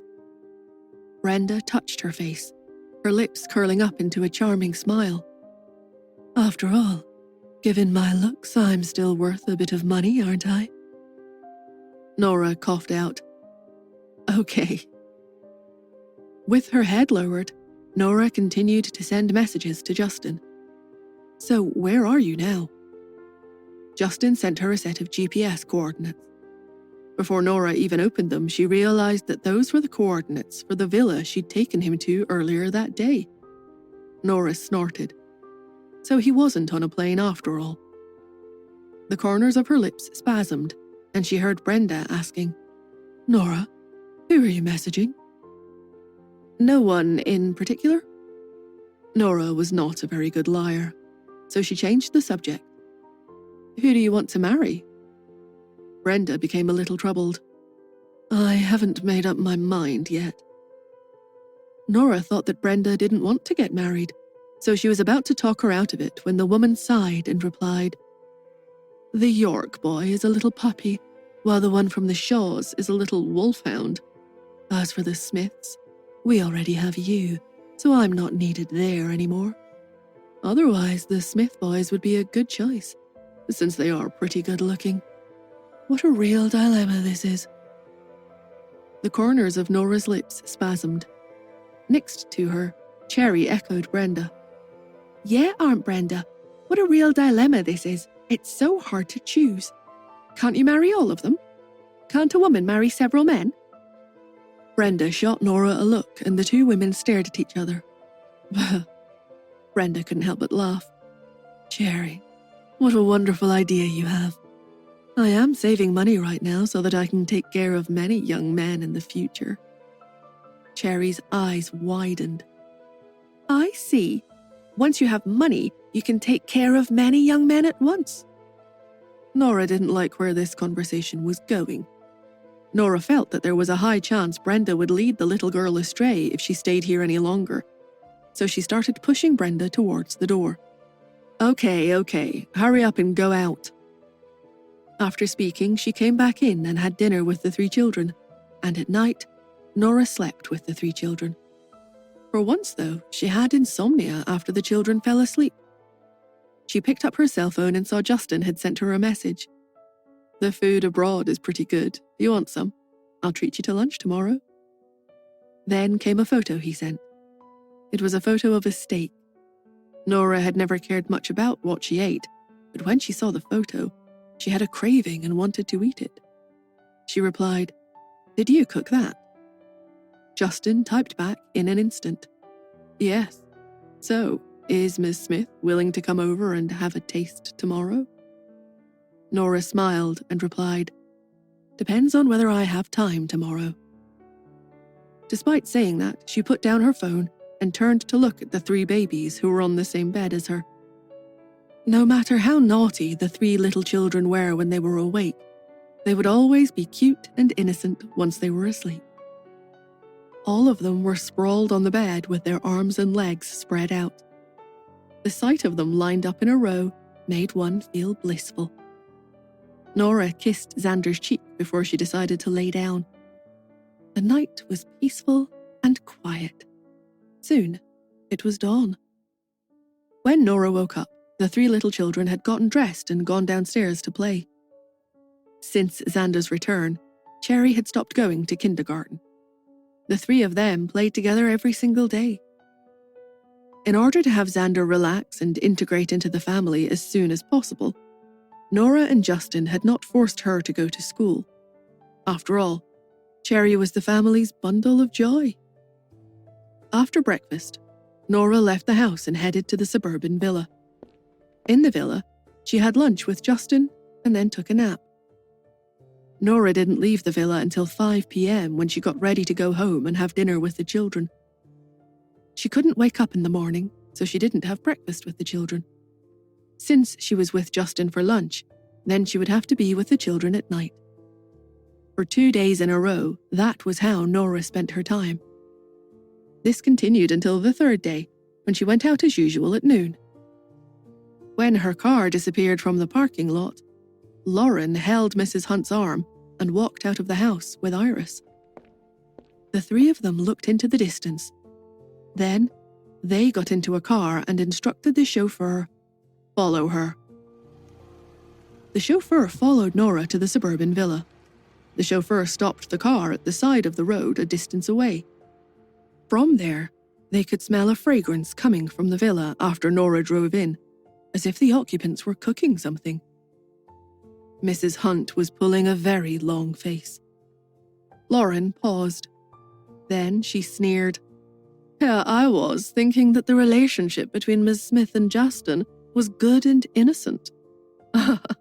Justin has only been abroad for 2 days, yet she is already lonely. To think she has found another man outside. Iris fought back. No, Nora would never do that. She is not that kind of a person. If not, then can you tell me who it is inside? Lauren spoke, starting to become aggressive. It can't possibly be Justin, right? Are you saying that the great president of the company is cooking for someone else in there and being kept hidden like a secret lover? I've already checked. This villa belongs to the Smiths. In other words, this villa is Nora Smith's. Iris didn't know what to say, but she felt doubt starting to creep into her heart. Mrs. Hunt's expression turned even darker. The audacity of her. I didn't think that Nora would ever do something like this. She has shamed the Smiths and the Hunts. After she spoke, she looked straight at the chauffeur and instructed, Drive over. I want to see which part about the man inside is better than Justin, that she would decide to abandon Justin and look for someone else outside. The chauffeur paused, but started to drive closer to the villa. Is this all right, Mom? Iris rejected the order. This is Nora's privacy. It's not appropriate for us to go over and disrupt their peace right now. Lauren lowered her head and growled. Iris, what do you mean by that? We are doing all of this for Justin's sake.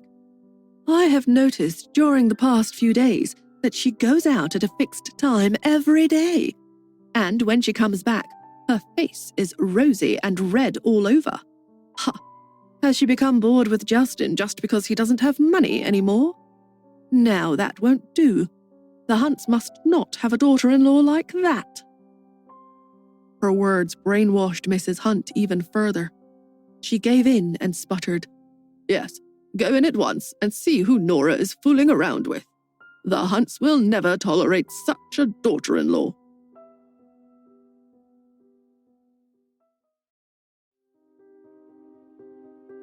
Iris stared at Lauren and gasped, This doesn't mean that Nora has a boyfriend.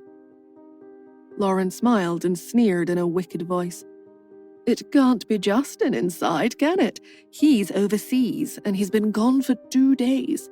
I've observed her. When she goes out every day, her face is abnormal and red. Why? You've been pure of heart for so many years. Don't you even know the basics? Iris's face turned red. Mrs. Hunt's fingers trembled in anger. She pointed at the door. This woman, how can she treat Justin like this? How can she? Where's Justin? I'll call him right away and inform her. How can she dare to cheat on him? With that, Mrs. Hunt took out her phone and prepared to call Justin. However, before she could press her hand down, Iris grabbed her hand and shouted, Wait. After shouting this, she bit her lip and hardened her heart. Wait. Justin is very busy at the moment. Let's not disturb him. Besides, so what if he finds out? Can he still cut ties with the Smiths? Mrs. Hunt was stunned. Iris decided to make things clear. Are you on Herman's side? Mrs. Hunt hesitated. She had watched both her son and her grandson grow up. Moreover, her grandson was much more suitable to take over the Hunts than her son. Although she had helped her son with the will that day, it was still the will left by the old master. In her heart, she did not like Lauren's behavior. Furthermore, as a woman, she felt disdain for her son for abandoning his wife. Mrs. Hunt had been high and mighty for as long as anyone could remember. Before, she did not like Nora because she had grown up in the countryside. She was afraid that she would be petty because a person from a small household would not be suitable for the status of the Hunts. Now she understood. Justin was filled with internal and external trouble. Herman was watching him from the inside, while Philip was targeting him from the outside. At this moment, his grandson had gone overseas to prepare the funds. If he knew about Nora, would he cut ties with the Smiths? Or would he tolerate it? If he cut ties with the Smiths, he would have no power to compete at all. But to endure it? How sad would a proud person like her grandson be? Mrs. Hunt's eyes turned red from anger. Her entire body trembled as she pointed at the villa. Then here. Lauren tried to persuade her. Mum, go in and take a look. What if we've misunderstood Miss Smith? Besides, with her behavior, she's not fit to be our Hunt's daughter-in-law. Let's go in and catch the cheater. Iris sighed. But there are still 3 children. The 3 children. When she thought of Pete and Cherry's innocence and cuteness, Mrs. Hunt's heart softened even more. She took a deep breath and suppressed it. She instructed the chauffeur, "Take us home." Lauren was stubborn and continued to urge, Mum, isn't this inappropriate?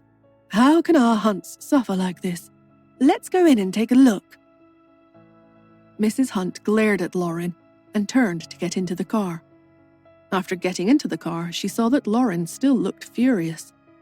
She gritted her teeth and growled, "Get in." With that, her gaze fell on the villa again. Lauren did not dare to disobey her. She had no choice but to follow Iris into the car. Lauren was still fuming. Mum, are we just going to let her do this? This means we're too easygoing. How can our family stand to be bullied like this? The car started, and the more the old madam thought about it, the more aggravated she felt. She exclaimed, "It's okay. Wait until Justin gets through this. With his personality, he won't tolerate her or her behavior." Lauren rolled her eyes. He was going to get through this? Herman was full of confidence and planned to wait for Justin to personally hand over the Hunt's power. The car arrived at the Hunt Manor and pulled into the driveway at top speed. After getting out of the car, Iris went to Justin's villa, full of worry and exhaustion. Lauren looked around and followed behind her. She saw the butler holding a photo and saying something to Iris. At the same time, the photo was seen by Lauren. It was a photo of Nora entering the villa. She leaned closer and heard Iris say, "Hide the news. Give that reporter more money and tell her not to write nonsense outside." "Yes." The butler went out. Iris turned around and saw Lauren. Lauren smiled, full of sarcasm.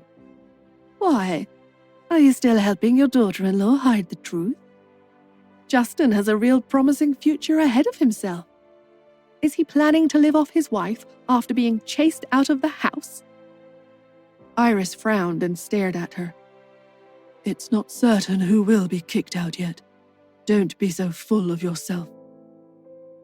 Iris turned around and entered the villa. As soon as she entered the villa, the worry on Iris's face disappeared. She looked out of the door and saw Lauren turn around and leave in the distance. Then she took out her phone and sent a message to Nora. It's done. She was being followed, and not by an expert either. After all, The people Lauren hired were all unprofessionals. If Nora was followed by a person like Morris, it would be difficult to detect. However, against an ordinary person, how could Nora not have noticed? She could not be bothered to take a detour and shake them off to prevent Lauren and the others from misunderstanding. Therefore, she still decided to go to the suburban villa. Anyway, no one would have thought that the man inside the villa was Justin. After all, Justin's personality was so domineering, it was unlike him to hide away for such a long time. After a few days, Lauren did show up and called Iris and Mrs. Hunt to catch the couple. Iris decided to play along with them. Of course, Mrs. Hunt and the others could not have entered the villa. Even if Iris did not persuade Mrs. Hunt to leave, she would not have been able to enter. Now, Lauren and the others would relax even more. She was right. When Lauren returned home, she went straight to Herman and reported everything to him. Justin is at the end of his rope. Otherwise, Nora wouldn't dare to do this so out in the open. The Smiths must have thought that he had no chance of winning, and that's why they dared to do such a thing. At the critical moment, even his fiancée betrayed him. Herman did not like to see her smug face. He sneered. Huh. She dares to betray Justin now. Let's see what she'll do when her family's assets are handed to Justin. As soon as he said this, Lauren thought out loud. He might not even want anything. Besides, why do you have to return everything to him? Herman glared at her. Who else can I give it to besides my son? At the end of the day, it's all your fault for being useless. You couldn't even give birth to a son for me all these years. Lauren was rendered speechless in an instant. Did Herman hate Justin? Not necessarily. After all, how could there be a father who had no feelings for his child? Back then, he had chosen to take a different path, and his son felt that he was wrong and criticized him. Now, Herman wanted to prove that he was not wrong. He wanted him to see how difficult Philip was to deal with. He wanted him to experience failure and pressure and understand his decision back then. As for Iris, he had no choice but to give her to Philip.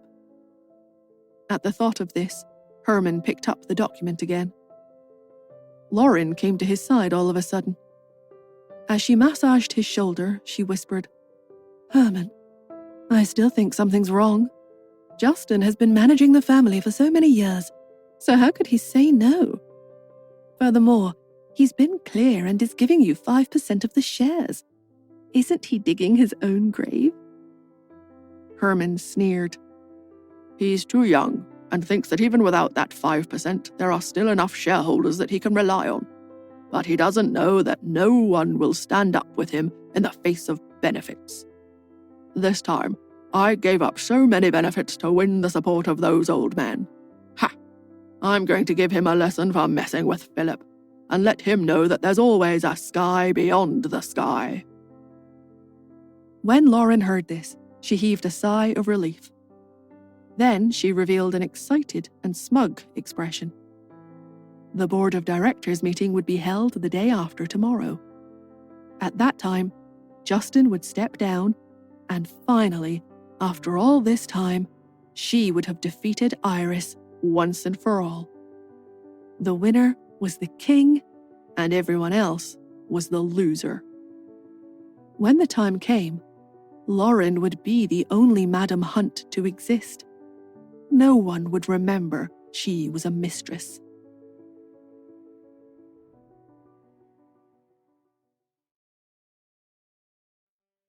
In the secret villa in the suburbs, Nora stood by the window and watched as the car in the distance left. She pursed her lips and turned around to sit at the dining table. In front of her was lunch prepared by Justin. The steak had been cut into small pieces, and there was lots of soup. It looked like an odd pairing of foods, however, Nora did not care at all. She picked up the soup and took a sip.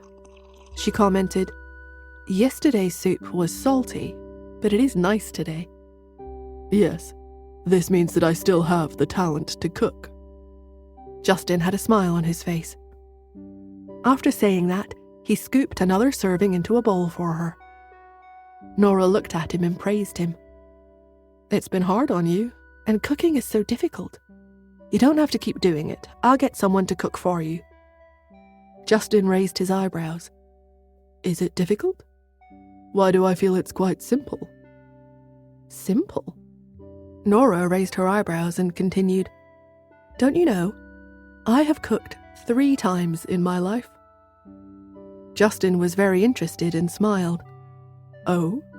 Which 3 times?" Nora took a bite of the steak and felt that it was not satisfying. Justin had cut it into pieces too tiny. She used the fork to stab 5 or 6 pieces and stuffed them into her mouth. After chewing twice and swallowing, she remembered. "The first time I cooked was overseas. At that time, Cherry was 1 year old. I wanted to cook her a bowl of egg soup." Justin asked, "And?" "I mistook salt for sugar and steamed the egg until it was too soft. When I fed it to Cherry, she kept vomiting." Justin rarely laughed so carefree and loud. He seemed so cheerful when he laughed.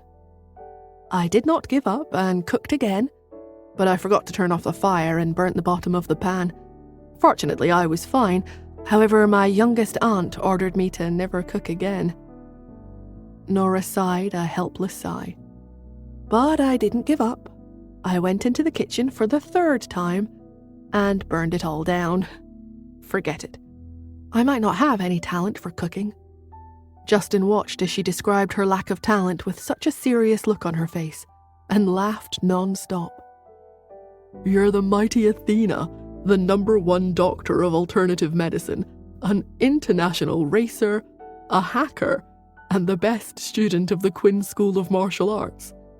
You're outstanding in all fields, but you don't know how to cook." Nora rolled her eyes. "Geniuses are not great in every single category." Justin's face hurt from smiling. "It's okay. I'll cook in the future." "Yeah." Nora saw that he was laughing so hard. She was ruthless and ate the beef again and chewed hard. What was so funny? What was wrong with her only having cooked 3 times in her life and burning a kitchen down? This was their 4th day together in the villa. The board of directors meeting was tomorrow, and the atmosphere in the Hunt Manor became serious. Even the weather seemed to have sensed something. There was a sudden cold wind. It was even beginning to snow throughout the entire region. When Nora woke up the next morning, she felt the cold outside and wrapped the blanket tight all around her. Then she sneezed. The door was pushed open and Cherry ran in. Her little nose was red from the cold. "Mummy, Mummy, the heater is here." Nora felt the coldness in the air and frowned. "Where is the heater?" Cherry informed her. "The temperature dropped today. Uncle Butler said that the entire manor was warming up today, so the heater was switched on at Fatty's house. But why don't we have it here yet?" Nora frowned and lifted the blanket to cover herself with a thick coat. Ever since she had a major hemorrhage while giving birth, she had always been weak and afraid of the cold. At the slightest hint of cold weather, she would turn on the heater. The room had to maintain 72 degrees Fahrenheit. The weather was 70 degrees yesterday, but today, all of a sudden, it was 40 degrees. And it was snowing. It might get even colder. It was too cold. She wrapped herself in her clothes and followed Cherry downstairs. When she went downstairs, Iris was quarrelling with the steward of the greenhouse. "There are heaters everywhere else. Why isn't there one here?" The man in charge lowered his head and responded with a wide smile. "Madam, the temperature dropped this year out of nowhere. I wasn't expecting that. We don't have enough fuel left. Besides, something seems to be wrong with the heating pipe here. I've already called for someone to fix it." A small family might use electricity to warm themselves, but the Hunt Manor was too big, so they had a special boiler for heating, Before Iris could speak, Pete piped up. "Since there's not enough fuel, why don't you let us use it first? We usually use it first." As the patriarch of the Hunts, everyone in the Hunts served Justin. When had he ever suffered like this? The employee smiled. "Pete, you know you guys get to use it first every year, so it's time for others to use it first this year. It's all fair." This sentence was unfair. The heating in the servants' room was already there, but their small villa did not have it. Furthermore, the heating ducts had not broken even once in the past. How did they all of a sudden break this year? It was obvious that the servants were behind this. Iris frowned. "That's enough. Fix it right now. I'll give you half an hour to turn on the heating in the villa. Otherwise, I'll leave you to your own devices." Cherry loved to run around barefooted on the ground. Now that she was freezing, it was inconvenient for her. The servant was not afraid and acted without shame. "Madam, this request of yours is making things difficult for me. Where can I find someone to fix it? I don't know how to fix it myself. I've already asked for repairs, but the maintenance staff is currently full of requests and are busy. I don't have a choice. If you punish me or fire me because of this, you'll be going against the contract." The person in charge of the greenhouse was Mrs. Hunt's subordinate. The matriarch would not let her great-grandson freeze. Therefore, it was no doubt Lauren who had ordered this. What a despicable method to get what she wanted. Iris was so angry that her chest heaved. She wished she could bring her 3 precious grandchildren to her villa in the suburbs. At the very least, it was up to her when the heater came on. But she could not leave. This was the Hunt Manor, the place where Justin was the head. If she left with her grandson, in less than a minute there would be news of Justin being chased out of the house. Iris was at a loss and did not know what to do when faced with such a shameless subordinate. At this moment, Xander placed his hands on his hips and barked, "You're such an unruly servant. Is it because Dad isn't around that you're bullying us? Let me tell you, Mum is still here. Besides, Dad will be back soon." These words should have frightened the man in charge, but Xander did not expect the man to smile when he heard this. "Even if your father is back, he probably won't have the time to care about us or what we are doing. He'll be too concerned with handling your mother." Xander was stunned. "What about my mum?" The employee continued to smile. As he was about to speak, Iris's face darkened. She shouted angrily, "I dare you to say it!" The man pursed his lips. In front of the child, he wanted to talk about Nora's other man that she had been seeing. After all, this matter had spread everywhere. Even the location, time, and the other party's identity as a handsome man were made clear. However, Iris was too strong. The servant was not brave enough to speak, so he shut his mouth. Iris roared, "I don't think you want to work here anymore." The servant remarked in a coy voice, "Doesn't matter if you want me to work here or not. We'll hold a board of directors meeting tomorrow. After it ends, let's see if you still dare to be so arrogant." Iris pointed at him and scolded, "What nonsense are you talking about?" The man pursed his lips. "I'm not talking nonsense. This news has spread like wildfire. Mr. Hunt will not be the head of the Hunt Corporation for long. Then there will be another person in the Hunts to respect." Pete couldn't help himself but yell, "It's not certain who will win." The servant turned to Pete and began to pity him. "Pete, what are you saying? You have confidence in your father, but it's a pity your mother doesn't. You had no idea, but she's taken the necessary steps and preparing to run. Otherwise, the hearts of the people below wouldn't have scattered so much." When Nora went downstairs, she heard these words. A cold glint flashed across her almond-shaped eyes. Even though it had been a deliberate act to give others the illusion of a broken home, That way Justin could find out who would stay loyal to him and who would not. Nora was still furious at this moment. Nora knew that if the news of Justin being poor was released, there had to be a lot of people who would hit him when he was down. However, she did not expect these small figures to be so cunning and drilling. A small steward in charge of the boiler and kitchen in the Hunts had dared to speak to his little master like this. He must be tired of living. Nora lowered her eyes. It was cold at home, but she could turn on the air conditioner. However, she was not in good health. Therefore, in her house, there had to be a heater in the winter. Furthermore, she did not like to wear too thick a shirt. It was inconvenient to move around like this, especially when she was working in a laboratory. Wearing too thick a shirt would affect her work. Therefore, she stepped forward and asked, "What's wrong with the heater?" When the employee heard this, he turned to her and said in a sarcastic tone, "Miss Smith, even if I tell you what's wrong, what can you do? You should wait for the maintenance company to come.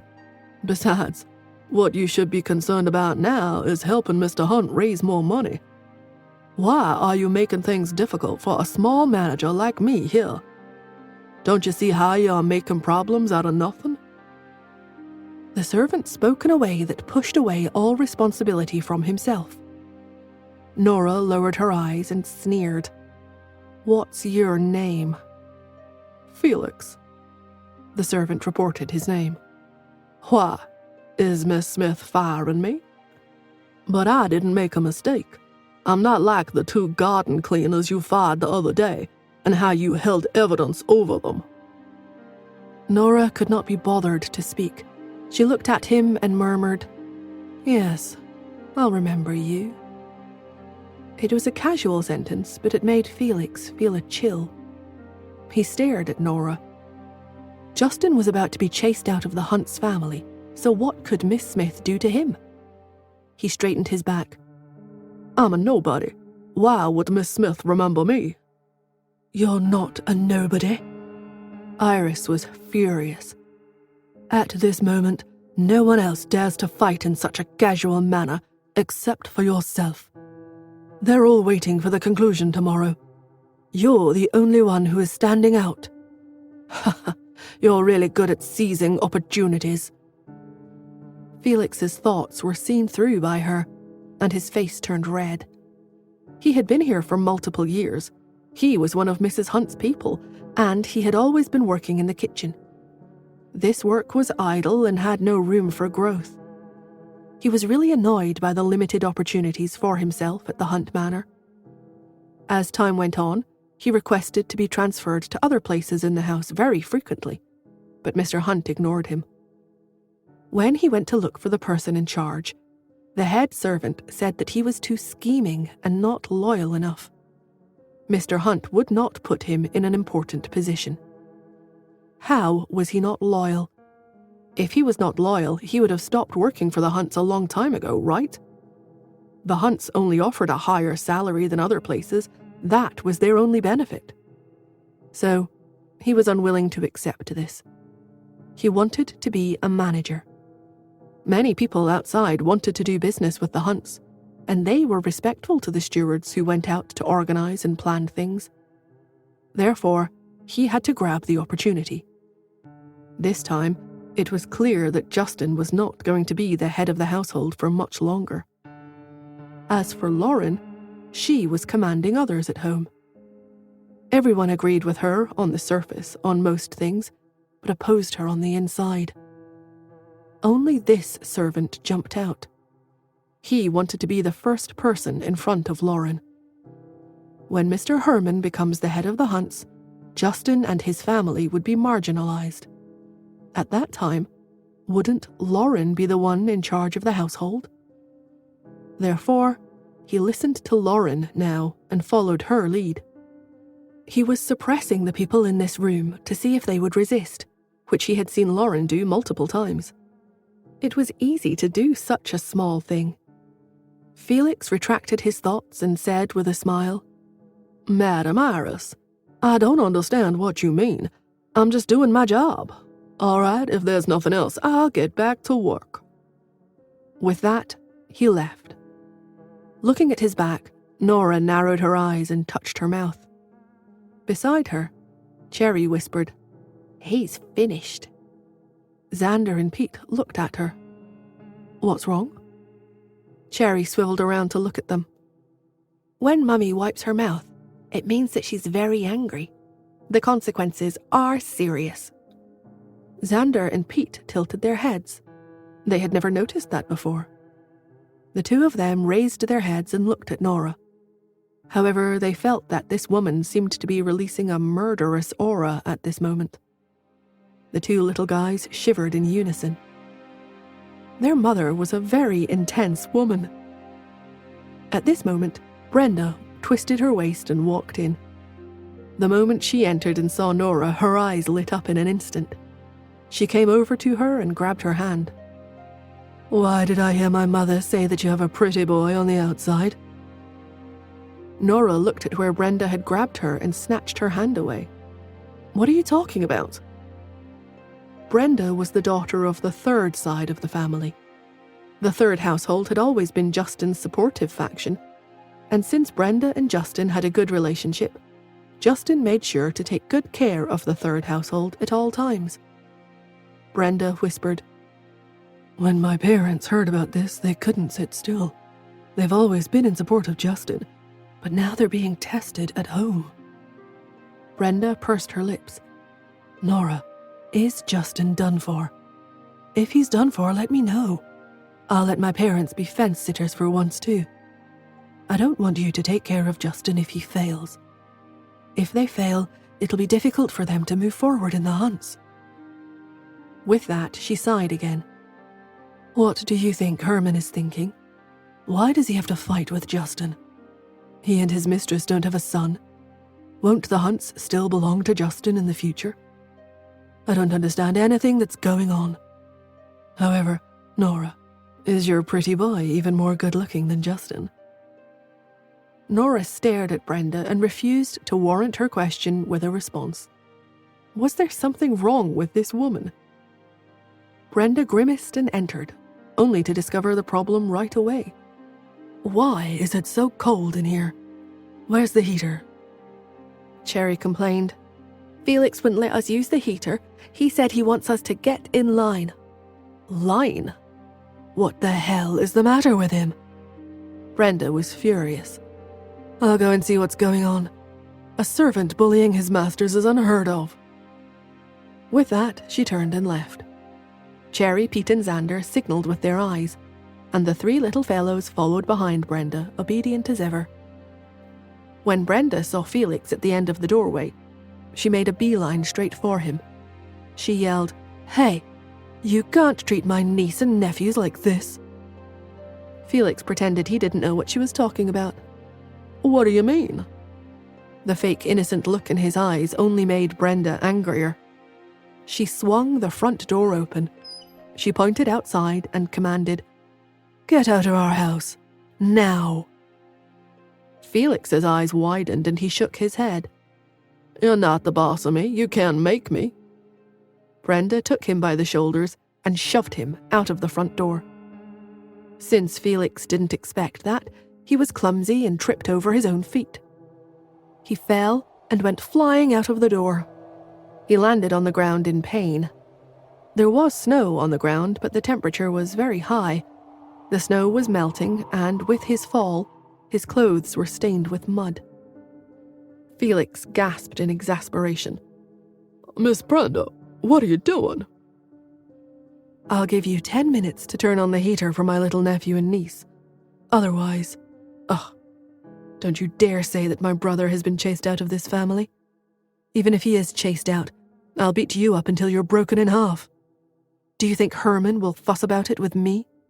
Whose side do you think he will choose?" Nora was Justin's fiancée. If Nora hit him, Herman would make a fuss about it and choose Felix's side. But if it was Brenda, even if the third branch stood on Justin's side, she was still the daughter of Herman's younger brother. He would not dare to mess with Brenda.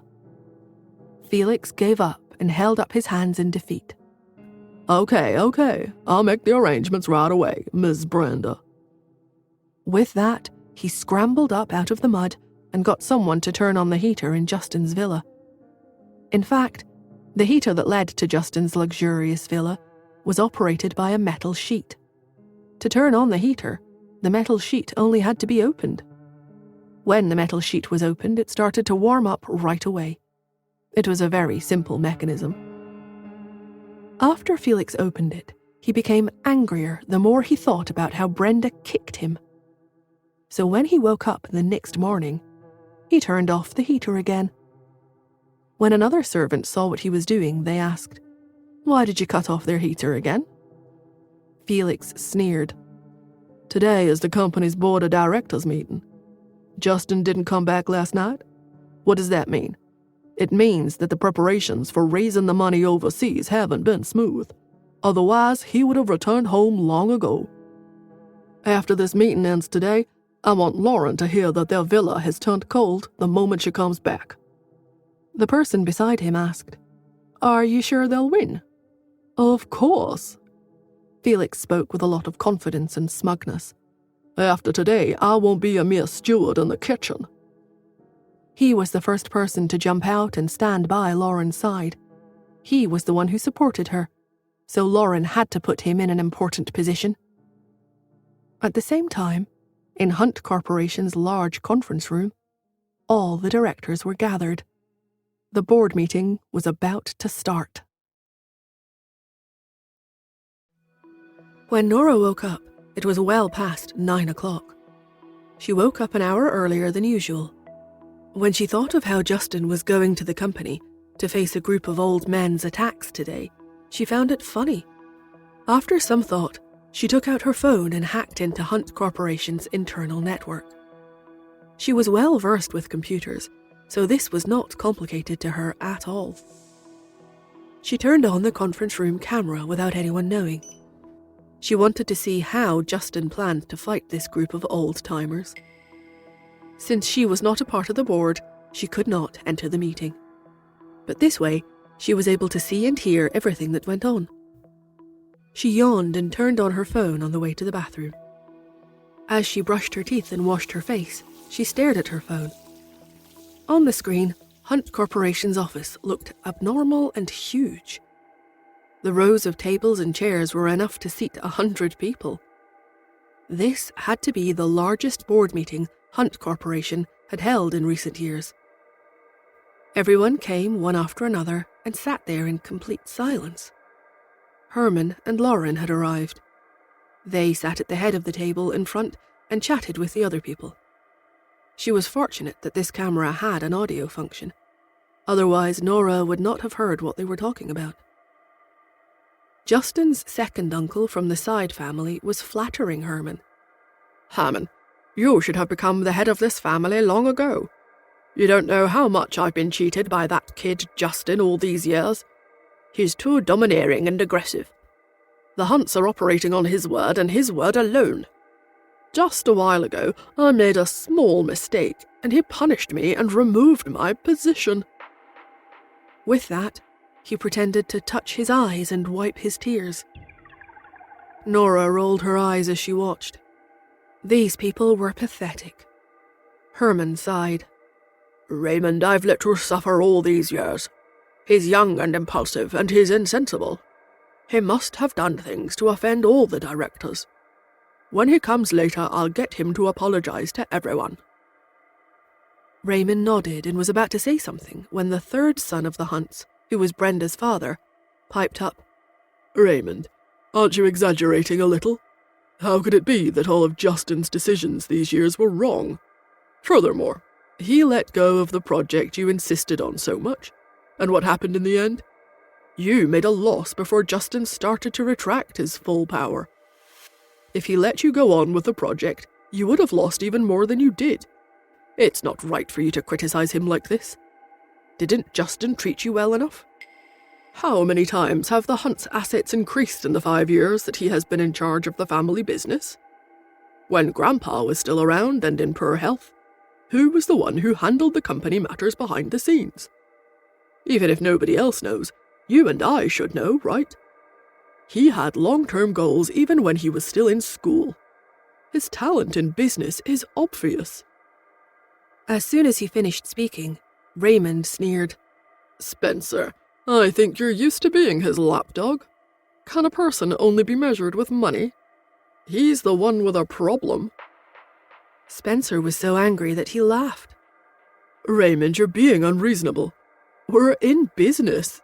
What else can we look at other than profits? Raymond snorted. People have to be particular, okay? The hunts don't belong to him alone. Why should he say whatever he wants? Did I know from the beginning that I would lose money? I hope that the hunts will do better in the future. Spencer smiled. So, whoever can make the company profitable should be the one in charge. Brother, am I right? Checkmate. Herman narrowed his scheming eyes and smiled. Of course. As soon as he finished speaking, Lauren placed her hands on the table. Raymond is right. This is what I plan to tell everyone.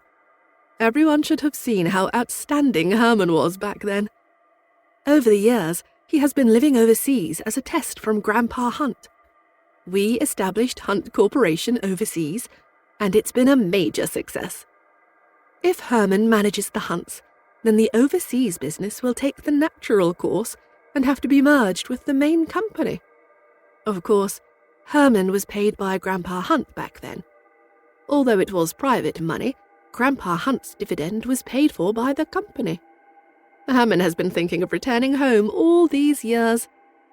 When he went overseas back then, he said that he would treat it as starting a branch.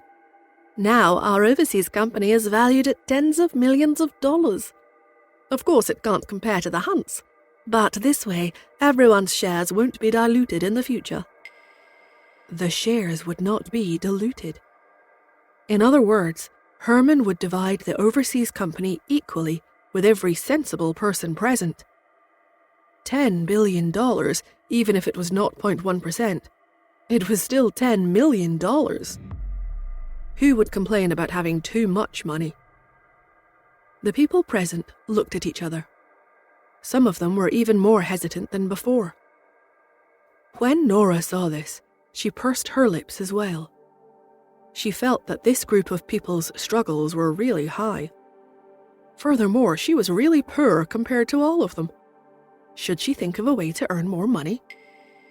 She pursed her lips, not knowing what to think. At this moment, footsteps came from the door, and a tall man appeared. The camera was facing the door, so she could only see the back view of the man. However, she could recognize this silhouette anywhere. She still recognized this man at a glance. After all, they had become much closer in the past few days. Even if he only had a few cells left, she would still be able to recognize him.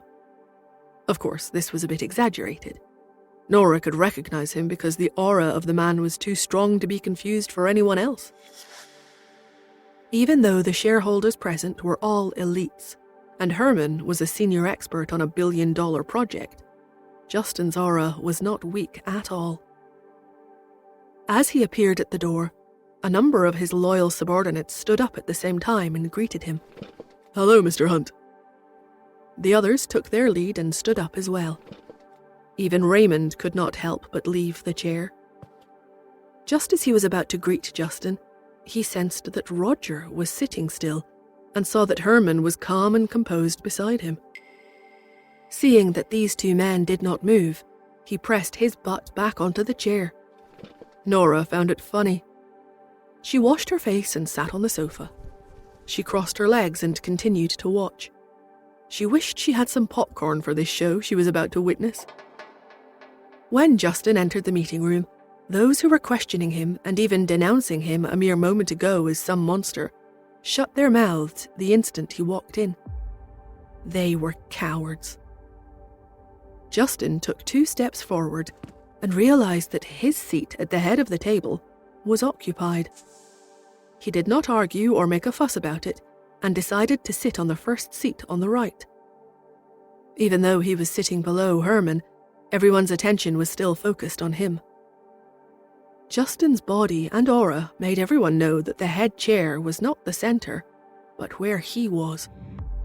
He became the center of the crowd. Sensing the change in everyone's eyes, Herman was a little angry and growled, "Justin, it's the board of directors meeting today. You're late. Apologize to your uncles first and foremost." He was planning to weaken and suppress his aura any way he could at first. Nora had not experienced this before and found it quite fun. She planned to see what Justin would do. When she saw Justin's dark eyes look at the floor first, then look up to meet Herman's gaze, she knew whatever he was going to do was going to be ruthless.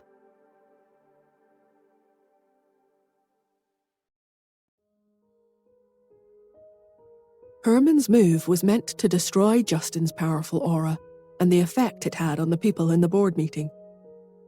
The board of directors meeting had started, and the leaders were the last to arrive. It was nothing, but he used the term uncles to show that everyone present was older than Justin and should be respected before himself. If Justin refused to apologize, it would appear that he was rude and had no respect for anyone else but himself. However, if he apologized, his imposing aura from before would disappear. Herman's words caused Justin to fall into a passive state. Nora stared at her phone, wanting to know what this man would do. At the end, when everyone looked at him, his gaze went around the room and fell on the camera. Justin stared at the screen. It was like his eyes landed on Nora's face through the screen. Nora gulped. Was this guy that intelligent and perceptive? It was just a camera, and he had already discovered it. No, wait. She had broken through the firewall created by Y. How could he know? Furthermore, when Nora invaded the system, she did not encounter any obstacles. Did that mean that this man had allowed her to do so from the start? As if to confirm her thoughts, she heard him say in a calm voice, "Yes, I was with my wife, so I got delayed. Uncles, please forgive me." Nora's heart skipped a beat and her face turned red in an instant. What the hell was Justin talking about? What wife? Who was his wife? The two of them were not married yet, okay? Nora pursed her lips and wished she could throw her phone aside. However, she was too curious to do that. Wouldn't his aura disappear if he apologized? Therefore, she could not bear to throw her phone away. At the next moment, he continued, "However, although we're a family business, how many family businesses have been destroyed by our own internal strife? When Grandpa Hunt began working for Hunt Corporation, he made a rule that Hunt Corporation would never allow anyone to take advantage of us. In the company, relationships are not important. Only our ability to succeed is." With that, he sat up straight. "Uncles, let's abandon all kinds of relationships for right now. In this room, there's only the chairman and the directors." When he said these words, his attitude was still light and energetic, but the words he said were not to be underestimated. His commanding aura returned in a flash. Everyone in the meeting room agreed in unison, "Yes, Mr. Hunt." Herman stared at him with his mouth open in shock. He closed it when he realized how stupid he looked in front of everyone. Nora, who was staring at the screen, felt that she had learned something. Although she did not have so many people to control, and it seemed impossible to learn how to be a leader like Justin was, she had to admit that the man's calm and confident tone was indeed very charming. She knew that made him a good leader. Nora did not feel hungry for the first time in her life either. Watching this meeting was too important to be thinking about food at the same time. She stretched her legs out on the sofa and decided to lay there. She found a comfortable position and continued to stare at the screen. Justin sat in the meeting room, and after saying a few words, he sat back. He admired his own work at pulling the situation back into his control. When Herman saw how everyone was agreeing with his son, he argued, Justin, you're wrong to say that.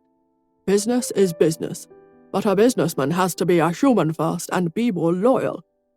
How can you neglect someone who has contributed to the company? Isn't this breaking every old man's heart? For example, your second uncle has been working hard for so many years for the company. With one mistake, you removed his position. You're so ruthless to your own uncle, so what about the other shareholders? Do you plan on doing the same to them? With that, he sighed. It's my fault for not being by your side since you were young. Your grandfather and grandmother have spoiled you rotten. Justin did not speak, and instead just glanced at Lawrence. Lawrence entered with a document and handed it to the shareholders. It was a list of all the projects that Raymond had lost over the years. All of them had cost the Hunt Corporation a lot of money. Justin had never done anything to him, because the few billion he had lost was a small sum to him. But Justin's voice dripped in sarcasm. If we don't remove him from his role, should we let him continue to pile on losses to the company? I don't care if that's what everyone wants for the company, but do all the directors agree?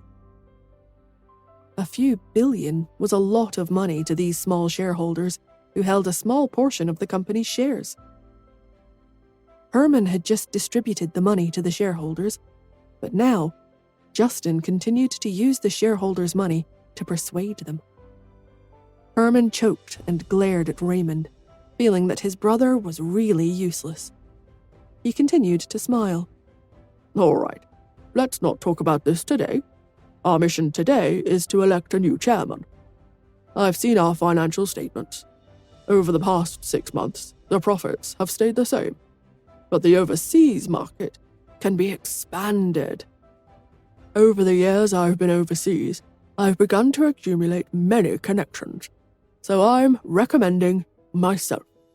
If I become the chairman, then I will bring improvements to the Hunt Corporation. With that, Raymond and Lauren applauded. The other shareholders began to clap. Justin's eyes narrowed. Over the past 6 months, lack of economic growth and bankruptcy could be seen everywhere. It was only natural for this to be happening. Not to mention the Hunts, but even the Smiths could not escape unscathed. This was normal for every company. Herman was actually starting off the meeting with a bunch of lies. Justin sneered and did not speak. It was not that he did not want to explain, but there was no need to at all. The directors knew in their hearts that they wanted to pretend to be ignorant. Even if he called this out, they would not wake up. If he explained, this would only show weakness, since they were too proud to admit they were wrong and side with Justin. Raymond could not help but mock. Justin, did you hear that? You've brought Hunt Corporation to a standstill. Is your crime lighter than mine? Also, real estate is clearly so profitable, but you called for a halt all of a sudden and insisted on investing in the computing sector. The company has invested hundreds of millions, but there's no sign of profit so far. I know you have your own ideas, but you can't mess around with the interests of the entire company. Lawrence argued. A portion of the company's investments are in electronics, and the electronics industry has been dependent on foreign technologies since the dawn of time.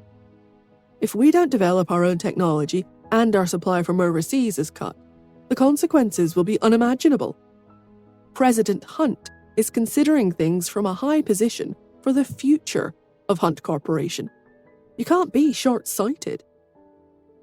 Raymond pursed his lips and mocked. Why would the companies cut off our supply? They're not stupid. Why would they turn down good business? Instead of spending billions on research and development, you might as well buy their product. It's cheaper in the long run, but we earn more money. This was indeed decided by Justin's personal beliefs, and it went against everyone's objections. The shareholders were unhappy that they had to invest tens of billions in research and development every year. However, Justin was the head of the Hunts and had 51% of the shares. No matter what meeting he held, He could veto everyone. Lawrence sneered. There's no need to wait 10 years. 5. No, watch what happens in 2 years. Just wait and see. The international market is changing at a rapid speed. If we don't plan ahead, we might be left behind. President Hunt's decision is far-sighted and will help us in the long run. Ha! Stop calling him President Hunt here. Raymond shot up from his seat and slapped the table. After today, who knows if he'll still be President Hunt? Other than him, who else agrees to what you're saying? Which one of you here doesn't have any complaints? In my opinion, he should give up his position as president and let Herman take over. Herman waved his hand. All right. Justin is still young and won't listen to our advice. If I become the president, the first thing I'll do is cut this ridiculous fund. Research and development can be done, but we can't invest so much money that we go bankrupt. His words made Raymond clap. Herman is right. You should be the next president. Spencer did not agree with Justin's actions. So many years had passed and they had disagreed many times. For example, back then when Justin wanted to enter real estate, no one agreed. What happened in the end? Justin had made a killing over the past few years. Obviously, he was the one that was right in that decision. Therefore, he decided to follow Justin blindly. After Raymond was done clapping, he defended Justin. I think President Hunt is still the most suitable. After all, he has brought the company to where we are today. When have his decisions ever backfired to our company's detriment? Upon hearing this, a group of people began to argue. The scene became chaotic. Most people did not agree with Justin's actions. Seeing this extreme reaction, Herman was satisfied, especially when the few shareholders who had never approved of him decided to criticize Justin so loudly out in the open. All of a sudden, Herman directed the conversation. All right, now is not the time to scold me. Today is not the assessment meeting for Justin. We will get back on track, and we'll choose the new president first.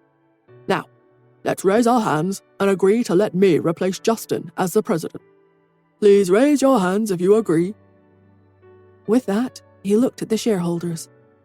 The other shareholders had all been taken down by him, leaving only a few shareholders who were wavering in their support. Those few shareholders did not have a lot of shares. Together, it was a mere 5%. The 6 of them had a fierce quarrel with Lawrence earlier. Originally, they were hesitant, but Raymond's words hit their weak spot. Therefore, when this was said, those people hesitated for a moment. But in the end, 3 of them raised their hands. Beautiful.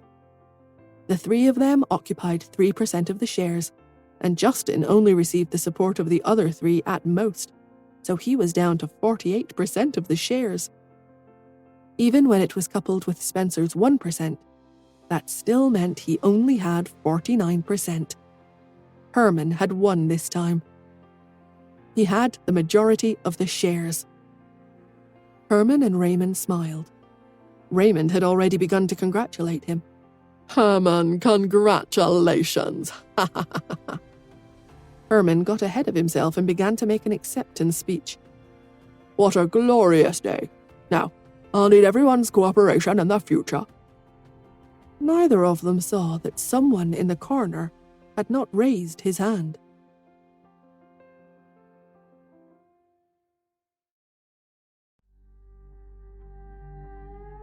Among the 100+ shareholders that were present in the meeting, other than Justin, who occupied 46% of the total shares, the second branch occupied 5%, and the third branch only occupied a mere 1%. This was because the third branch had transferred their shares to Justin a long time ago. This was Grandpa Hunt's wish. He did not want the shares to be divided, so when they separated into branches years ago, they had taken fewer shares in exchange for much more cash. Over the years, Justin had given them the dividends for the other 4% of the shares in private. Other than them taking the majority, the rest of the shares were concentrated on a few shareholders. One of these was Justin's subordinate, Sean. Sean held 5% of the shares. Philip had spent a lot of money to buy 5%, and the 6 uncertain shareholders accounted for 5%. But, in the end, it was not the entire board of directors. Only the 6 of them were uncertain. It was mainly because the other shareholders occupied too few shares. Some people could even be ignored, since they had so little shares to their name. There were a few dozen people, but they only accounted for 1%. Herman had spent a lot of money in private to purchase 20% of the shares, almost spending the entirety of his savings over the years. Coupled with the 5% Justin had given him, Philip's 5% was managed by him at the same time. Therefore, he had a total of 30% of the shares. Herman found a few other shareholders and forced them to lean toward him. Therefore, he did not care that 4/5 of the dozens of shareholders did not support him. This was because their shares added up to only 1%. In addition, Mrs. Hunt still had 5% of Hunt Corporation's shares. The other shareholders had agreed to his request and even received benefits from him. After some calculations, Herman felt that victory was within his grasp. He stood up and announced, "All right, Justin, I'm the new president of the company. I'll have to arrange your next job. Are you going to stay in the company or what? However, I don't think any other company will dare to take you in, right?" Justin raised his eyebrows. Raymond added insult to injury. "Herman, I object to Justin staying, unless he apologizes to all of us for his arrogance in the past." As soon as he finished speaking, the door was pushed open. The little girl in the pantry brought the tea cart in and served everyone coffee. When Raymond saw this, he waved his hand. "Justin, you need to be humbled. You should serve us all coffee, not this little girl." Then he looked at Justin. "Justin, do as I said. You've been unreasonable in the company all these years. How many people have you reprimanded? Apologize to everyone now. We're not that petty and we won't hold a grudge. If your apology is sincere enough, we'll agree to let you stay in the company." Spencer frowned. "Raymond, you're going overboard. Who made you the boss?" With that said, Raymond sneered. "Spencer, don't say such stupid things here. After all, you've been eating for free all these years, right? You haven't done anything and haven't been scolded at all either. How can you understand our heartache of being scolded by a junior?" Raymond felt like he had turned over a new leaf. He pointed at the coffee cart and scoffed. "Justin, let's start with Raymond's order. I want 2 spoons of sugar, not milk." Justin stayed put, not moving towards the coffee at all. He remained sitting there and did not move at all. Raymond frowned and looked at him. "Aren't you going to move? Why? Will you only apologize if the president says to do it himself?" When he said this, Raymond looked at Herman. "Herman, look at how arrogant he is. In the past, when you weren't around, he was always so high and mighty. Now that you're back, you have to teach him how to face his elders. He has to be more modest. He shouldn't be so high up in the air looking down on us all." Justin continued to sit there and watch them act like clowns.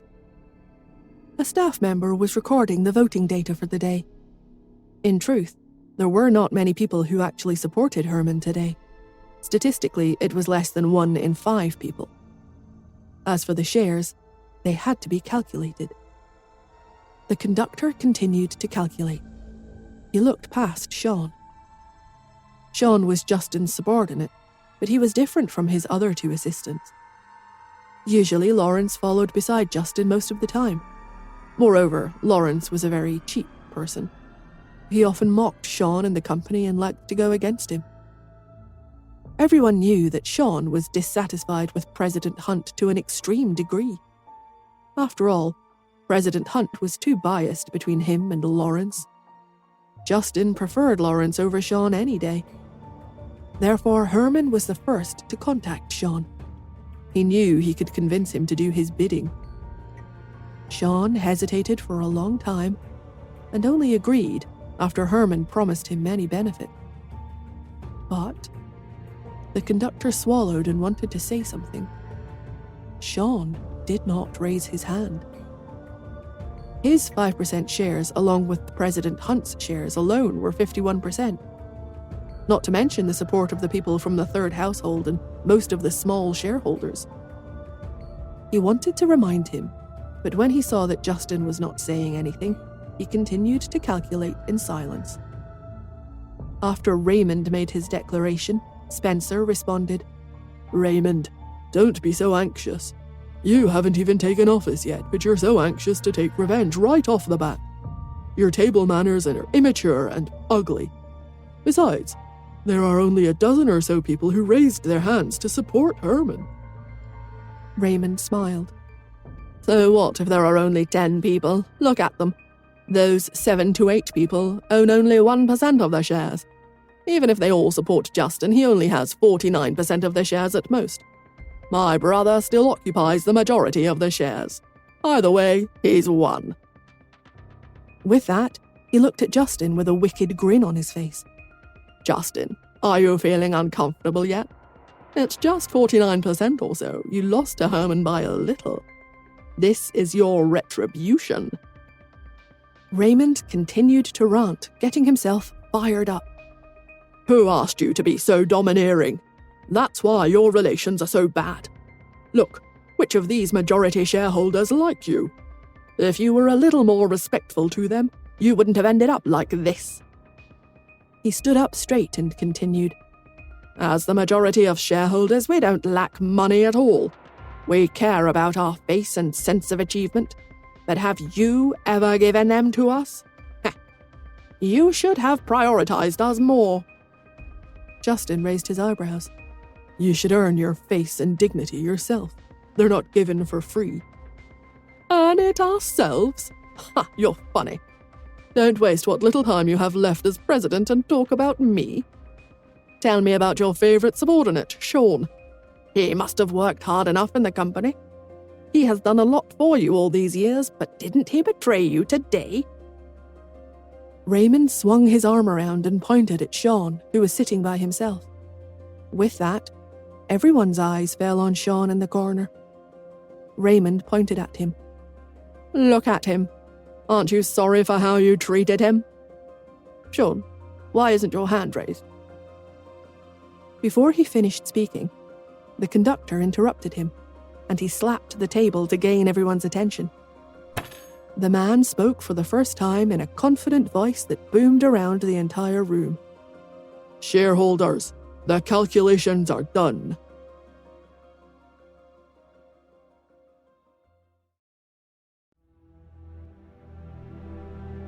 Raymond stared at Sean, a mixture of hate and anticipation in his eyes.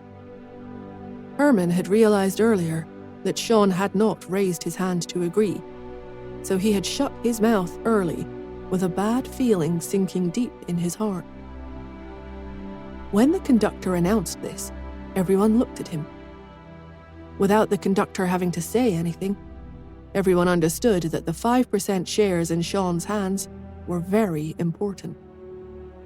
Therefore, Raymond interrupted him and asked, "What's the result?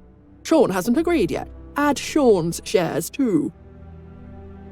When the conductor heard this, he looked at Sean weakly and waited for his choice. Sean looked around the room, nervous sweat starting to gather at his forehead. He wiped it away, but still didn't say anything. Raymond bulldozed over him. "Sean, what are you waiting for? Hurry up.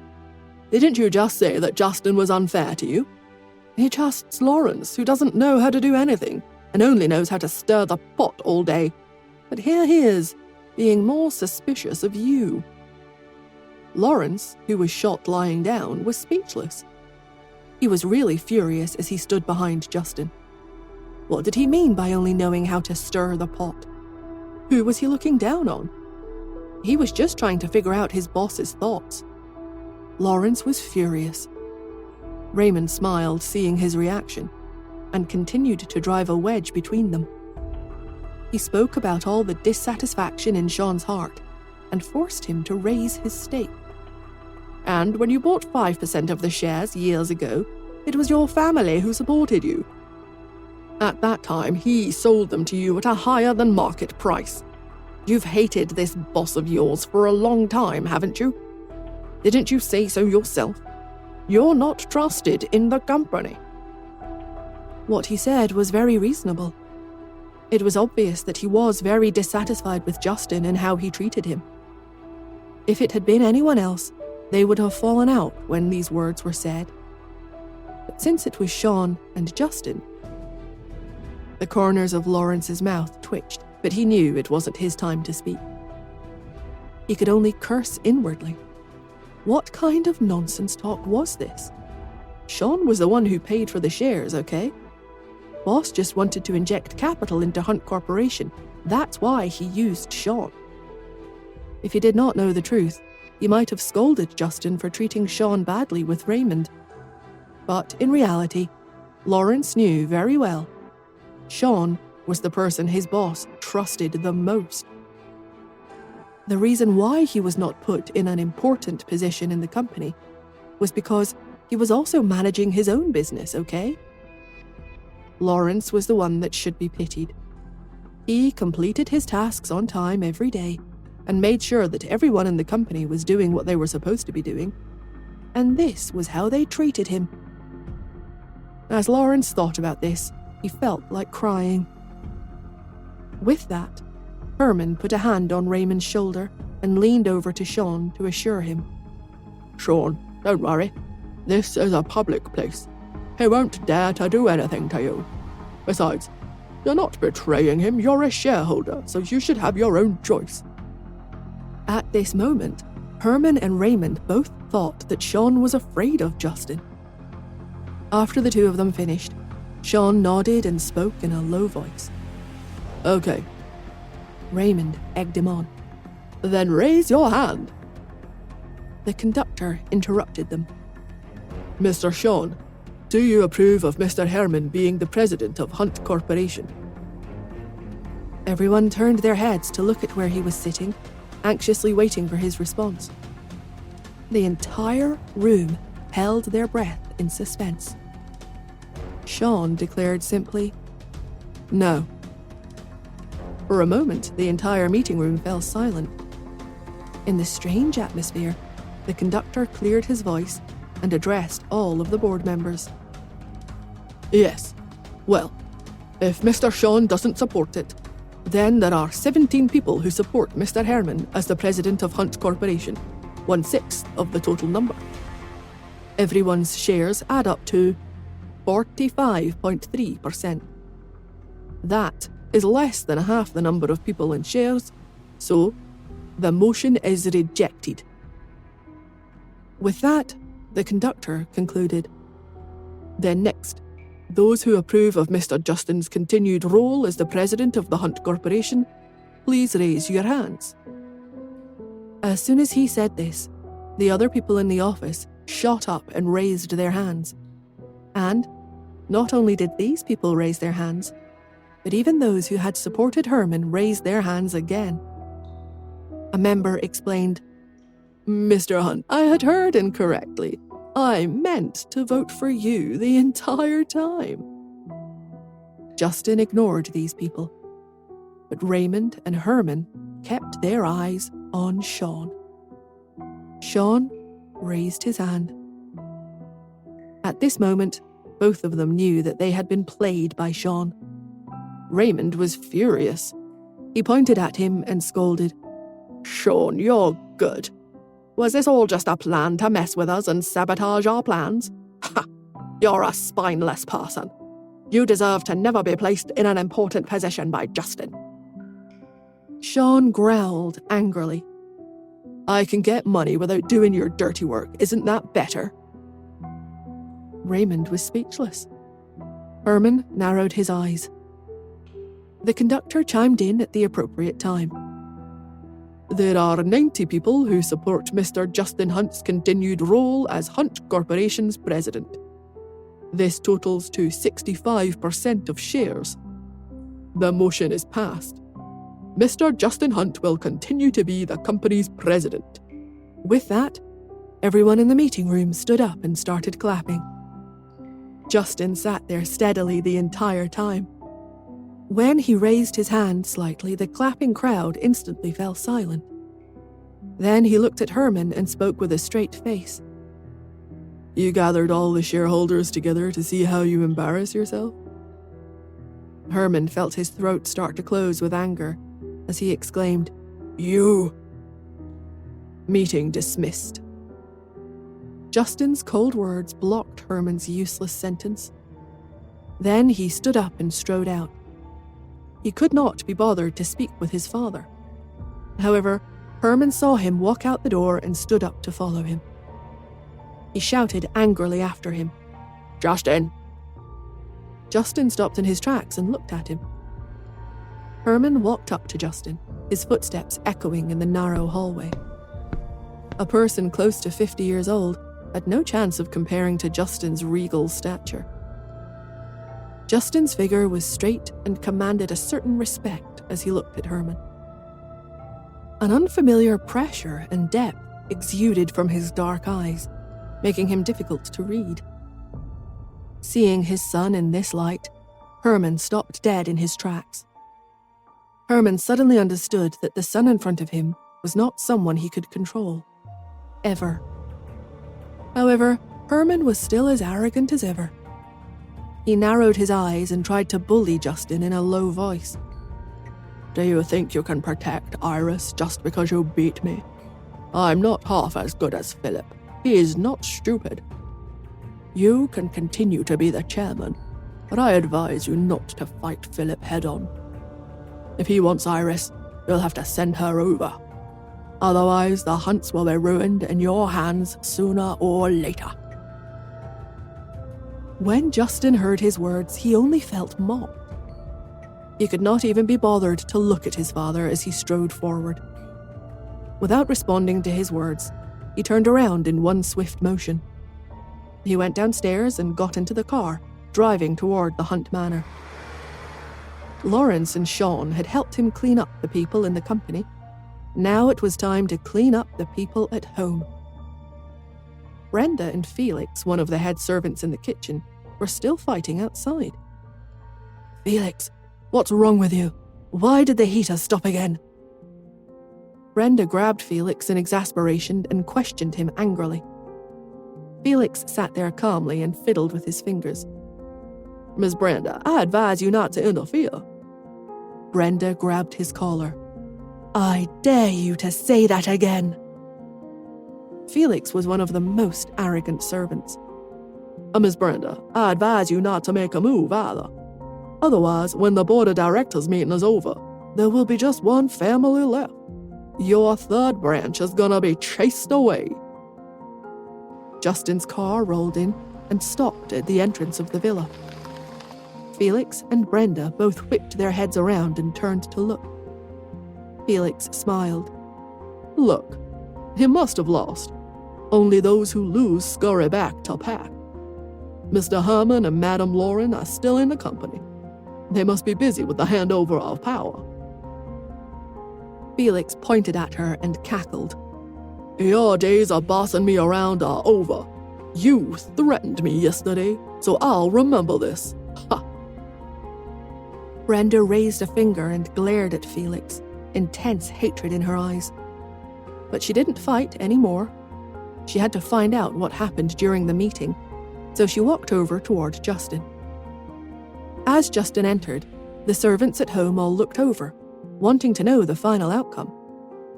As the sole supporter of Lauren, Felix went to Justin's villa and planned to take the opportunity to mock him. But as he approached, he heard Brenda ask in a shaky voice, Justin, how was the meeting?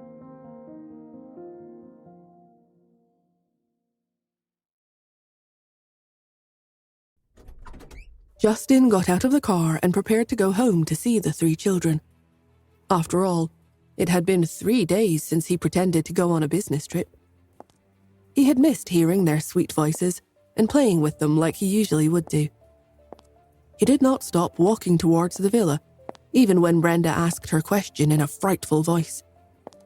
Upon hearing her words, he casually replied, "It was nothing," and he continued entering his house. Brenda stayed where she was and didn't move a muscle. She was stunned. She stood in the yard and asked, "What do you mean by nothing?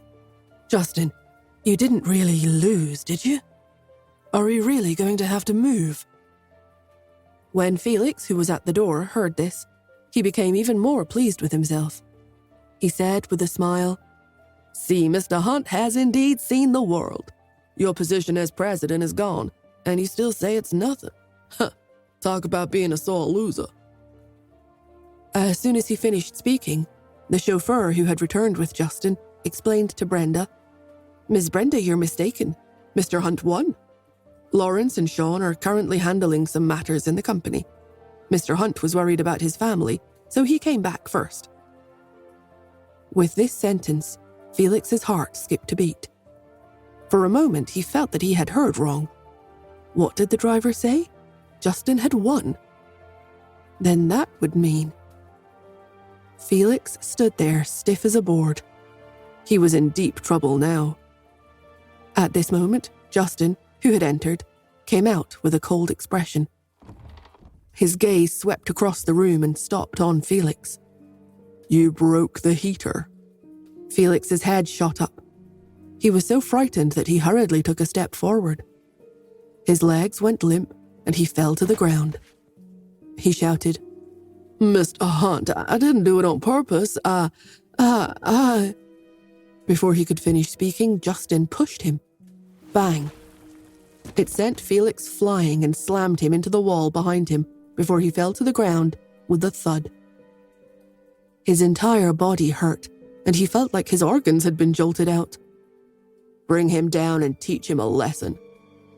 With that command, Justin turned around and returned to the villa. Felix was still dizzy when his arm was tied behind his back, and he was taken downstairs by one of Justin's bodyguards. Hearing the commotion from the other side of the house, all 3 of the children sprinted to see how their father demanded respect in his house. They had seen the entire fight. They crowded around Justin, smiling and laughing. "Daddy is awesome. Daddy is so powerful. Daddy, that push of yours was like a Monkey King. It was just too awesome. Daddy, Cherry wants a hug. I missed you. Where did you go?" Cherry hugged Justin's leg and looked up with a smile as she flattered him. Her childish voice made Justin feel like his heart had melted. He glanced into the room and asked, "Where's your mother?" "Mummy's still upstairs." After comforting Cherry and let her continue to play downstairs, Justin went upstairs. He had just entered when he saw Nora sleeping on the sofa. Justin walked over and gently picked her up and placed her on the bed. The heater in the room wasn't working and it was very cold. The moment he went to bed and touched the silk blanket, Nora instinctively curled up and mumbled, "I'm cold." Hearing this, Justin smiled. He took off his shoes and stuffed himself into the blanket. Nora asked in a daze, "What are you doing?" "I don't want you to be cold." Justin's voice was warm and soothing. "Let me warm you up, please." Nora nodded and he wrapped his entire body around her, his large hands wrapping around her petite body easily. She began to heat up instantly. The man's body was like a hot stove. It was quite comfortable hugging him like this. She could not be bothered to move. In fact, she never wanted to move from here ever again. It was so comfortable. Justin frowned. "You're still freezing cold, Nora." An idea popped into his head. "Could I remove my shirt? Skin-on-skin contact would help your temperature rise faster." Nora opened her eyes and found Justin's eyes staring at her with deep concern. She smiled and nodded. She liked how he worried about her. The two of them removed their shirts, and Justin took her in his arms again. After a while, Justin's low voice murmured in her ear, "Are you starting to feel warmer now?" Nora nodded. Her eyes closed again, but she snuggled deeper into his chest. He hugged her even tighter than before. While the two of them were warming up, the room was filled with a romantic atmosphere. Perhaps the temperature of the floor had risen a little, or perhaps their intense cuddling had worked. Nora was not cold anymore, and she fell asleep again. Justin looked at the woman hugging him. He thought about the first time they had met and how far their relationship had come. At first, they wanted nothing to do with each other, but now they were cuddling in bed with each other. Suddenly, he didn't need the heater for the house anymore. When Nora's breathing got even and her body temperature rose to a normal degree, Justin finally lifted the blanket and got out of bed. As he did, his phone started vibrating. He was receiving a call. He held his vibrating phone and put on a sleeping robe. He went to the study and closed the door before answering the call. On the other end of the line was a familiar voice. "Kid, you win this time." It was Philip. Justin's voice was a little hoarse. "Thank you." Philip continued, "Unfortunately, you won the workplace but lost the love seat." Justin raised his eyebrows. He was about to speak when Philip smiled sarcastically again. "You should understand by now that women are no good, right? They say they love you, but in the end, they always go with someone else. Now, I'll let you have a taste of how I felt back then. I hope you'll like this gift I'm giving you next." With that, he hung up. Justin shook his head, still not knowing what the man was talking about. What was Philip doing? As he was thinking, Lawrence called. "Boss, you're in the newspaper." Justin had enough with playing people's guessing games. "Send it over to me this instant." Lawrence took a photo and sent it over. It was a weekly magazine in the mall. Although there were fewer physical magazines now, this magazine's sales had never fallen. After all, the ones who ordered this magazine were all high-end people in the business world. This group of people still had the habit of reading physical newspapers and magazines. There was a piece of news in today's journal with the headline, "The outcome of the Hunt's internal strife has not been determined, but Ms. Smith has already found a way out." The article continued. Not only is Justin Hunt fighting his father for the company, but he is also facing his fiancée's affair. Justin narrowed his eyes and continued to read the content out loud. "According to reports, a photo and video of Miss Smith keeping a pretty boy have surfaced. It has been confirmed that Miss Smith is having an affair on the outside. Justin is in danger. Did Miss Smith sense that he wouldn't overcome this difficulty with his father and the company?" There were photos of Nora going to the villa in the suburbs below. Lawrence warned, "Now, it's not just in the newspapers, it's even on the internet, and people are still spreading the news. Our IT department has contacted people to delete the thread, but the other party seems to have made preparations for our response. Every time we delete it, they bring it up again. It can't be deleted now." After hearing this, Justin rushed over to his laptop. He opened a website and saw that the #1 trending article was a shocking inside story of a wealthy family. A poor man was abandoned by his fiancée. Attached was a video of Nora, where it looked like she was cheating on him. The people in the comments below were already cursing. The wealthy families are so chaotic. I heard that wealthy couples are only husband and wife on the surface, but they each do their own thing. I don't know if it's true or not, but no one has ever caused such a scandal, right? The Hunts are really in an embarrassing situation now. They're definitely going to break this engagement off. Miss Smith is indeed too much. The marriage between the Smiths and Hunts is too out of line. No matter what, can't she just get Mr. Hunt to step down before looking for someone else? This is really a slap to Mr. Hunt's face. Of course, there were also some people who raised doubts in the comments. One person wrote, "Can't it be Mr. Hunt in the video? We can't see the face of the man in the video at all." Another person had a scathing reply for them. "Is the person above joking? Everyone in the world knows that Mr. Hunt has been overseas these past few days. If he's overseas, does that mean he has 2 bodies? Stop arguing. Go and take a look. Someone has dug out who the man hiding in Miss Smith's golden house is." Justin furrowed his brows even more. What could this be now? He followed the thread and clicked on a link. When he saw the list of people being suspected, he did not know whether to laugh or cry. There was an entire sea of guesses on the list. They were all either male celebrities or people from the male model circle. These people had one common feature, and that was that they were all very handsome. At the end of each guess, it was written clearly that during that period of time, these male celebrities and male models were in the same city as Nora. Furthermore, on the night that Nora was photographed, they had no work or any event to attend.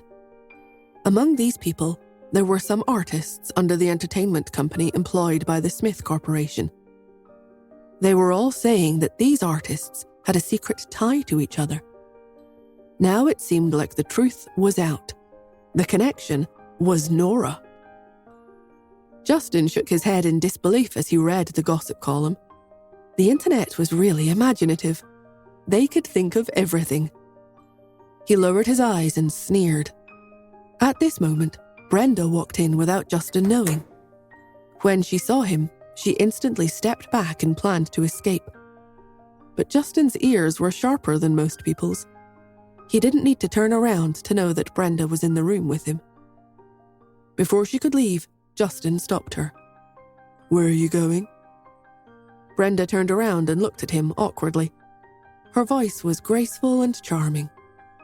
"Justin, are you in a bad mood?" Justin turned to look at her finally.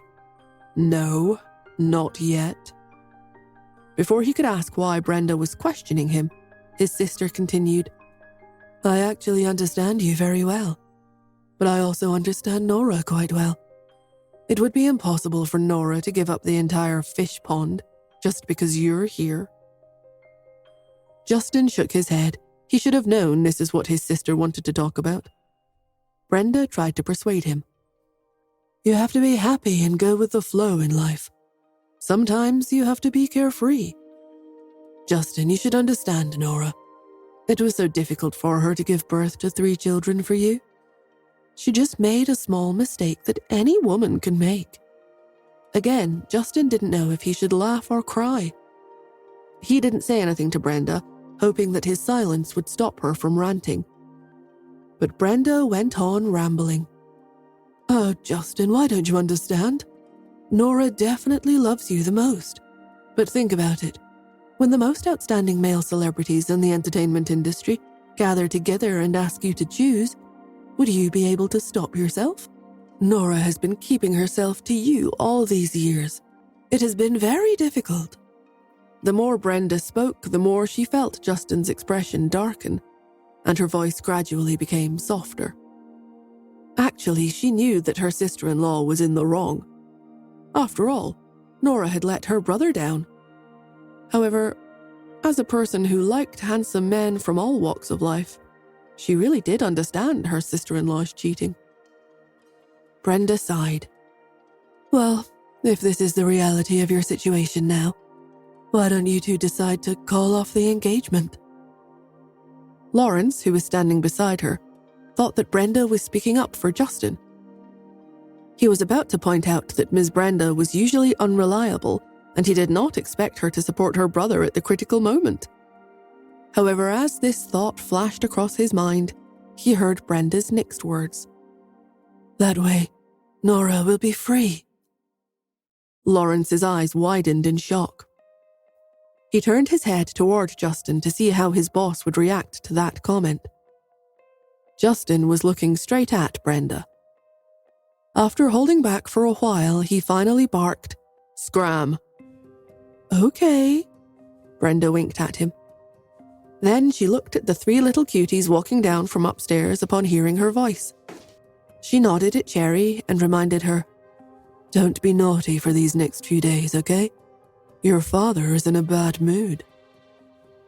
The children were speechless. Cherry looked over at Justin and asked in an innocent voice, "Daddy's in a bad mood? But why?" Justin's head snapped up. "Brenda, keep the children out of our affairs." He could not help but take half a step in Brenda's direction. It frightened her so much that she instantly jumped up from her spot like a frightened rabbit. Even in her high heels and short leather skirt, she ran away quickly. As she ran, she waved her hand and giggled, "Justin, bye-bye. Think about it." Justin felt his forehead throb. His sister had not been like this when she was young. He did not know when she had become so immature. She was always speaking out of turn, and her manners were extremely bad. She was his younger sister. Justin cared a lot about her the past few years and wanted her to have a serious relationship. She needed someone that would look after her in the future. However, she always rejected him, saying that she couldn't bear to let the other handsome men down. The thought about getting married has never crossed her mind. It was because of her attitude that her parents didn't have any thoughts of trying to change their daughter. They knew it would only result in fighting, and besides, they had enough money to support their daughter on their own. Wasn't it enough to live without worry? But with their daughter's attitude, they would not have a grandson to hug either.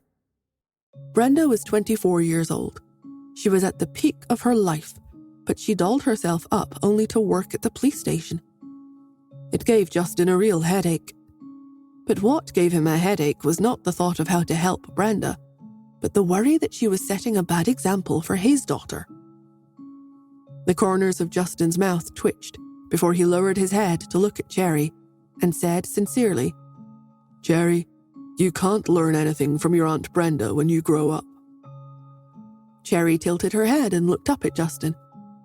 "But I think Auntie is pretty cool. Mummy also said that Auntie is very carefree."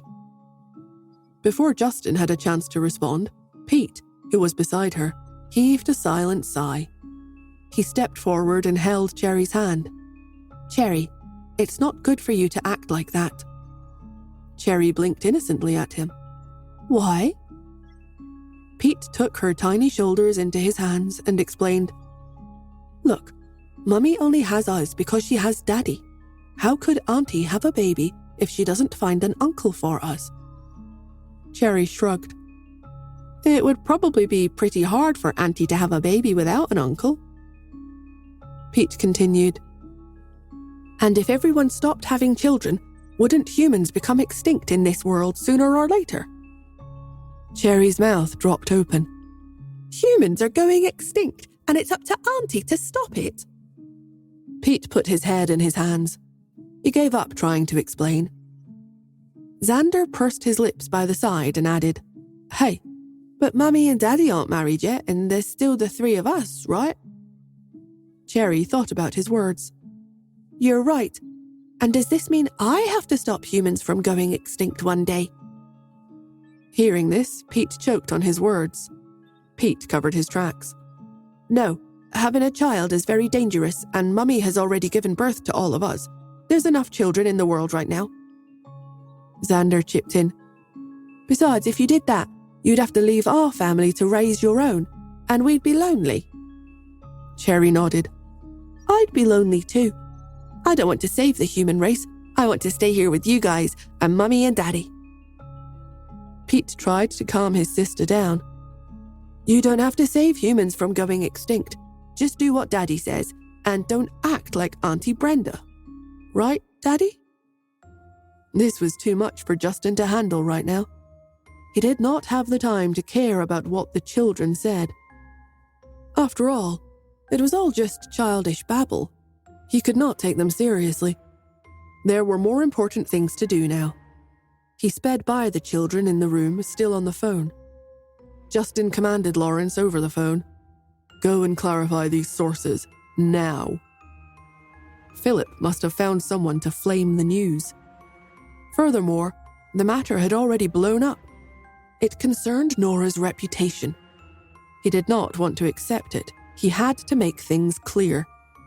Therefore, he had Hunt Corporation's official page post a message. Miss Smith has indeed been to the suburban villa, but the person waiting for her in the villa was none other than President Hunt. Then he released a photo of Justin standing in a suburban villa. These were photos used as evidence and words to set this matter straight for the public. As soon as it was posted onto the internet, it was spread everywhere by people and publications, and everyone had an opinion and something to say on the matter. One person wrote in the comments, "Haha, it turned out to be a farce. The engaged couple only went on a date and they were still scrutinized by the public. How ridiculous." Another responded, "These guys are so obsessed with wealthy families. They are probably from wealthy families themselves. But are the people in wealthy families actually free? You guys haven't reached that level, but you always think so badly of them. And if this is how the world treats them..." Out of nowhere, Justin's phone rang again. He picked up the call and Philip's sarcastic voice came from the other end. "Huh. I didn't expect you to be willing to sacrifice so much for the marriage between the Smiths and Hunts. Are you really okay with being cheated on by your partner? Not only that, but are you okay with looking like a fool to the public? You are truly living up to the Hunt family name, aren't you?" When Justin heard Philip's accusation, he narrowed his eyes. He sat down on the sofa and crossed his legs. Then, in a calm voice, he demanded, "Mr. Coleman, what do you mean? I thought that you and your fiancé were at least in love. I didn't expect you to only be a couple on the surface. I must have misjudged you. I thought that even if you're a couple on the surface, you chose to tolerate her for the time being because you were worried that something would happen to the company. However, there must be some grudge in your heart. You don't believe in love anymore, do you?" Justin retorted, "I believe in her." "Are you still trying to grasp at straws? I've seen too many PR tactics like yours. Many couples in the entertainment industry have their scandals cleared by hired people. However, I never expected this to happen to you. I thought you would be more arrogant than others." Philip's voice was very cold. He no longer had the attitude he had on the phone last time. "You disappoint me. You and your mother are indeed related. You two are really good at using marriages as a bargaining chip." Justin rubbed his temples, starting to get a headache. "You are a stubborn man, and a crazy one." Philip smiled, his voice dripping with sarcasm. "You're the same as your mother. You've always been like this. You've disappointed me. Justin, I'll make you pay for making me your enemy." Justin frowned. He had sensed Philip's coldness on the phone earlier. However, when Philip called him last time, he had the slight hope that the man could act as a mentor to him. Up until now, Herman had been the one making a fuss and scaring them. Philip had not really done anything yet. At most, he had bought 5% of the shares from the Imperial League's king and supported Herman. However, this method was child's play to him. He had suddenly said that he wanted them to pay the price. This gave Justin a bad feeling. His head snapped up and he looked at Lawrence with his eyes full of urgency. "Go, investigate. I suspect that Philip is in New York." When Lawrence heard this, he instantly straightened his back. "Yes, right away, boss." And he ran out of the room as fast as he could. Somewhere in the deep suburbs of New York, in a fancy villa, a tall and slender figure stood alone. It was a man wearing a black suit. Even though he was approaching 50, he was still good-looking. One could tell from his strong eyes that he was full of life, and from America. If Iris was there, she would have noticed that Philip had gotten old. After all, after 20 years of hardships, their best times were gone forever. At this moment, Philip's face was cold. He smoked a cigarette hatefully and stubbed it out in the ashtray. The man was shrouded in smoke. He turned back, his eyes red as he smiled sarcastically to himself. I thought too highly of them. I thought that her son could really let me see what love was. But they disappointed me too much. I'm so disappointed. Philip strode forward and paced back and forth. He murmured, Jason, you saw it. I gave them a chance. Over the past 20 years, I've given them countless chances. But what happened in the end? She didn't withstand my test. Even her son has her blood and genes in his bones. He treated love as a marriage deal. Behind him stood his secretary, Jason. President Coleman. Maybe it really was Justin in that villa. After all, his comeback at the board of directors meeting today was very unexpected. The so-called overseas fundraising was just a gimmick, a smokescreen. Philip sneered when he heard that. How is that possible? Do you think I don't know who Nora is cheating with? Jason asked, Who is it? Philip lowered his eyes and sneered. In order to figure out who she was cheating with, I got someone to hack into the villa's system when she entered her home. I wanted to see who that pretty boy was. Jason asked, Did you hack into it? No, Philip revealed slowly. Jason was stunned when Philip continued, You know, old K, his hacking skills are first rate. I asked him to do this, but after he hacked into the system, he encountered an obstacle. In this world, there are only 2 hackers who can defeat old K. Jason thought about his words and replied, Q and XYZ. Then is it Q or XYZ? Philip looked off into the distance and nodded. Old K said that Q must have blocked his attack in the villa. When Jason heard this, he instantly understood something. He said, You mean the man who was having an affair with Nora is Q? Q was a hacker god. It was even more impossible for him to be Nora's bodyguard. Therefore, after eliminating all kinds of possibilities, there was only one possibility left. Nora's pretty boy was Q. Philip nodded. That's right. So I decided to ask around about Q later on. Smith Corporation had never been able to convince Q to work for them. But after Nora returned to the family, Q joined them as well.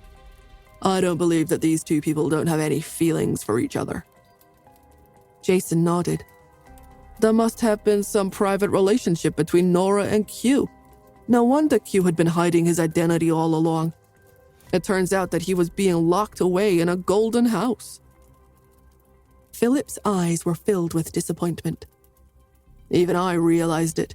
With Justin's temperament, do you think he wouldn't notice it? Jason shook his head. He must have.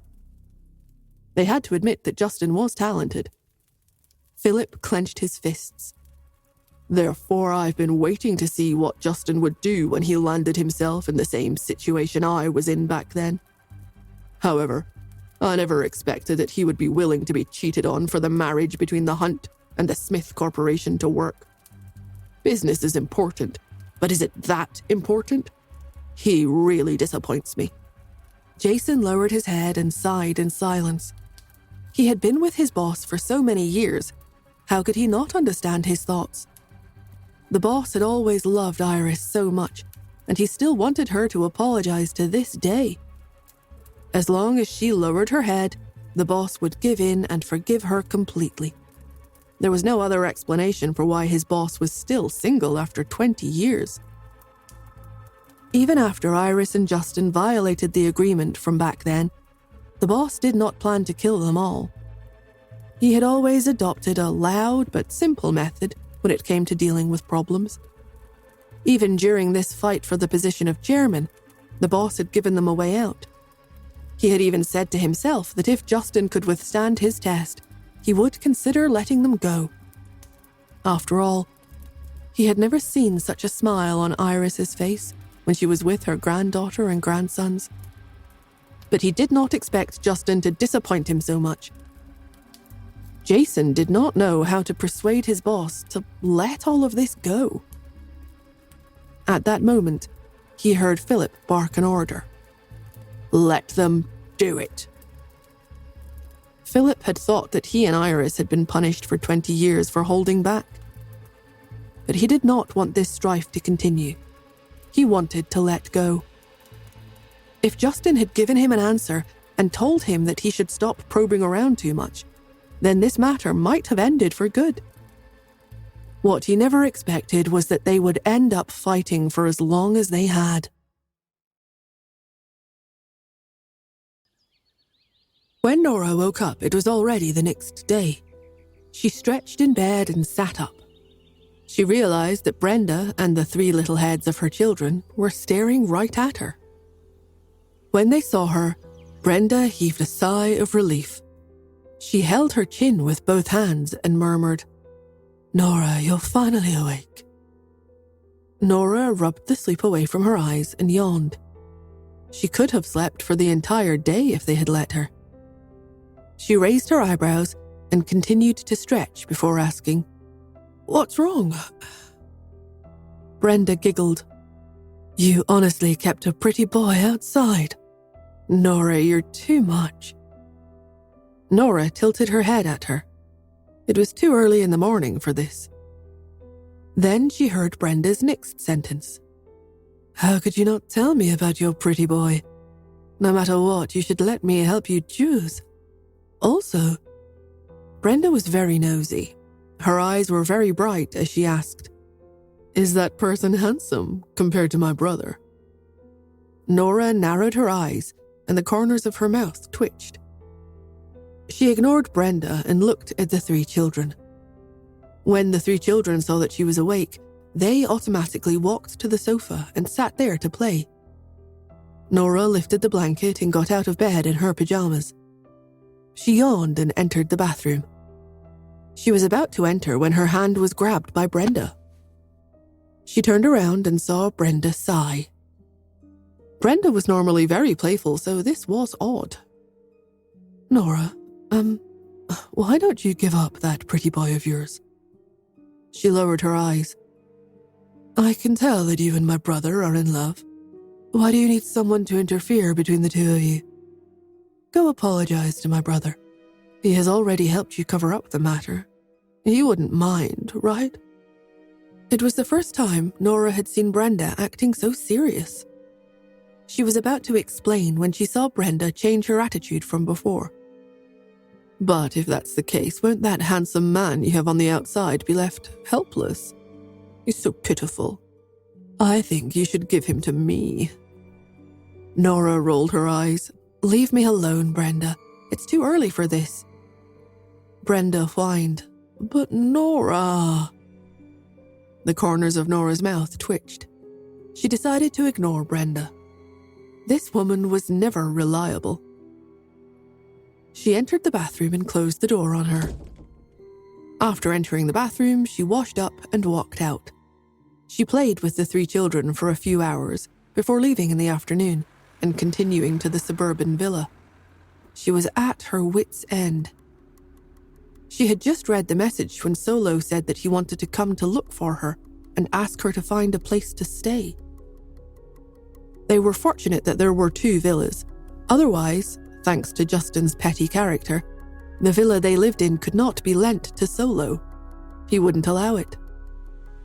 After her car drove into the villa, she saw a tall, thin, and fair boy standing there in a daze with messy hair. When he saw her, Solo rushed over as soon as he saw her and tried to grab her hand. "Athena, I'm here to tour New York. Are you okay with me staying for a while longer?" Nora avoided his enthusiastic hand and remarked, "No objections." Then she brought Solo to the door of the secluded villa. Along the way, Nora made sure that no one was following her. Otherwise, at this critical moment, if she was photographed again, it would be difficult to explain, and the cheating rumors would continue non-stop. When Nora thought of this, she threw the key over to Solo. "Go in yourself. Order takeout if you want to eat anything. I'll leave first." The hacker was stunned. You're not going to come in? Athena, is this how you treat guests? Nora did not turn back. She waved her hand and got into the driver's seat with a flat expression on her face. Then she drove away. When Solo saw her like this, he could only heave a sigh. You're really rude to your guest. He entered the villa, stomping up the stairs. He was in an awful mood now. A small head then emerged from the grass in the distance. As an Interpol officer and a professional, Brenda was best at tracking and investigation. For the sake of her brother's happiness, she had spent a lot of effort today to find this villa where her sister-in-law kept her secret pretty boy. She thought about it and walked to the villa's door. She knocked. Who is it? A wary voice came from inside. Brenda commanded in a tough voice, Open the door. Solo obeyed and opened the door. Without a word, Brenda fell into his arms. I'm sorry, I have low blood sugar. Can you give me something to eat? When Solo saw her about to fall, he automatically caught and held Brenda. When he heard her words, he looked up and realized that the woman in front of him was extremely stunning. Her bright eyes were enchanting. She was charming and beautiful. How could he reject such a person? Solo's face turned red and he did not even know where to place his hands and feet. The shy man moved aside. Yes, of course. Brenda took the opportunity to size up Solo. The man was very thin. At a glance, he was the kind of technical geek who stayed in his room all year round and rarely went out to see people. However, his facial features were delicate and soft. How could a pretty boy chosen by her sister-in-law be bad? As Brenda thought about this, she smiled at Solo and followed him in. In order to let her sister-in-law and brother live happily ever after, she had to compromise and sacrifice herself.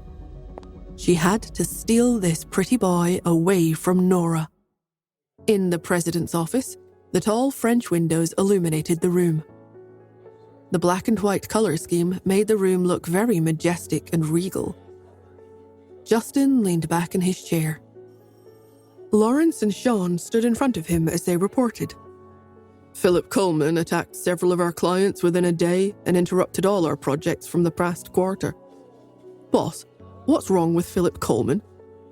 Sean pushed up his glasses in silence and explained. He had been shouting arrogant threats before, but he didn't do much. He only gave Herman 5% of his shares. But now he must have provoked Herman somehow and started fighting back. His points of attack are deliberate but reckless, sir. Fortunately, they are our long-term clients.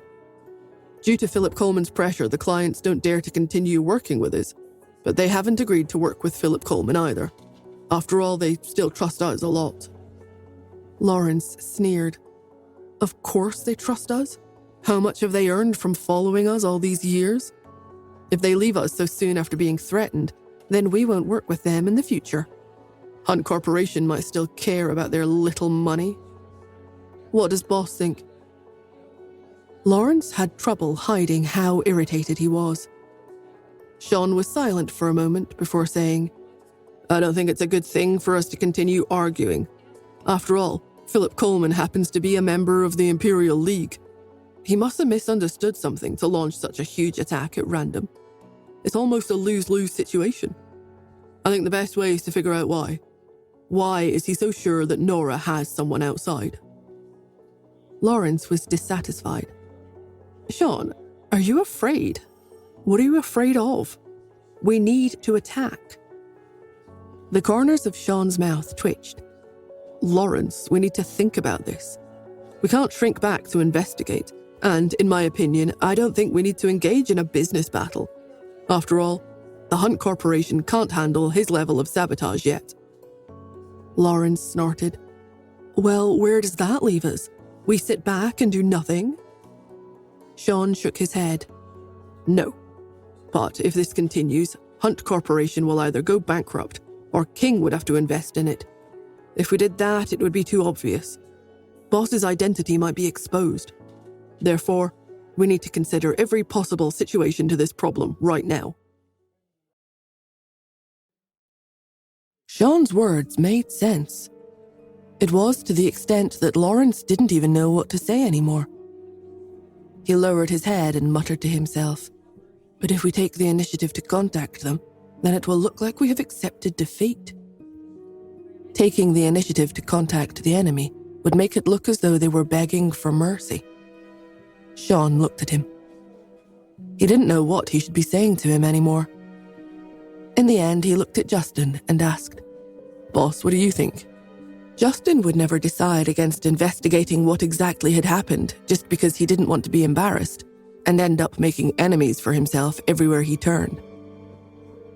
The first principle of business was to hold peace and harmony above all else. Justin's fingers tapped against the sofa, his expression calm even in the face of danger. Although he was angered by Philip's insistence that Nora had cheated on him, his rationality was still intact. He replied in a low voice, "The question here is, will they tell you even if you ask them about it?" Sean frowned. That was also what he was worried about. Philip had made it clear that they intended to be on opposing sides with them. His attitude was as though he couldn't be bothered to talk to Justin, and as though he was determined to drive them to their wits' end. At a time like this, even if he sent Sean to bow down and ask them about it, Philip could choose not to say anything. When Justin saw the big frown on Sean's face, he smiled and assured him, "What's the hurry? Tell those clients to persevere for a while longer. Even if we don't ask him about it, someone will approach him and find out for us what has happened." Lawrence was dumbfounded when he heard him. He asked, "Boss, who's going to ask them about it for us?" Justin didn't respond right away, so Sean leaned back in his chair and observed his boss. "You already have a plan, don't you?" Justin didn't say anything. Sean nodded, thinking, "And I think I know what it is." Lawrence almost jumped out of his seat. "What is it? Tell me." Justin ignored Lawrence, lowered his head, and continued to read his documents and began to deal with work matters. As for Sean, the corners of his lips spasmed and he lowered his head and said, "I know what to do now." Lawrence was still confused. "Sean, what have you realized? What are you and the boss talking in riddles about?" "You're better off just continuing being the bootlicker," replied Sean. Lawrence's attention was diverted. "Damn you, Sean, are you looking for a beating or what? You're the bootlicker. Everyone in your family is a bootlicker. What I rely on are my education and abilities, okay?" The two left the Hunt Corporation office bickering. After they stepped out, Sean happened to see Herman walking by in front of him, so he stopped dead in his tracks. Lawrence bumped into him as soon as he stopped walking. "What are you doing? Has Philip scared you so badly that your mind isn't functioning anymore?" Sean frowned and sighed. "How can that be? No matter how powerful Philip is, this is America. America will protect us. Besides, he isn't just up against the Hunt Corporation, but both the Hunt Corporation and the Smith Corporation, which are leading companies in the country. If we were overseas, we wouldn't be his match. But given the current situation, it's hard to say who the winner will be." Lawrence nodded. "You are right." Sean spoke again. "No wonder Boss decided to cover up the news about Ms. Smith cheating. Unless we have no other choice, news of it must not get out." Lawrence couldn't believe his ears. He was dumbfounded. He wanted to reprimand Sean and say that Miss Smith hadn't cheated on Justin, and that the person in the villa was none other than Justin himself. Other people might not know any better, but he had delivered food to Justin before. But when he looked up, he happened to see Herman standing where he was. The elevator had already arrived, yet he didn't enter. Lawrence got into it right away. The guy was smart. Otherwise, he wouldn't have been able to stay by Justin's side and help him fend off all the unwanted advances on him all these years. He didn't want to reveal anything in front of Herman, so he promptly responded, "Yeah, boss has suffered some grievances in his life." Sean and Lawrence exchanged a look. Then both of them walked into the corridor next to them at the same time. After they left, Herman's face turned green. Lauren, who was beside him, looked at Herman's expression and said, "I didn't expect that Justin would be willing to be cheated on in order to keep his position. Sigh. He may despise you, but at least you were much better than him back then." Herman whipped his head around to look at her. "You talk too much." Lauren knew that Herman didn't want to talk about the shame and humiliation of being forced to give up his wife. So she tried to defuse the situation. "Don't take it to heart too much. What happened back then was not your fault, really." Herman lowered his head. "If Justin loses the Smith support, I wonder how long he'll be able to keep his position as president of the company." Lauren's eyes flickered when she heard this. She whispered, "I'll go and ask around." The two went downstairs. With their chauffeur driving, Herman took Lauren to the hotel where Philip was staying. He had just set up a meeting with Philip. The two were planning to join forces this time. Herman entered the hotel, taking a quick look around to make sure nobody saw him. In the study, Herman and Philip discussed how they should go about sabotaging the Hunt Corporation. Lauren's status was not worthy of seeing Philip yet, so she could only chat with Jason, Philip's assistant, outside the door. Jason's hands were placed in front of him, and he stood where he was in a prim and proper manner without moving at all. It was obvious at a glance that he was trained in martial arts. He was not only Philip's assistant, but his bodyguard as well. After a moment's thought, Lauren leaned over and asked, "Mr. Jason, to be honest, even though Herman and Justin are fighting each other in the company, Iris is still in charge of family affairs. I plan to fight for the housekeeping rights, so I'd like to ask you a favor." Jason glanced at her with some disdain, but nevertheless asked, "What kind of favor?" Lauren went on in a tentative manner. "Originally, the matter about Nora Smith's cheating was a sure bet, but who knew that Justin would suddenly pop up out of nowhere and insist that he was in the villa during those few days? In truth, he had actually gone abroad during that time. We all know this to be true. But even so, I don't have any actual evidence, so I can't prove the fact that Nora cheated either. If the news about her cheating can be proved and posted onto the internet, the Hunts will have to break off the engagement with the Smiths in order to avoid embarrassing themselves. When that happens, Justin won't have any help from the Smiths anymore." Upon hearing this, Jason lowered his eyes and muttered, "Nora Smith's secret lover is Q the hacker." What? Lauren didn't expect to get such important information out of Jason so easily. Her voice was full of surprise. "Really?" "Yeah." Jason told her about the evidence he'd found. Lauren instantly understood. After Herman and Lauren left, Jason finally entered the office and explained, "I have told Lauren about Nora Smith keeping Q as a lover." "Good." Philip put his hand on his chin and went into deep thought. "Eagle of the Imperial League is probably a Smith. I don't want to fall out with the members of the group." After all, King had taken Eagle's side last time. Therefore, when Herman was on the way over earlier that day, Philip had hinted to Jason to give them the true identity of Nora's secret lover, as well as evidence of their claim. The next day, Nora woke up. She was glad that she woke up alone without Brenda hovering over her. As soon as Nora woke up, she received a call from a concerned Tanya. In a low and hoarse voice, Nora asked, "What's the matter?" Tanya yelled into the phone, "Nora, you are trending on social media again.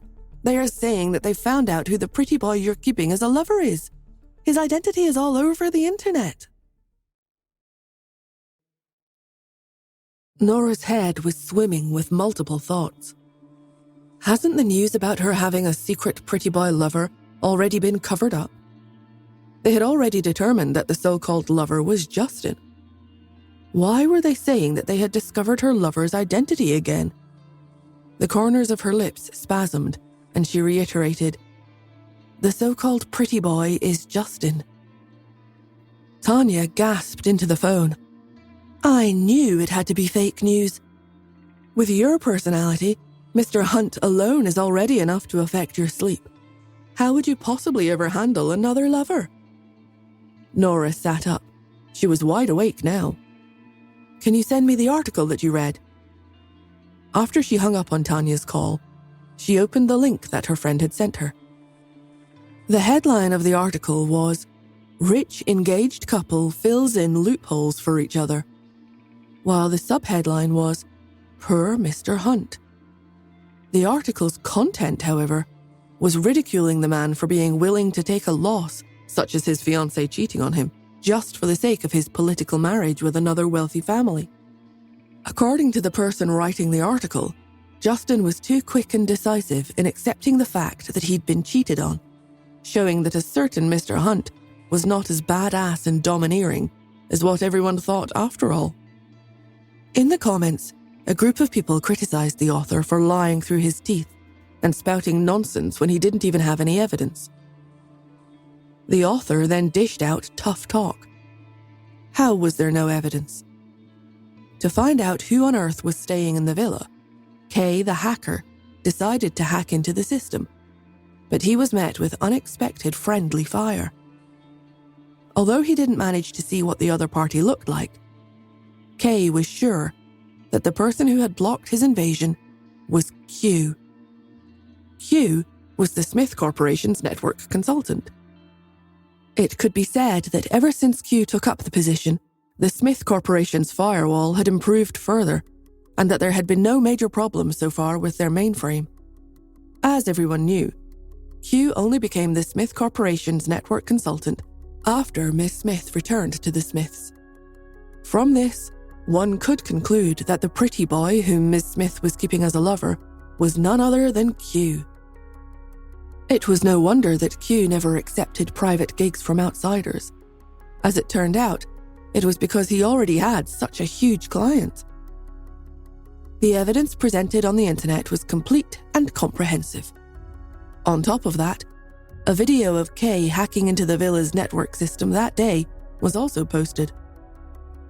In the video was a big battle involving a bunch of programming codes. The villa's hacker had defeated Kay in the end. Those who couldn't understand the codes would say, "How amazing." As for those who could, they published comments that said, "They have completely reached a skill ceiling in the world of hackers. It can't get any more impressive than that." Just like that, some of the comments diverted from the original topic. However, they were quickly brought back to topic by others. It is said that Mr. H has offended an influential figure, and it's to the extent that his company is about to face a crisis. The political marriage between the two wealthy families is at a critical point right now. Without the protection of the Smith family, I'm afraid Mr. H will find himself in an even worse situation. No wonder he has even accepted being cheated on. Speaking of which, those 3 children may not be Mr. H's either, right? Surely he isn't raising another man's children on top of being cheated on, right? Nora found the endless internet abuse funny. They were saying that her secret lover was herself? Her lips curled into a sneer. As she was not sure who the one spreading the news was, she ignored all the related content on the internet, opened her bedroom door, and went downstairs. Justin had skipped work that day and was sitting on the sofa downstairs and watching Cherry play games. Cherry was dissing people while she played games. Xander was cheering for her from the sidelines. Pete stared at the two of them in silence, sighed, and picked up the mathematical Olympiad worksheets in front of him. Seeing the three of them like that, a troubled Nora rubbed her temples. At last, she asked, why don't we send the three children to kindergarten? I don't wanna. Cherry was the first to object to the suggestion. She whined, cell phones are not allowed in kindergarten. Xander didn't want to go either. Why would I want to hang out with a bunch of stupid kids? I'm not going. Pete was the only one whose eyes lit up. He looked at Nora and then at Justin. However, the words at the tip of his tongue did a U-turn as he swallowed them back down. In the end, he merely coughed and muttered, I think we should go. Why? I don't want to. Why should I? Cherry and Xander looked at him at the same time. Pete hurried to explain. Mummy and Daddy are usually very busy at work, so they don't have any time to spend with us. It's not right of us to coop ourselves up at home all the time. Besides, Mia is a pushover, so who knows if she's being bullied at school. If we go, we can protect her. Moreover, didn't Godmom say she wants to take you as her apprentice and teach you how to dance, Cherry? Cherry screwed up her face and looked like she was going to fight with Pete. But she thought about his words for a while. Despite the huge internal struggle, when she thought of how much of a pushover Mia was, she sighed and agreed. Okay then, I suppose. Xander was still opposed to it, but Pete ignored him and clapped his hands. Then I'll contact the kindergarten teachers and tell them that the three of us are coming to school tomorrow. Hey, you're not the boss of me. Xander followed after Pete. Hey, I didn't say that I'm going to school. You. As they spoke, the two of them went upstairs to the study to call the kindergarten. Seeing this, Cherry also followed after them. She called out, Pete, Xander, wait for me. After the three children went upstairs, Nora finally looked over at Justin and asked, Do you know what's being spread on the internet? Are you the one behind it? She thought that Justin had set up something. Justin replied, Lauren got a reporter to post that news online. Nora raised her brows. Justin smiled. I was just about to ask you something too. Is it okay for your secret identity as Q to be exposed? Nora curled her lips in disdain. But then she realized it didn't matter to her anymore. In the past, she had been averse to blowing her cover only because of her mother's final words. The mysterious organization was already after her, though, so what was there for her to be afraid of now? Right at this moment, Mrs. Hunt's voice came from outside the door. Where is that woman? Kick that unfaithful woman who's fooling around outside and giving Justin a bad name out of the house. As the voice rang out, Lauren helped Mrs. Hunt into the room. After they entered, Mrs. Hunt's gaze fell on Nora first. Then she looked at Justin and screeched, Justin, did you see what that woman has done? Yet you still want to protect her. What on earth are you thinking? How can you be so muddle-headed? Is this a loss that you should be accepting? Kick her out of the house. We can't have a matriarch like her in the Hunts. Her hands shook with anger. To make matters worse, she actually made all those things she did common knowledge. How utterly embarrassing for all of us. Lauren sighed. Miss Smith, Justin is utterly devoted to you, yet you have disappointed him so. How can you do something like that? She looked at Justin, her eyes glowing with joy. And you too, Justin. In order to gain the Smiths' support, how do you plan to even cover up something like that? If you choose to compromise now, that woman will only become more brazen in the future. Look at what she's doing all day. Apart from sleeping, she doesn't do anything decent.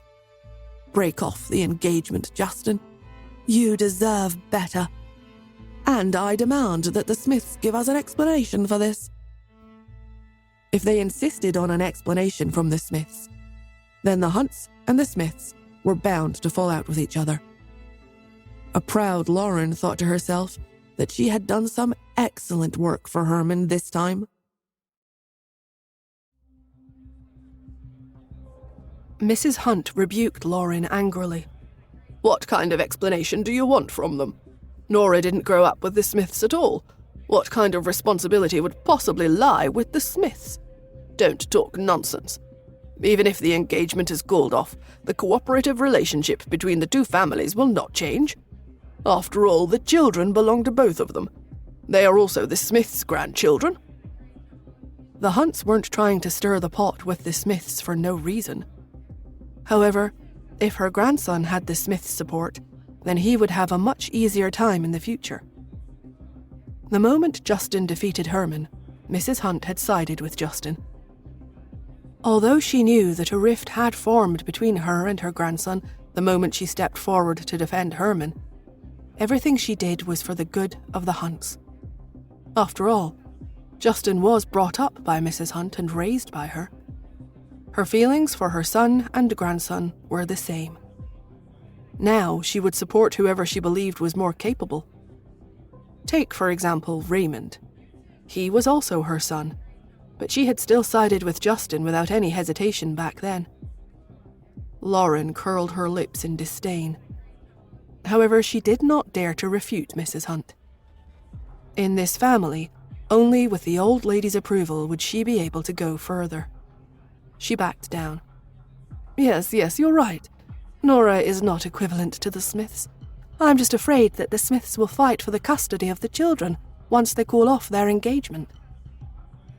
As soon as she said that, Mrs. Hunt's brows drew together tightly, and she declared, Pete mustn't be given to them. But right after that, she hesitated. Cherry likes her father, so she should also stay. We should respect the children's wishes. Lauren sighed. Ian Smith is not someone who will compromise without a fight. Mrs. Hunt sneered. The Smith Corporation now belongs to Joel Smith. Will he want Pete to go there and compete with his children for the family's assets? Lauren was still embellishing the story. But Ian is still around. Mrs. Hunt looked at her with her hawk-like eyes. It's precisely because Ian is still around that we should talk it out with them properly. Everything is negotiable. However, the fault doesn't lie with us in this matter. She looked straight at Nora. You know very well what you've done out there. You have let the Hunts down. Especially when you can't even clean up after yourself properly, causing the whole thing to blow up so badly. You're a good-for-nothing. Mrs. Hunt was right. If the matter wasn't exposed to outsiders, even if she felt frustrated about it, she could still bear with Nora. After all, it was always better for these types of scandals to be covered up. But now that it had been exposed, she would have to see that the matter was dealt with. The more she thought about it, the more frustrated she became. The way she was looking at Nora was as if she wanted to rip her apart. You're so shameless and an utter disgrace. Ugh. Despite her anger, Nora ignored her. She was more than happy to watch the two act like clowns. However, when Mrs. Hunt took a turn and verbally attacked Nora, Justin would have none of it. His expression darkened, and he warned, Grandma, you shouldn't be so bitter toward Nora when it's not clear what is going on yet. It's not clear what's going on yet? Mrs. Hunt looked at him, her eyes dark with fury. You know very well that she cheated on you, don't you? Are you still playing dumb with me about what is going on? They've even found out who she cheated on you with. Yet you are still telling me that it's not clear what's going on yet? Justin, why have you suddenly become so muddle-headed? Justin lowered his gaze. Grandma, you're the one who's being muddle-headed. Lauren interjected. Let's have a good talk about who the muddle-headed one really is today. Nora, I have a question for you. The rumors on the internet are so vivid and convincing. So, was Q in that villa you visited or not? Nora raised her eyebrows. She'd just woken up, so her lips were a little dry. She licked them a little before she looked at Brenda. She took some time before she replied, Yes, Q was there. Lauren scoffed. There we go. Justin looked at her, and in a casual voice, he asserted, But I was also in the villa. Lauren scoffed. Justin, are you still defending her when things have come to this boiling point? You were also in the villa? What were you doing there? Surely you weren't there just to watch them cozy up to each other, right? Or perhaps you're trying to say that Q was only staying there temporarily. Why does Q have to stay in Nora's villa when the Smiths own so many houses? Before anyone could reply, Lauren continued, getting red in the face as she spoke. Don't bother coming up with some kind of excuse that Q is a security guard or something either. Would Q act as a security guard for you guys when he's such an amazing hacker? Stop your poorly disguised attempts to cover up the truth. Mrs. Hunt spoke earnestly. Justin, don't defend her anymore. I know what you're worried about. Don't worry, I will give you my shares. With Grandma here, I won't allow your father to threaten you ever again. As for the Smiths, let's move on. There is no need for you to suffer such grievances. Mrs. Hunt's heart was truly aching over him. She thought that her grandson was only putting up with it because of either the Smiths or the children. After all, Justin was a man of great forbearance. At this point, the butler came in. When he saw them, he paused for a while before he announced, Sir, there are some reporters outside. They would like to interview you about Miss Smith's cheating. I mean, going out on a date. As soon as he said that, Lauren curled her lips and barked, Look at what's happening. It's to the point that reporters are here invading the house. The Hunts have really embarrassed themselves. Justin, are you still going to protect that woman? Mrs. Hunt added, Justin, you have to be firm and clear with them. Go out and tell the reporters right away that you're calling off the engagement. Justin looked at Nora. When he saw her giving him a slight nod, he nodded. Take the reporters to the reception hall. Yes, sir. The butler left to make the arrangements. They were going to hold a small press conference in the reception hall at home. Justin, you haven't become totally muddle-headed after all. Mrs. Hunt breathed a sigh of relief. She looked at Nora and sighed. Let's go over together. We'll make things clear today. She took the lead. Nora and Justin followed behind her. They walked at a leisurely pace and weren't freaking out at all. Lauren came up to Nora and asked with a soft laugh, Miss Smith, I know it's not appropriate of me to ask something like this, but is Q good-looking? I can't help it. Master hackers like Q and XYZ are too mysterious, so I'm really curious. Even though she claimed that she was asking out of curiosity, she was trying to bring up Q to disgust Justin. She'd thought that Nora would be evasive about the topic, but unexpectedly, Nora thought about it for a while before she answered, Yeah, Q is handsome. Lauren's eyes widened. She didn't expect Nora to respond to her at all. Was the situation so bad to Miss Smith that to make it worse made no real difference to her? Lauren took the opportunity to ask, He is? I don't believe you. Surely he can't be more handsome than Justin, right? Nora glanced at Justin. Her lips curled into a smile and she replied, Yeah, I think Q is more handsome than him. After speaking, she even raised her eyebrows, looked at Justin, and asked, What do you think? Lauren felt like she was going to faint, hearing Nora be so bold and ask that question to Justin. Nora must be out of her mind. To think she had ripped off the very last bit of decency she had left. She was in for a good show later. At the same time, Lauren was also secretly delighted. Given how Nora had just provoked Justin, he had to lose his temper. As she was thinking about that, Justin thought for a while before he looked at Nora with a smile. No, Q is prettier than me. Lauren felt like the room was spinning. She was so confused. She started to become a little uneasy. However, she didn't quite understand where this feeling was coming from. The lack of hostility between the two confused her very much. Why on earth was Justin being so tolerant toward Nora? Even Herman had been jealous when he discovered that Iris and Philip were in a relationship before. While she was puzzled and uneasy, Nora and Justin entered the reception hall. As soon as the two entered, the reporters started to fire questions at them rapid fire. Mr. Hunt, do you have an explanation for the exposé on the internet? Is Q really staying at Ms. Smith's villa in the suburbs? Justin smiled and stayed calm as he faced all of the reporters. He glanced at Nora and remarked, I suppose you can say that.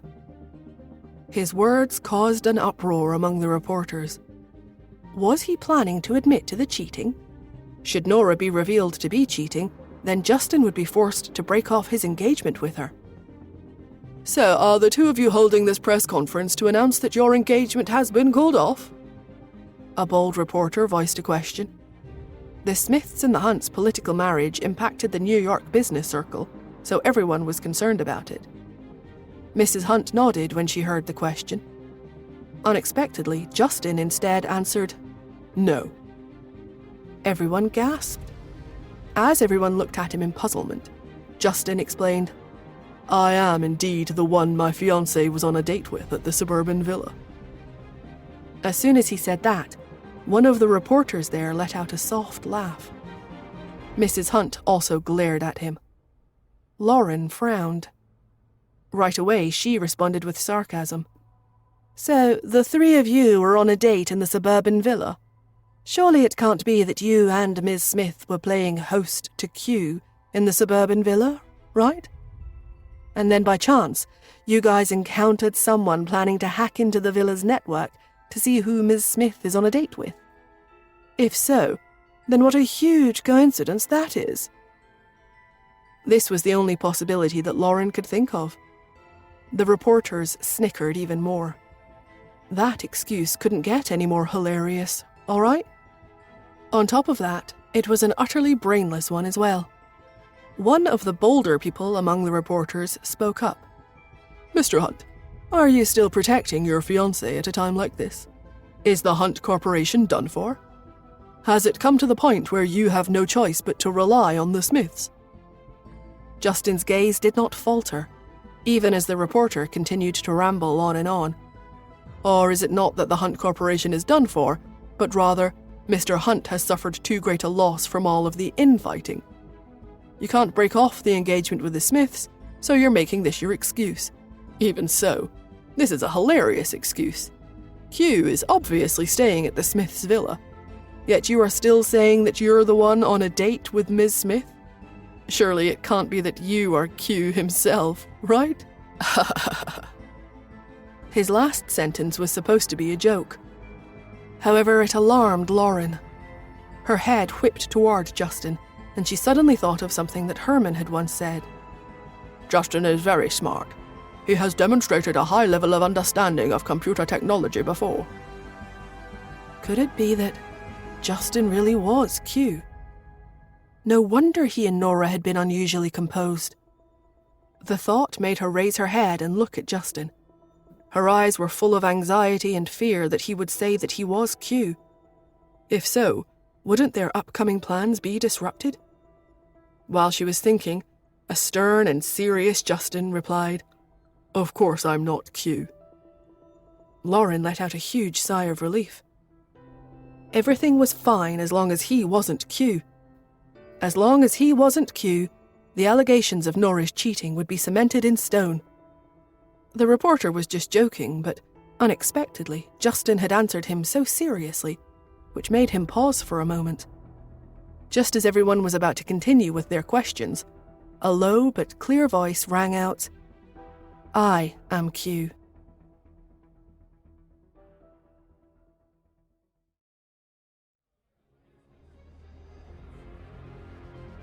As soon as the voice rang out, everyone turned and looked at the woman standing beside Justin at the exact same time.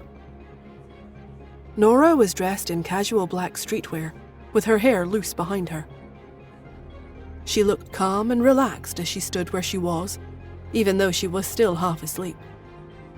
However, the woman had a powerful presence that was hard to ignore. Even so, everyone thought that they must have misheard what she just said. One by one, they looked at her. Someone asked, with disbelief in their voice, "Miss Smith, did you say something just now?" Nora yawned, starting to become impatient. She wasn't in the mood to watch the show when the one she was facing was a reporter. She couldn't be bothered to speak, so Justin, who usually couldn't be bothered to speak and would let Lauren speak on his behalf, had no choice but to speak on her behalf. Justin heaved a silent sigh. After he entered a relationship with Nora, he found himself tired out sometimes. He confirmed her statement. "Yes, that's right. Let me make the introductions, everyone. My fiancé is none other than Q. However, Q is her alias. My fiancé has never done anything illegal with this identity." This was one of the reasons why it was okay for Q's identity to be made public. The whole place fell silent.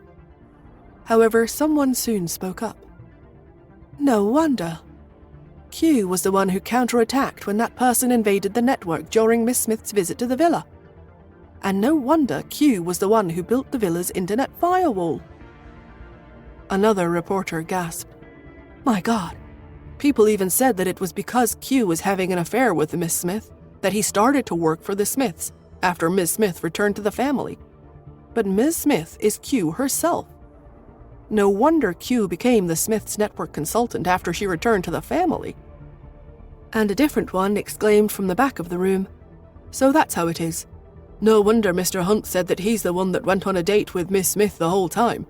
And even when Q's identity was exposed, his stance didn't change. As it turns out, this whole thing was a giant misunderstanding."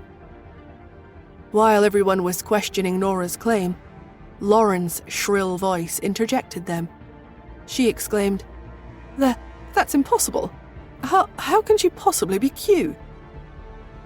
When Justin said that he was not Q, Lauren had been very excited. But unexpectedly, Q turned out not to be Justin, but instead was Nora? No, that was impossible. This had to be something they had come up with in an attempt to guide the public opinion. She looked straight at Justin. "How can you spin such stories? There's no way she's Q, unless she can produce evidence of it." Justin sneered. But before he could speak, Nora innocently asked, "Are you unconvinced?" She glanced over at Lauren and then at the reporters, who were obviously rather skeptical. She let out a low laugh and in a cold voice sneered, "I welcome your challenge any time." Her glance struck fear into them. Who would still doubt her when she had talked so big?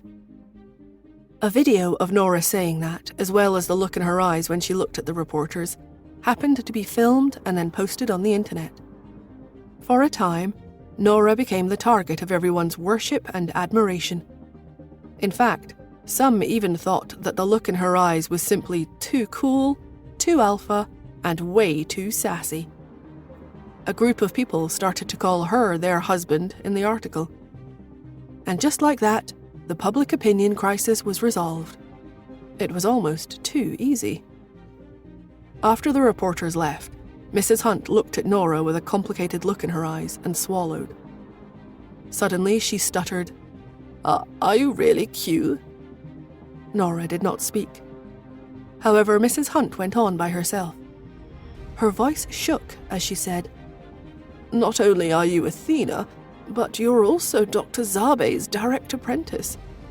And now you are Q, the hacker, as well. What other identities are you still hiding from us?" Nora curled her lips in disdain. "I don't have any more. I can't remember." Justin bit back a reply. It was more like Nora had too many identities, so she didn't know which ones to mention. He then looked at Mrs. Hunt and asked, "So, Grandma, do you still have any objections about Nora?" Did she still have any objections about her? To be honest, the reason why Mrs. Hunt found Nora so objectionable was the fact that she always looked so lazy and relaxed all the time, as though she couldn't wake up at all. Mrs. Hunt couldn't stand her attitude. But considering how impressive she was, how could she not see her in a new light? Mrs. Hunt clenched her jaw, reluctant to admit that she had wronged Nora. She muttered stubbornly, "Since this is all a misunderstanding, then why didn't you say so earlier? By revealing it all this way, aren't you just deepening the misunderstanding for no reason?" Nora raised her brows.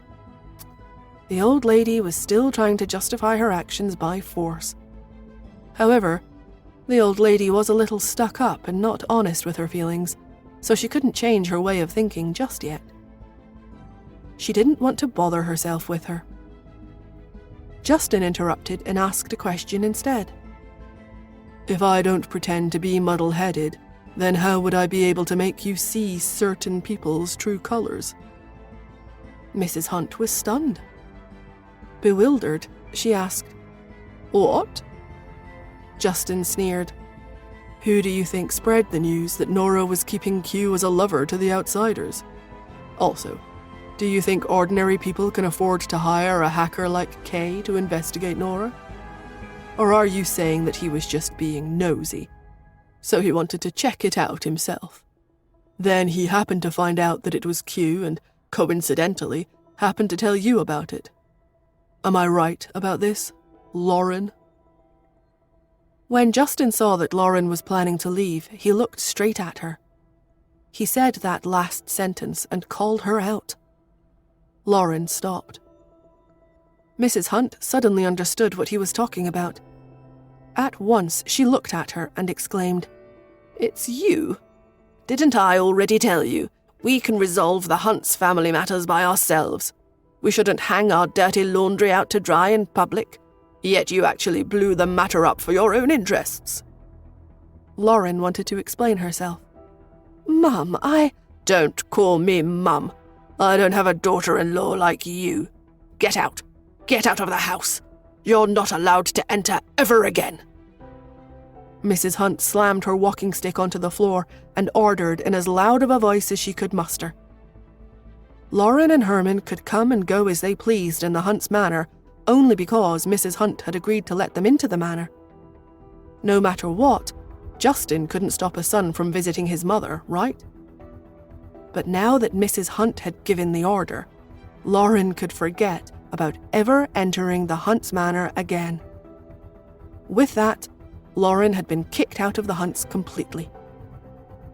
After Mrs. Hunt drove Lauren out of the manor without a hint of mercy in her eyes, she looked at Justin with a complicated expression. After a while, the old lady muttered, "Oh, Justin, I've gotten old. I'm not going to bother with the Hunt's affairs any more." After saying this, she heaved a sigh. Fanny held her arm and supported the shaky old lady.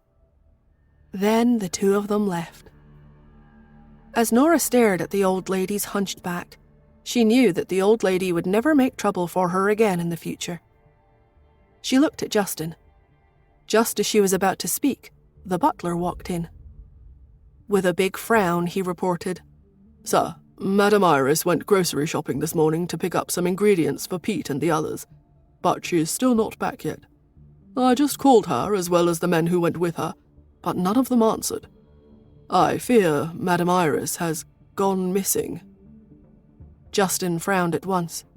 "What did you say?" His voice became stern and severe out of nowhere.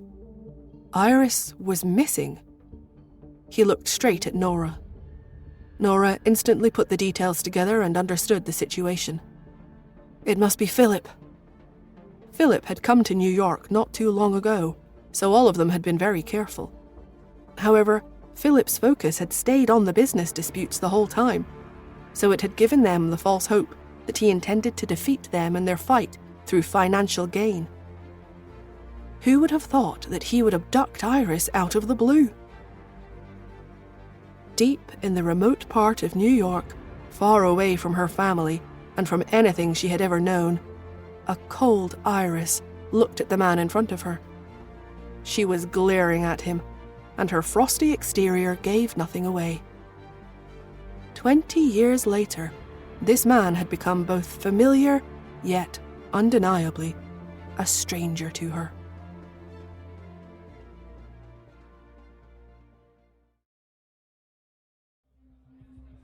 Philip Coleman was a very attractive man. He had striking facial features, deep-set eyes that were a nice dark colour, and a refined energy to him that other people did not have. Philip's gaze made people feel that he was a very affectionate and loving man. But Iris knew how cold-blooded he was. With a calm look on her face, she stayed silent. Philip didn't speak either. A complex look flashed in his eyes. He cleared his throat and asked, I remember you once said that the rich and the poor can be distinguished from their temperament. So back then, what you liked was not me, but my money, right? You knew from the very beginning that I was rich, right? Iris found it a little ludicrous to hear him ask such a question again, when more than 20 years had already passed. She lowered her gaze, too tired to bother explaining all of that. She sighed. You can think of it however you want to. As soon as she said that, Philip took a big step forward and held her shoulders. The two of them hadn't seen each other for almost 30 years. They were each other's first love, yet despite being reunited, the atmosphere didn't feel that awkward. It was as if everything was still the same as it was back then. Philip narrowed his eyes. I heard it with my own ears at that party all those years ago. Are you still going to use such lies on me? He had heard it. Iris was taken aback. The man was standing very close to her. Iris could see that he was tall and lean, and his complexion was fair. In her trance, she felt like she had gone back over 20 years in time.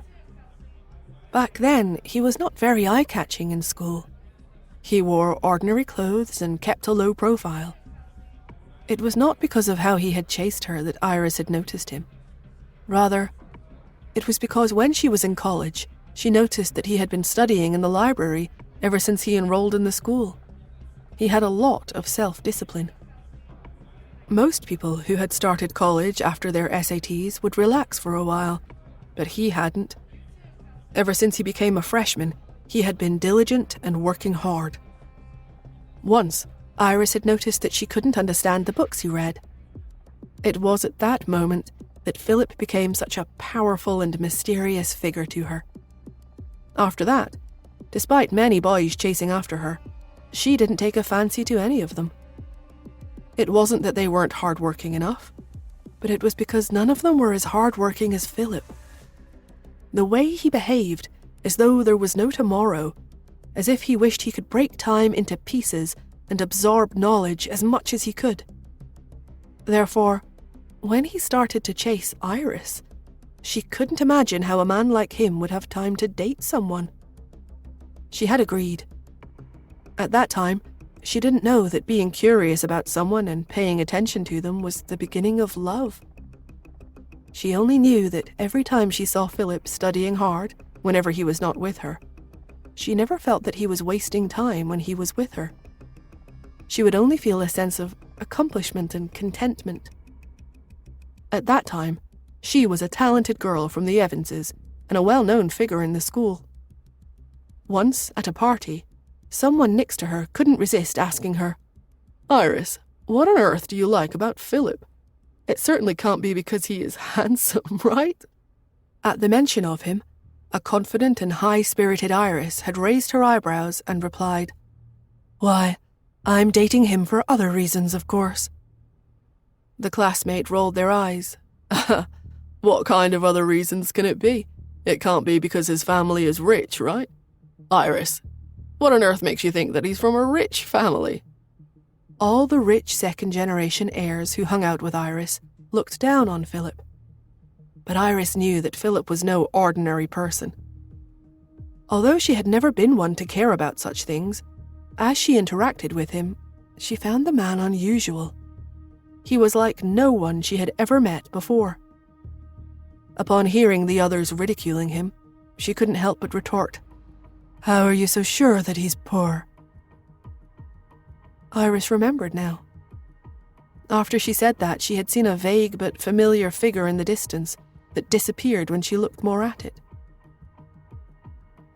She hadn't paid much attention to the matter at the time, and had much less known that her few words with her friends had affected Philip so much. He had been pretending to be a poor boy so that he could find a girlfriend who truly loved him, but he didn't expect that Iris had seen through him.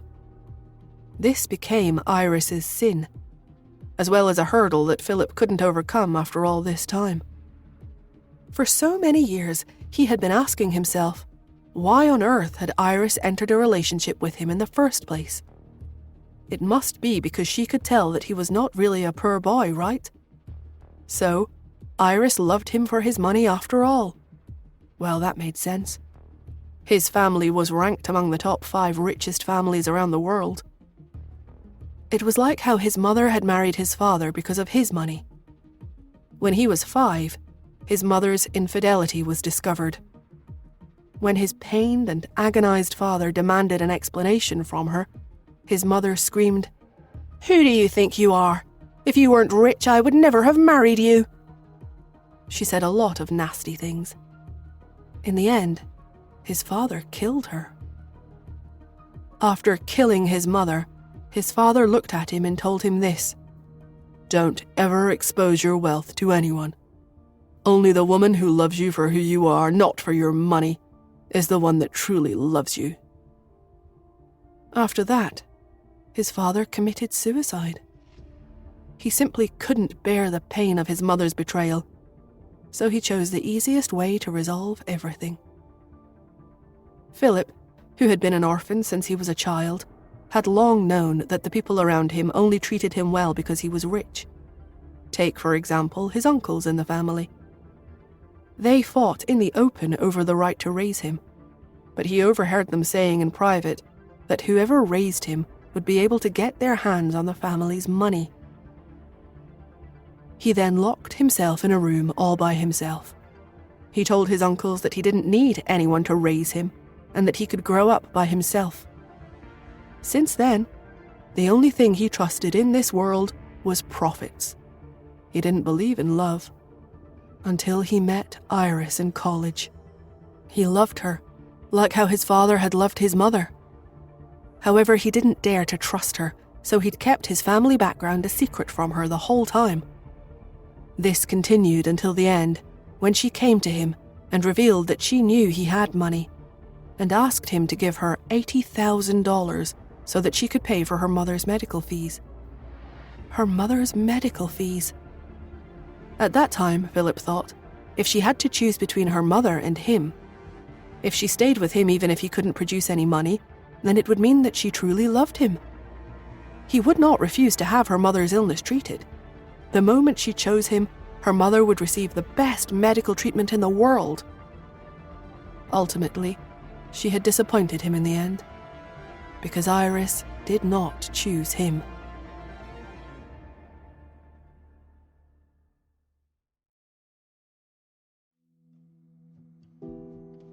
For the sake of money, Iris agreed to marry into the Hunts. As Philip thought about all these past events, he felt like his sadness and heartbreak from that moment had resurfaced. His grip on Iris's shoulder tightened further, as though he wanted to break her shoulder blades. He screamed in anguish. "You know what? You're the one who made me believe that love would never exist." Iris didn't move, and she did not frown. The delicate woman did not even make a sound.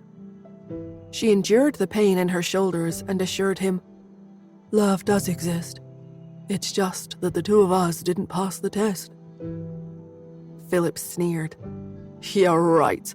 Love has always been a sham. Iris, there's not a single decent woman in this world. Not you, not your daughter-in-law. Ha! Your son said that I shouldn't have put our love to the test so many times, but what about him? He didn't test his love enough, and his fiancée cheated on him in the end. Women are all heartless." However, Iris responded, "The love between Justin and Nora does not need to be put to any tests. She would never cheat." "She wouldn't?" Philip was taken aback. "Everyone knows about her infidelity, yet you are still so sure that she wouldn't cheat on Justin. Should I say that you are stupid Or should I say that you're refusing to believe the truth? I've even found her secret lover for you." Philip grinned and laughed. "Look, Iris, aren't I nice to you? What gives a woman like you the right to hurt me again and again? Damn you. All women should die, especially pretty ones." Philip stretched out his arm and grabbed Iris's neck. A sharp gleam appeared in his eyes as he threatened her. "I have wanted to kill you for so many years. Once I kill you, I won't be in pain anymore. Yet I can't bear to, Iris. I can't bear to lose the love between us. But now I understand. Love doesn't exist at all. Ordinary couples do not have the luxury to cheat because they have to work themselves to the bone for survival. As for the wealthy, how many married couples among them are truly in love? The word love is a huge joke in itself. My father shouldn't have committed suicide back then because it wasn't worth it." The more Philip spoke, the more agitated he became. His grip also became tighter, as if he wanted to break Iris's neck.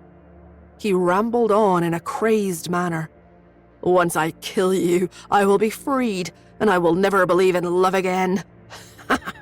Don't worry, after I kill you, I will kill your daughter-in-law so that your son will understand how hateful she is. Because all women who betray love deserve to die."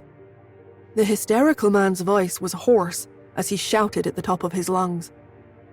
As he spoke, his grip around Iris's neck became even tighter, and murderous intent and hatred burst forth from his eyes.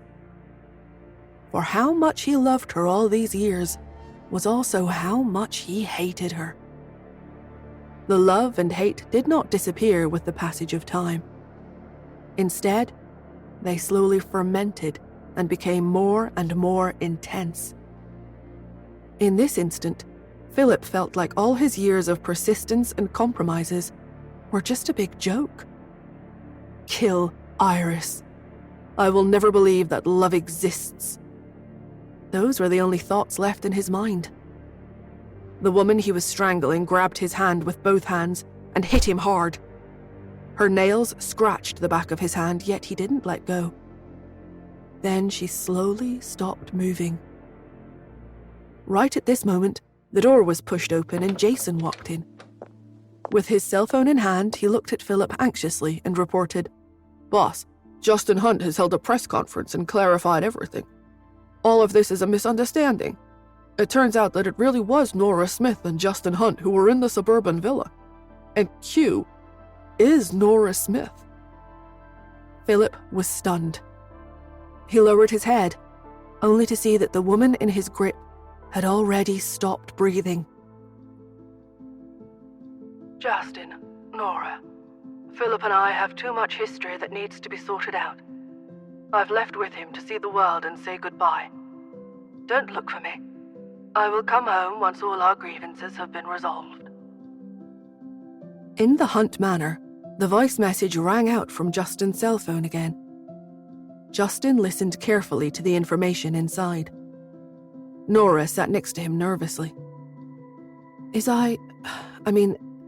Aunt Iris really okay? Did Philip force her to say that? Justin clenched his jaw as he analyzed the voice message.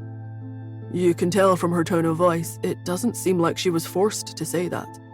And you can tell from the sounds in the background that they are near the sea, which means they have left the city." With a sullen look on his face, he listened and analyzed the message again. "You can hear clock bells in the background. Although it is very subtle, it's still audible. The time is correct, so she shouldn't be in danger." Despite saying that, he still called Sean over and ordered, "Put aside all your current tasks and find Mum. If she doesn't want to come back, then stay by her side. If she wants to go home, then take her home." After speaking, Justin narrowed his eyes and added, "If necessary, you may reveal your identity." Sean replied, "Yes, sir." After Sean left, When Nora was about to comfort Justin, Cherry rushed over and shouted, "Mummy, quick, come over and have a look. Another one of Xander's rabbits has died." Nora and Justin stood up in a flash, and the two ran straight to Xander's room. Xander was looking down at the animals in the cage. Nora sighed. The animals had all been injected with V15. Without the V16, all that awaited them was death. Animals had a shorter dosage interval than humans, ranging from a few days to 2 weeks. Recently, of the dozen or so animals that Truman had sent, 5 had already died. Xander squatted down and stroked the rabbit's fur lightly. He whispered, "Don't worry, I'll be with you guys soon." His sentence made Nora's heart ache, and she felt a sharp pain in her chest. Xander knew. He knew everything. During the recent period of time, Nora hadn't bothered herself much with the hunt's mess. Instead, she had been trying hard to look for clues of the V16 for Xander every single day. However, despite searching through all the things that her mother had left behind, she still couldn't find anything. Nora walked closer to Xander and put her arm around her son. She let him say goodbye and took the rabbit from him. She was very gentle so that she wouldn't upset him. She assured Xander, "Don't worry, I'll take care of him." The little boy nodded and returned to his other animals. After comforting Xander, Nora and Justin went out. A sullen Nora put on her earphones. She wanted to be distracted. Playing in the earphones was the one and only audio recording her mother had left her. Nora had been listening to the recording every day. She could do a complete replication of Yvette's words, right down to her tone of voice, but she still couldn't find any clues in the message. She felt very discouraged and defeated. She sighed deeply and returned to Justin's bedroom. Playing in the earphone was still the same audio recording that her mother had left her before she died. She was feeling very down, so she lay down on her back on the bed and closed her eyes. Before she knew it, she had fallen asleep and woke up in the middle of the night. All of a sudden, Nora opened her eyes wide and sat upright on the bed. A look of surprise and enthusiasm suddenly burst forth from her eyes. She finally understood what her mother had left behind.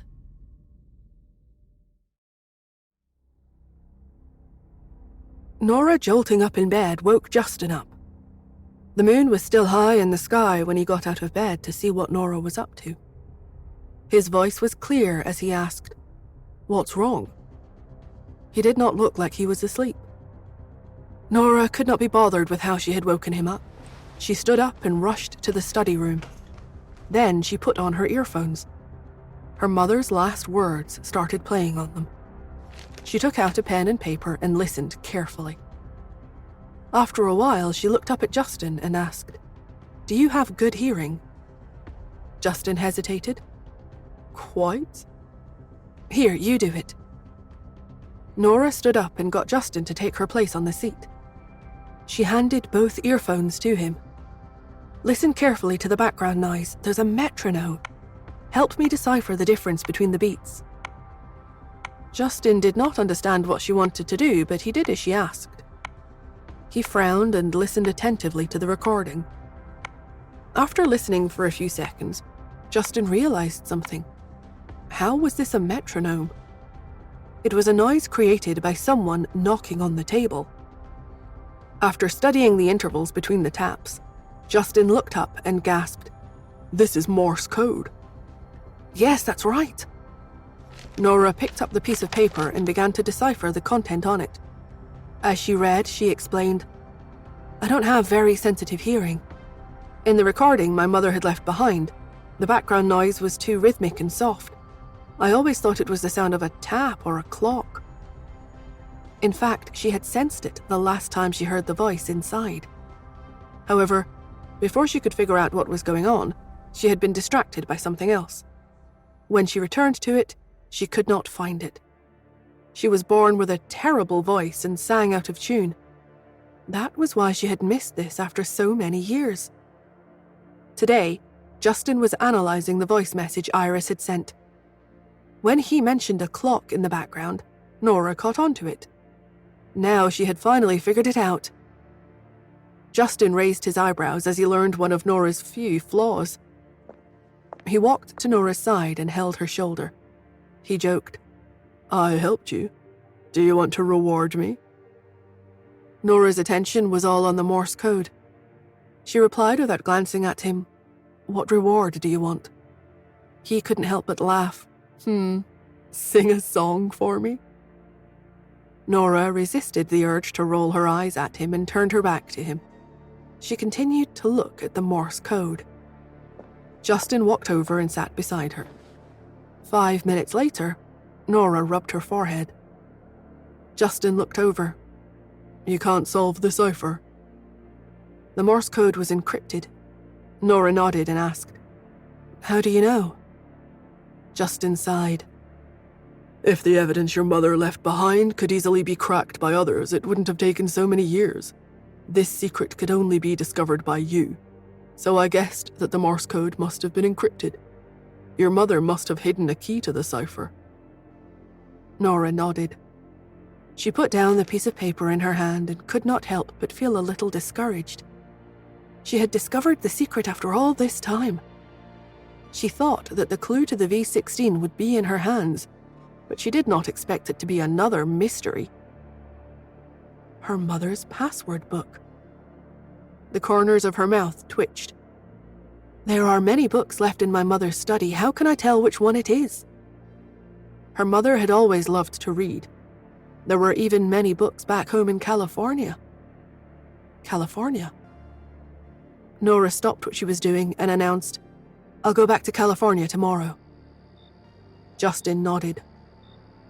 That night, Nora kept turning in bed and could not sleep no matter what. At dawn, the next day, she woke up.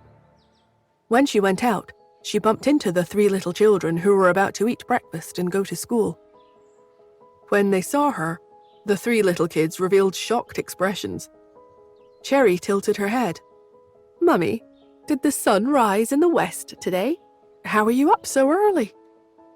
Nora pursed her lips and heard her continue to suck up to her. "But early morning Mummy is so beautiful. I've never seen Mummy wake up early at 7:30 a.m. Nora smirked. "Very funny, Cherry. You are lucky you're so adorable." She suspected that Cherry was mocking her.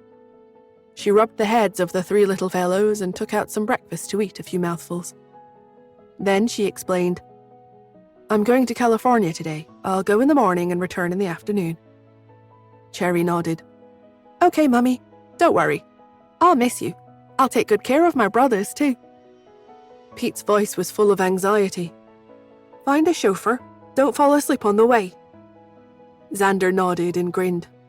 "It's fine if you hit someone else when you're asleep, but don't hit yourself." Nora couldn't believe her ears. "Nobody is getting hurt. Please don't worry. I can take care of myself, you know." But the children didn't look convinced. The corners of Nora's lips spasmed.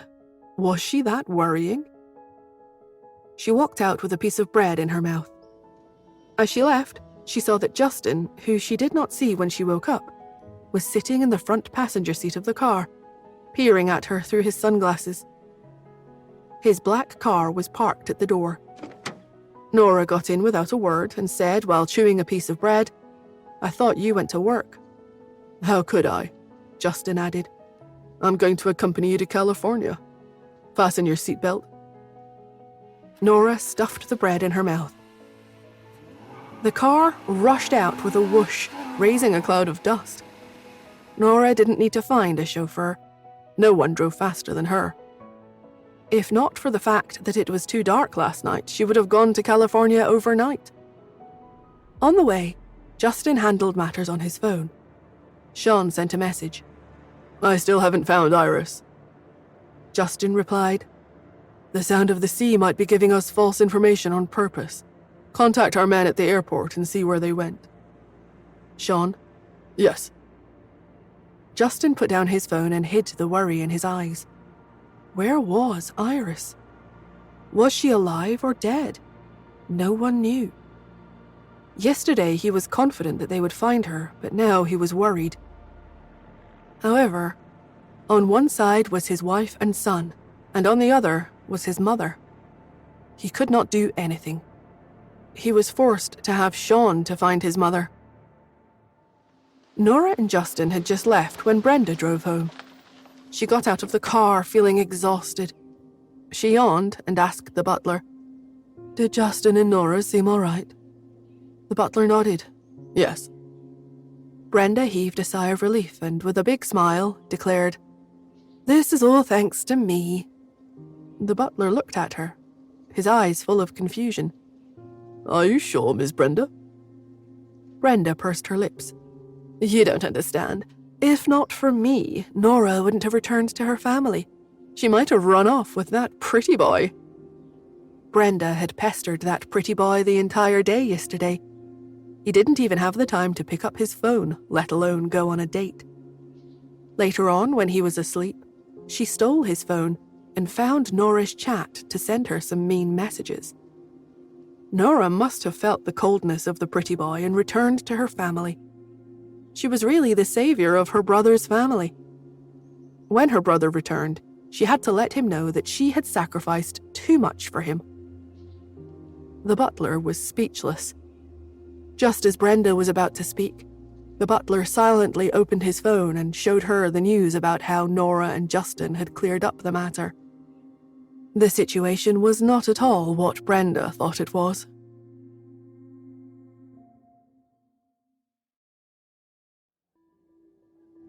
Brenda lowered her head in confusion. When she saw what was on the butler's phone, she was stunned. She raised her head and looked at the butler in disbelief. Then she gasped. Was this set up by Nora and the others? Don't tell me that Nora is really Hacker Q. The butler was silent for a moment before he nodded. Brenda shook her head and whispered, "I can't believe this. So I didn't solve anything." Her fatigue from earlier was swept away. She puffed up as if she had been deceived and walked out the door. "I'll go see him and set him straight." Brenda drove back to the villa in the suburbs as fast as she could. When she arrived at the door, she began furiously knocking on it. After knocking for a long time, the door opened. Solo's face was pale, and he stood there looking dead exhausted. He rubbed his eyes. It was obvious that he had just fallen asleep. When he saw Brenda in front of him, Solo instantly revealed a surprised expression. "Sweetie, you're back so soon." Brenda was stunned by his address. She continued to shout, "Who's Sweetie?" Solo was puzzled. "Didn't you say last night that your name was Sweetie?" Brenda was going to yell, but she stopped herself.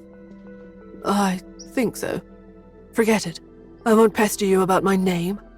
Let me ask you, why did you lie to me?" Solo was even more puzzled. "What lie?" Brenda took a deep breath. "I asked you if you were a programmer. You said yes." Solo tilted his head. "I really am. I'm a programmer and I write codes. I make games for others to earn money." Brenda tilted her head.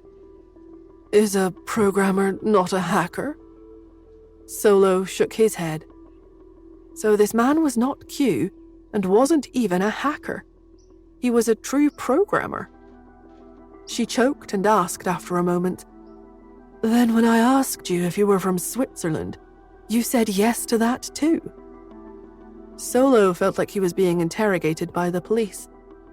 "I really am from Switzerland. I still have a plane ticket here. Do you want to take a look?" Brenda sized him up. She was stunned. "So you're not lying to me?" "No. Why would I lie to you? I'd rather drop dead right now than ever lie to you, sweetie." Solo swore. Then he looked at her and revealed a shy and innocent look.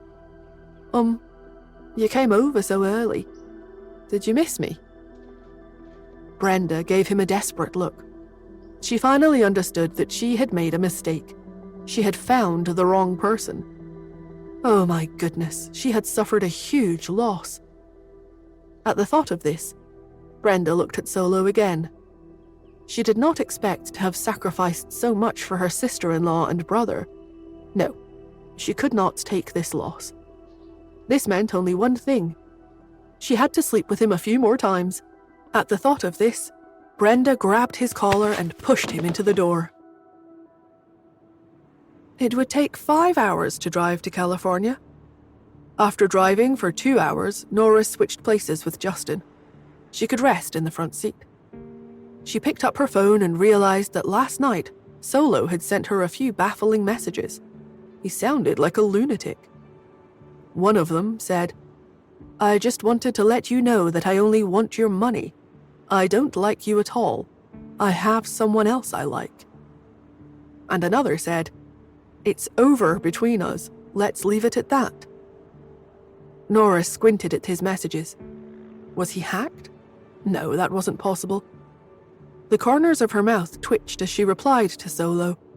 What is the meaning behind these messages? After sending it, she received a message from Solo. He had been typing for a very long time. However, after typing for a very long time, he only sent one photo. It was of Brenda? Why was Brenda sleeping on his bed? Solo asked, "Do you know this person? She said she's your sister." Nora began to piece everything together. She responded, "Yes." Solo continued to ask mysteriously, "I found her police badge.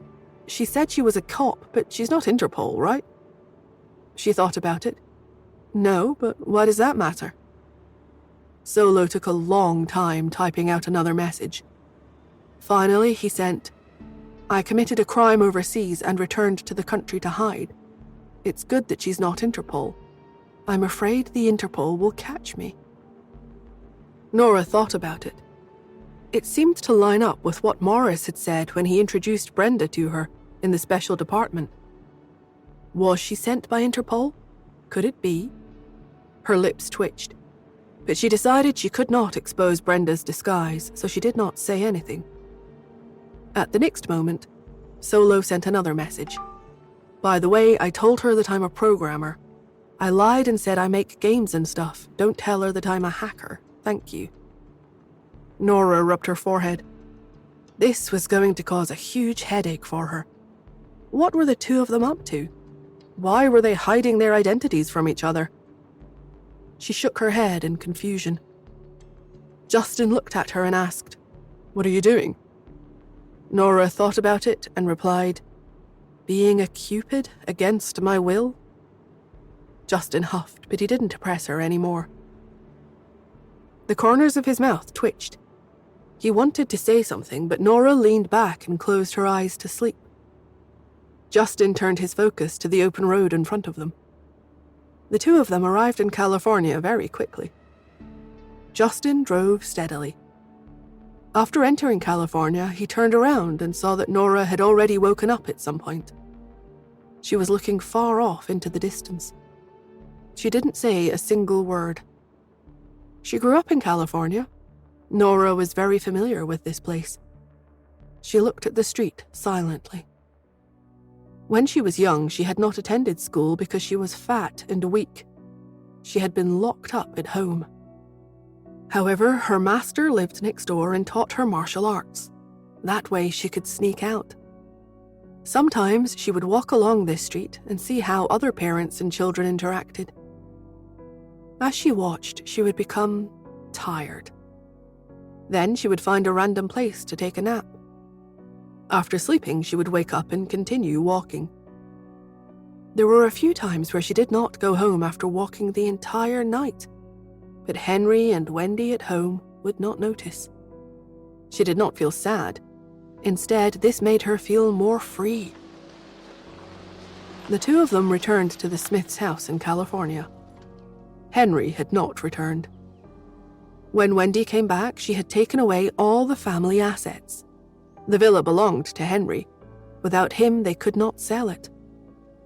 Coupled with her aunt's protection, The villa was still around. The door had a combination lock. Nora walked over and entered the passcode. She couldn't remember the passcode at first, since it had been so long. But then all the memories came flooding back into her brain. It was her aunt who was the one who informed her of the house. She had said to her, "The house was left behind by your mother. It should be left to you. This house is yours." After Henry passed away, this house was transferred to her name. After Nora entered the villa, she realized that there was no change on the first floor. The valuables in the house had been taken away, but it was not messy. It had been cleaned by her aunt.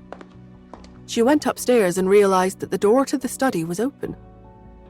After pushing the door open, she saw that it was filled with books left behind by her mother, Yvette. Her mission today was to find the password book from these and crack the Morse code. But which book was the password book?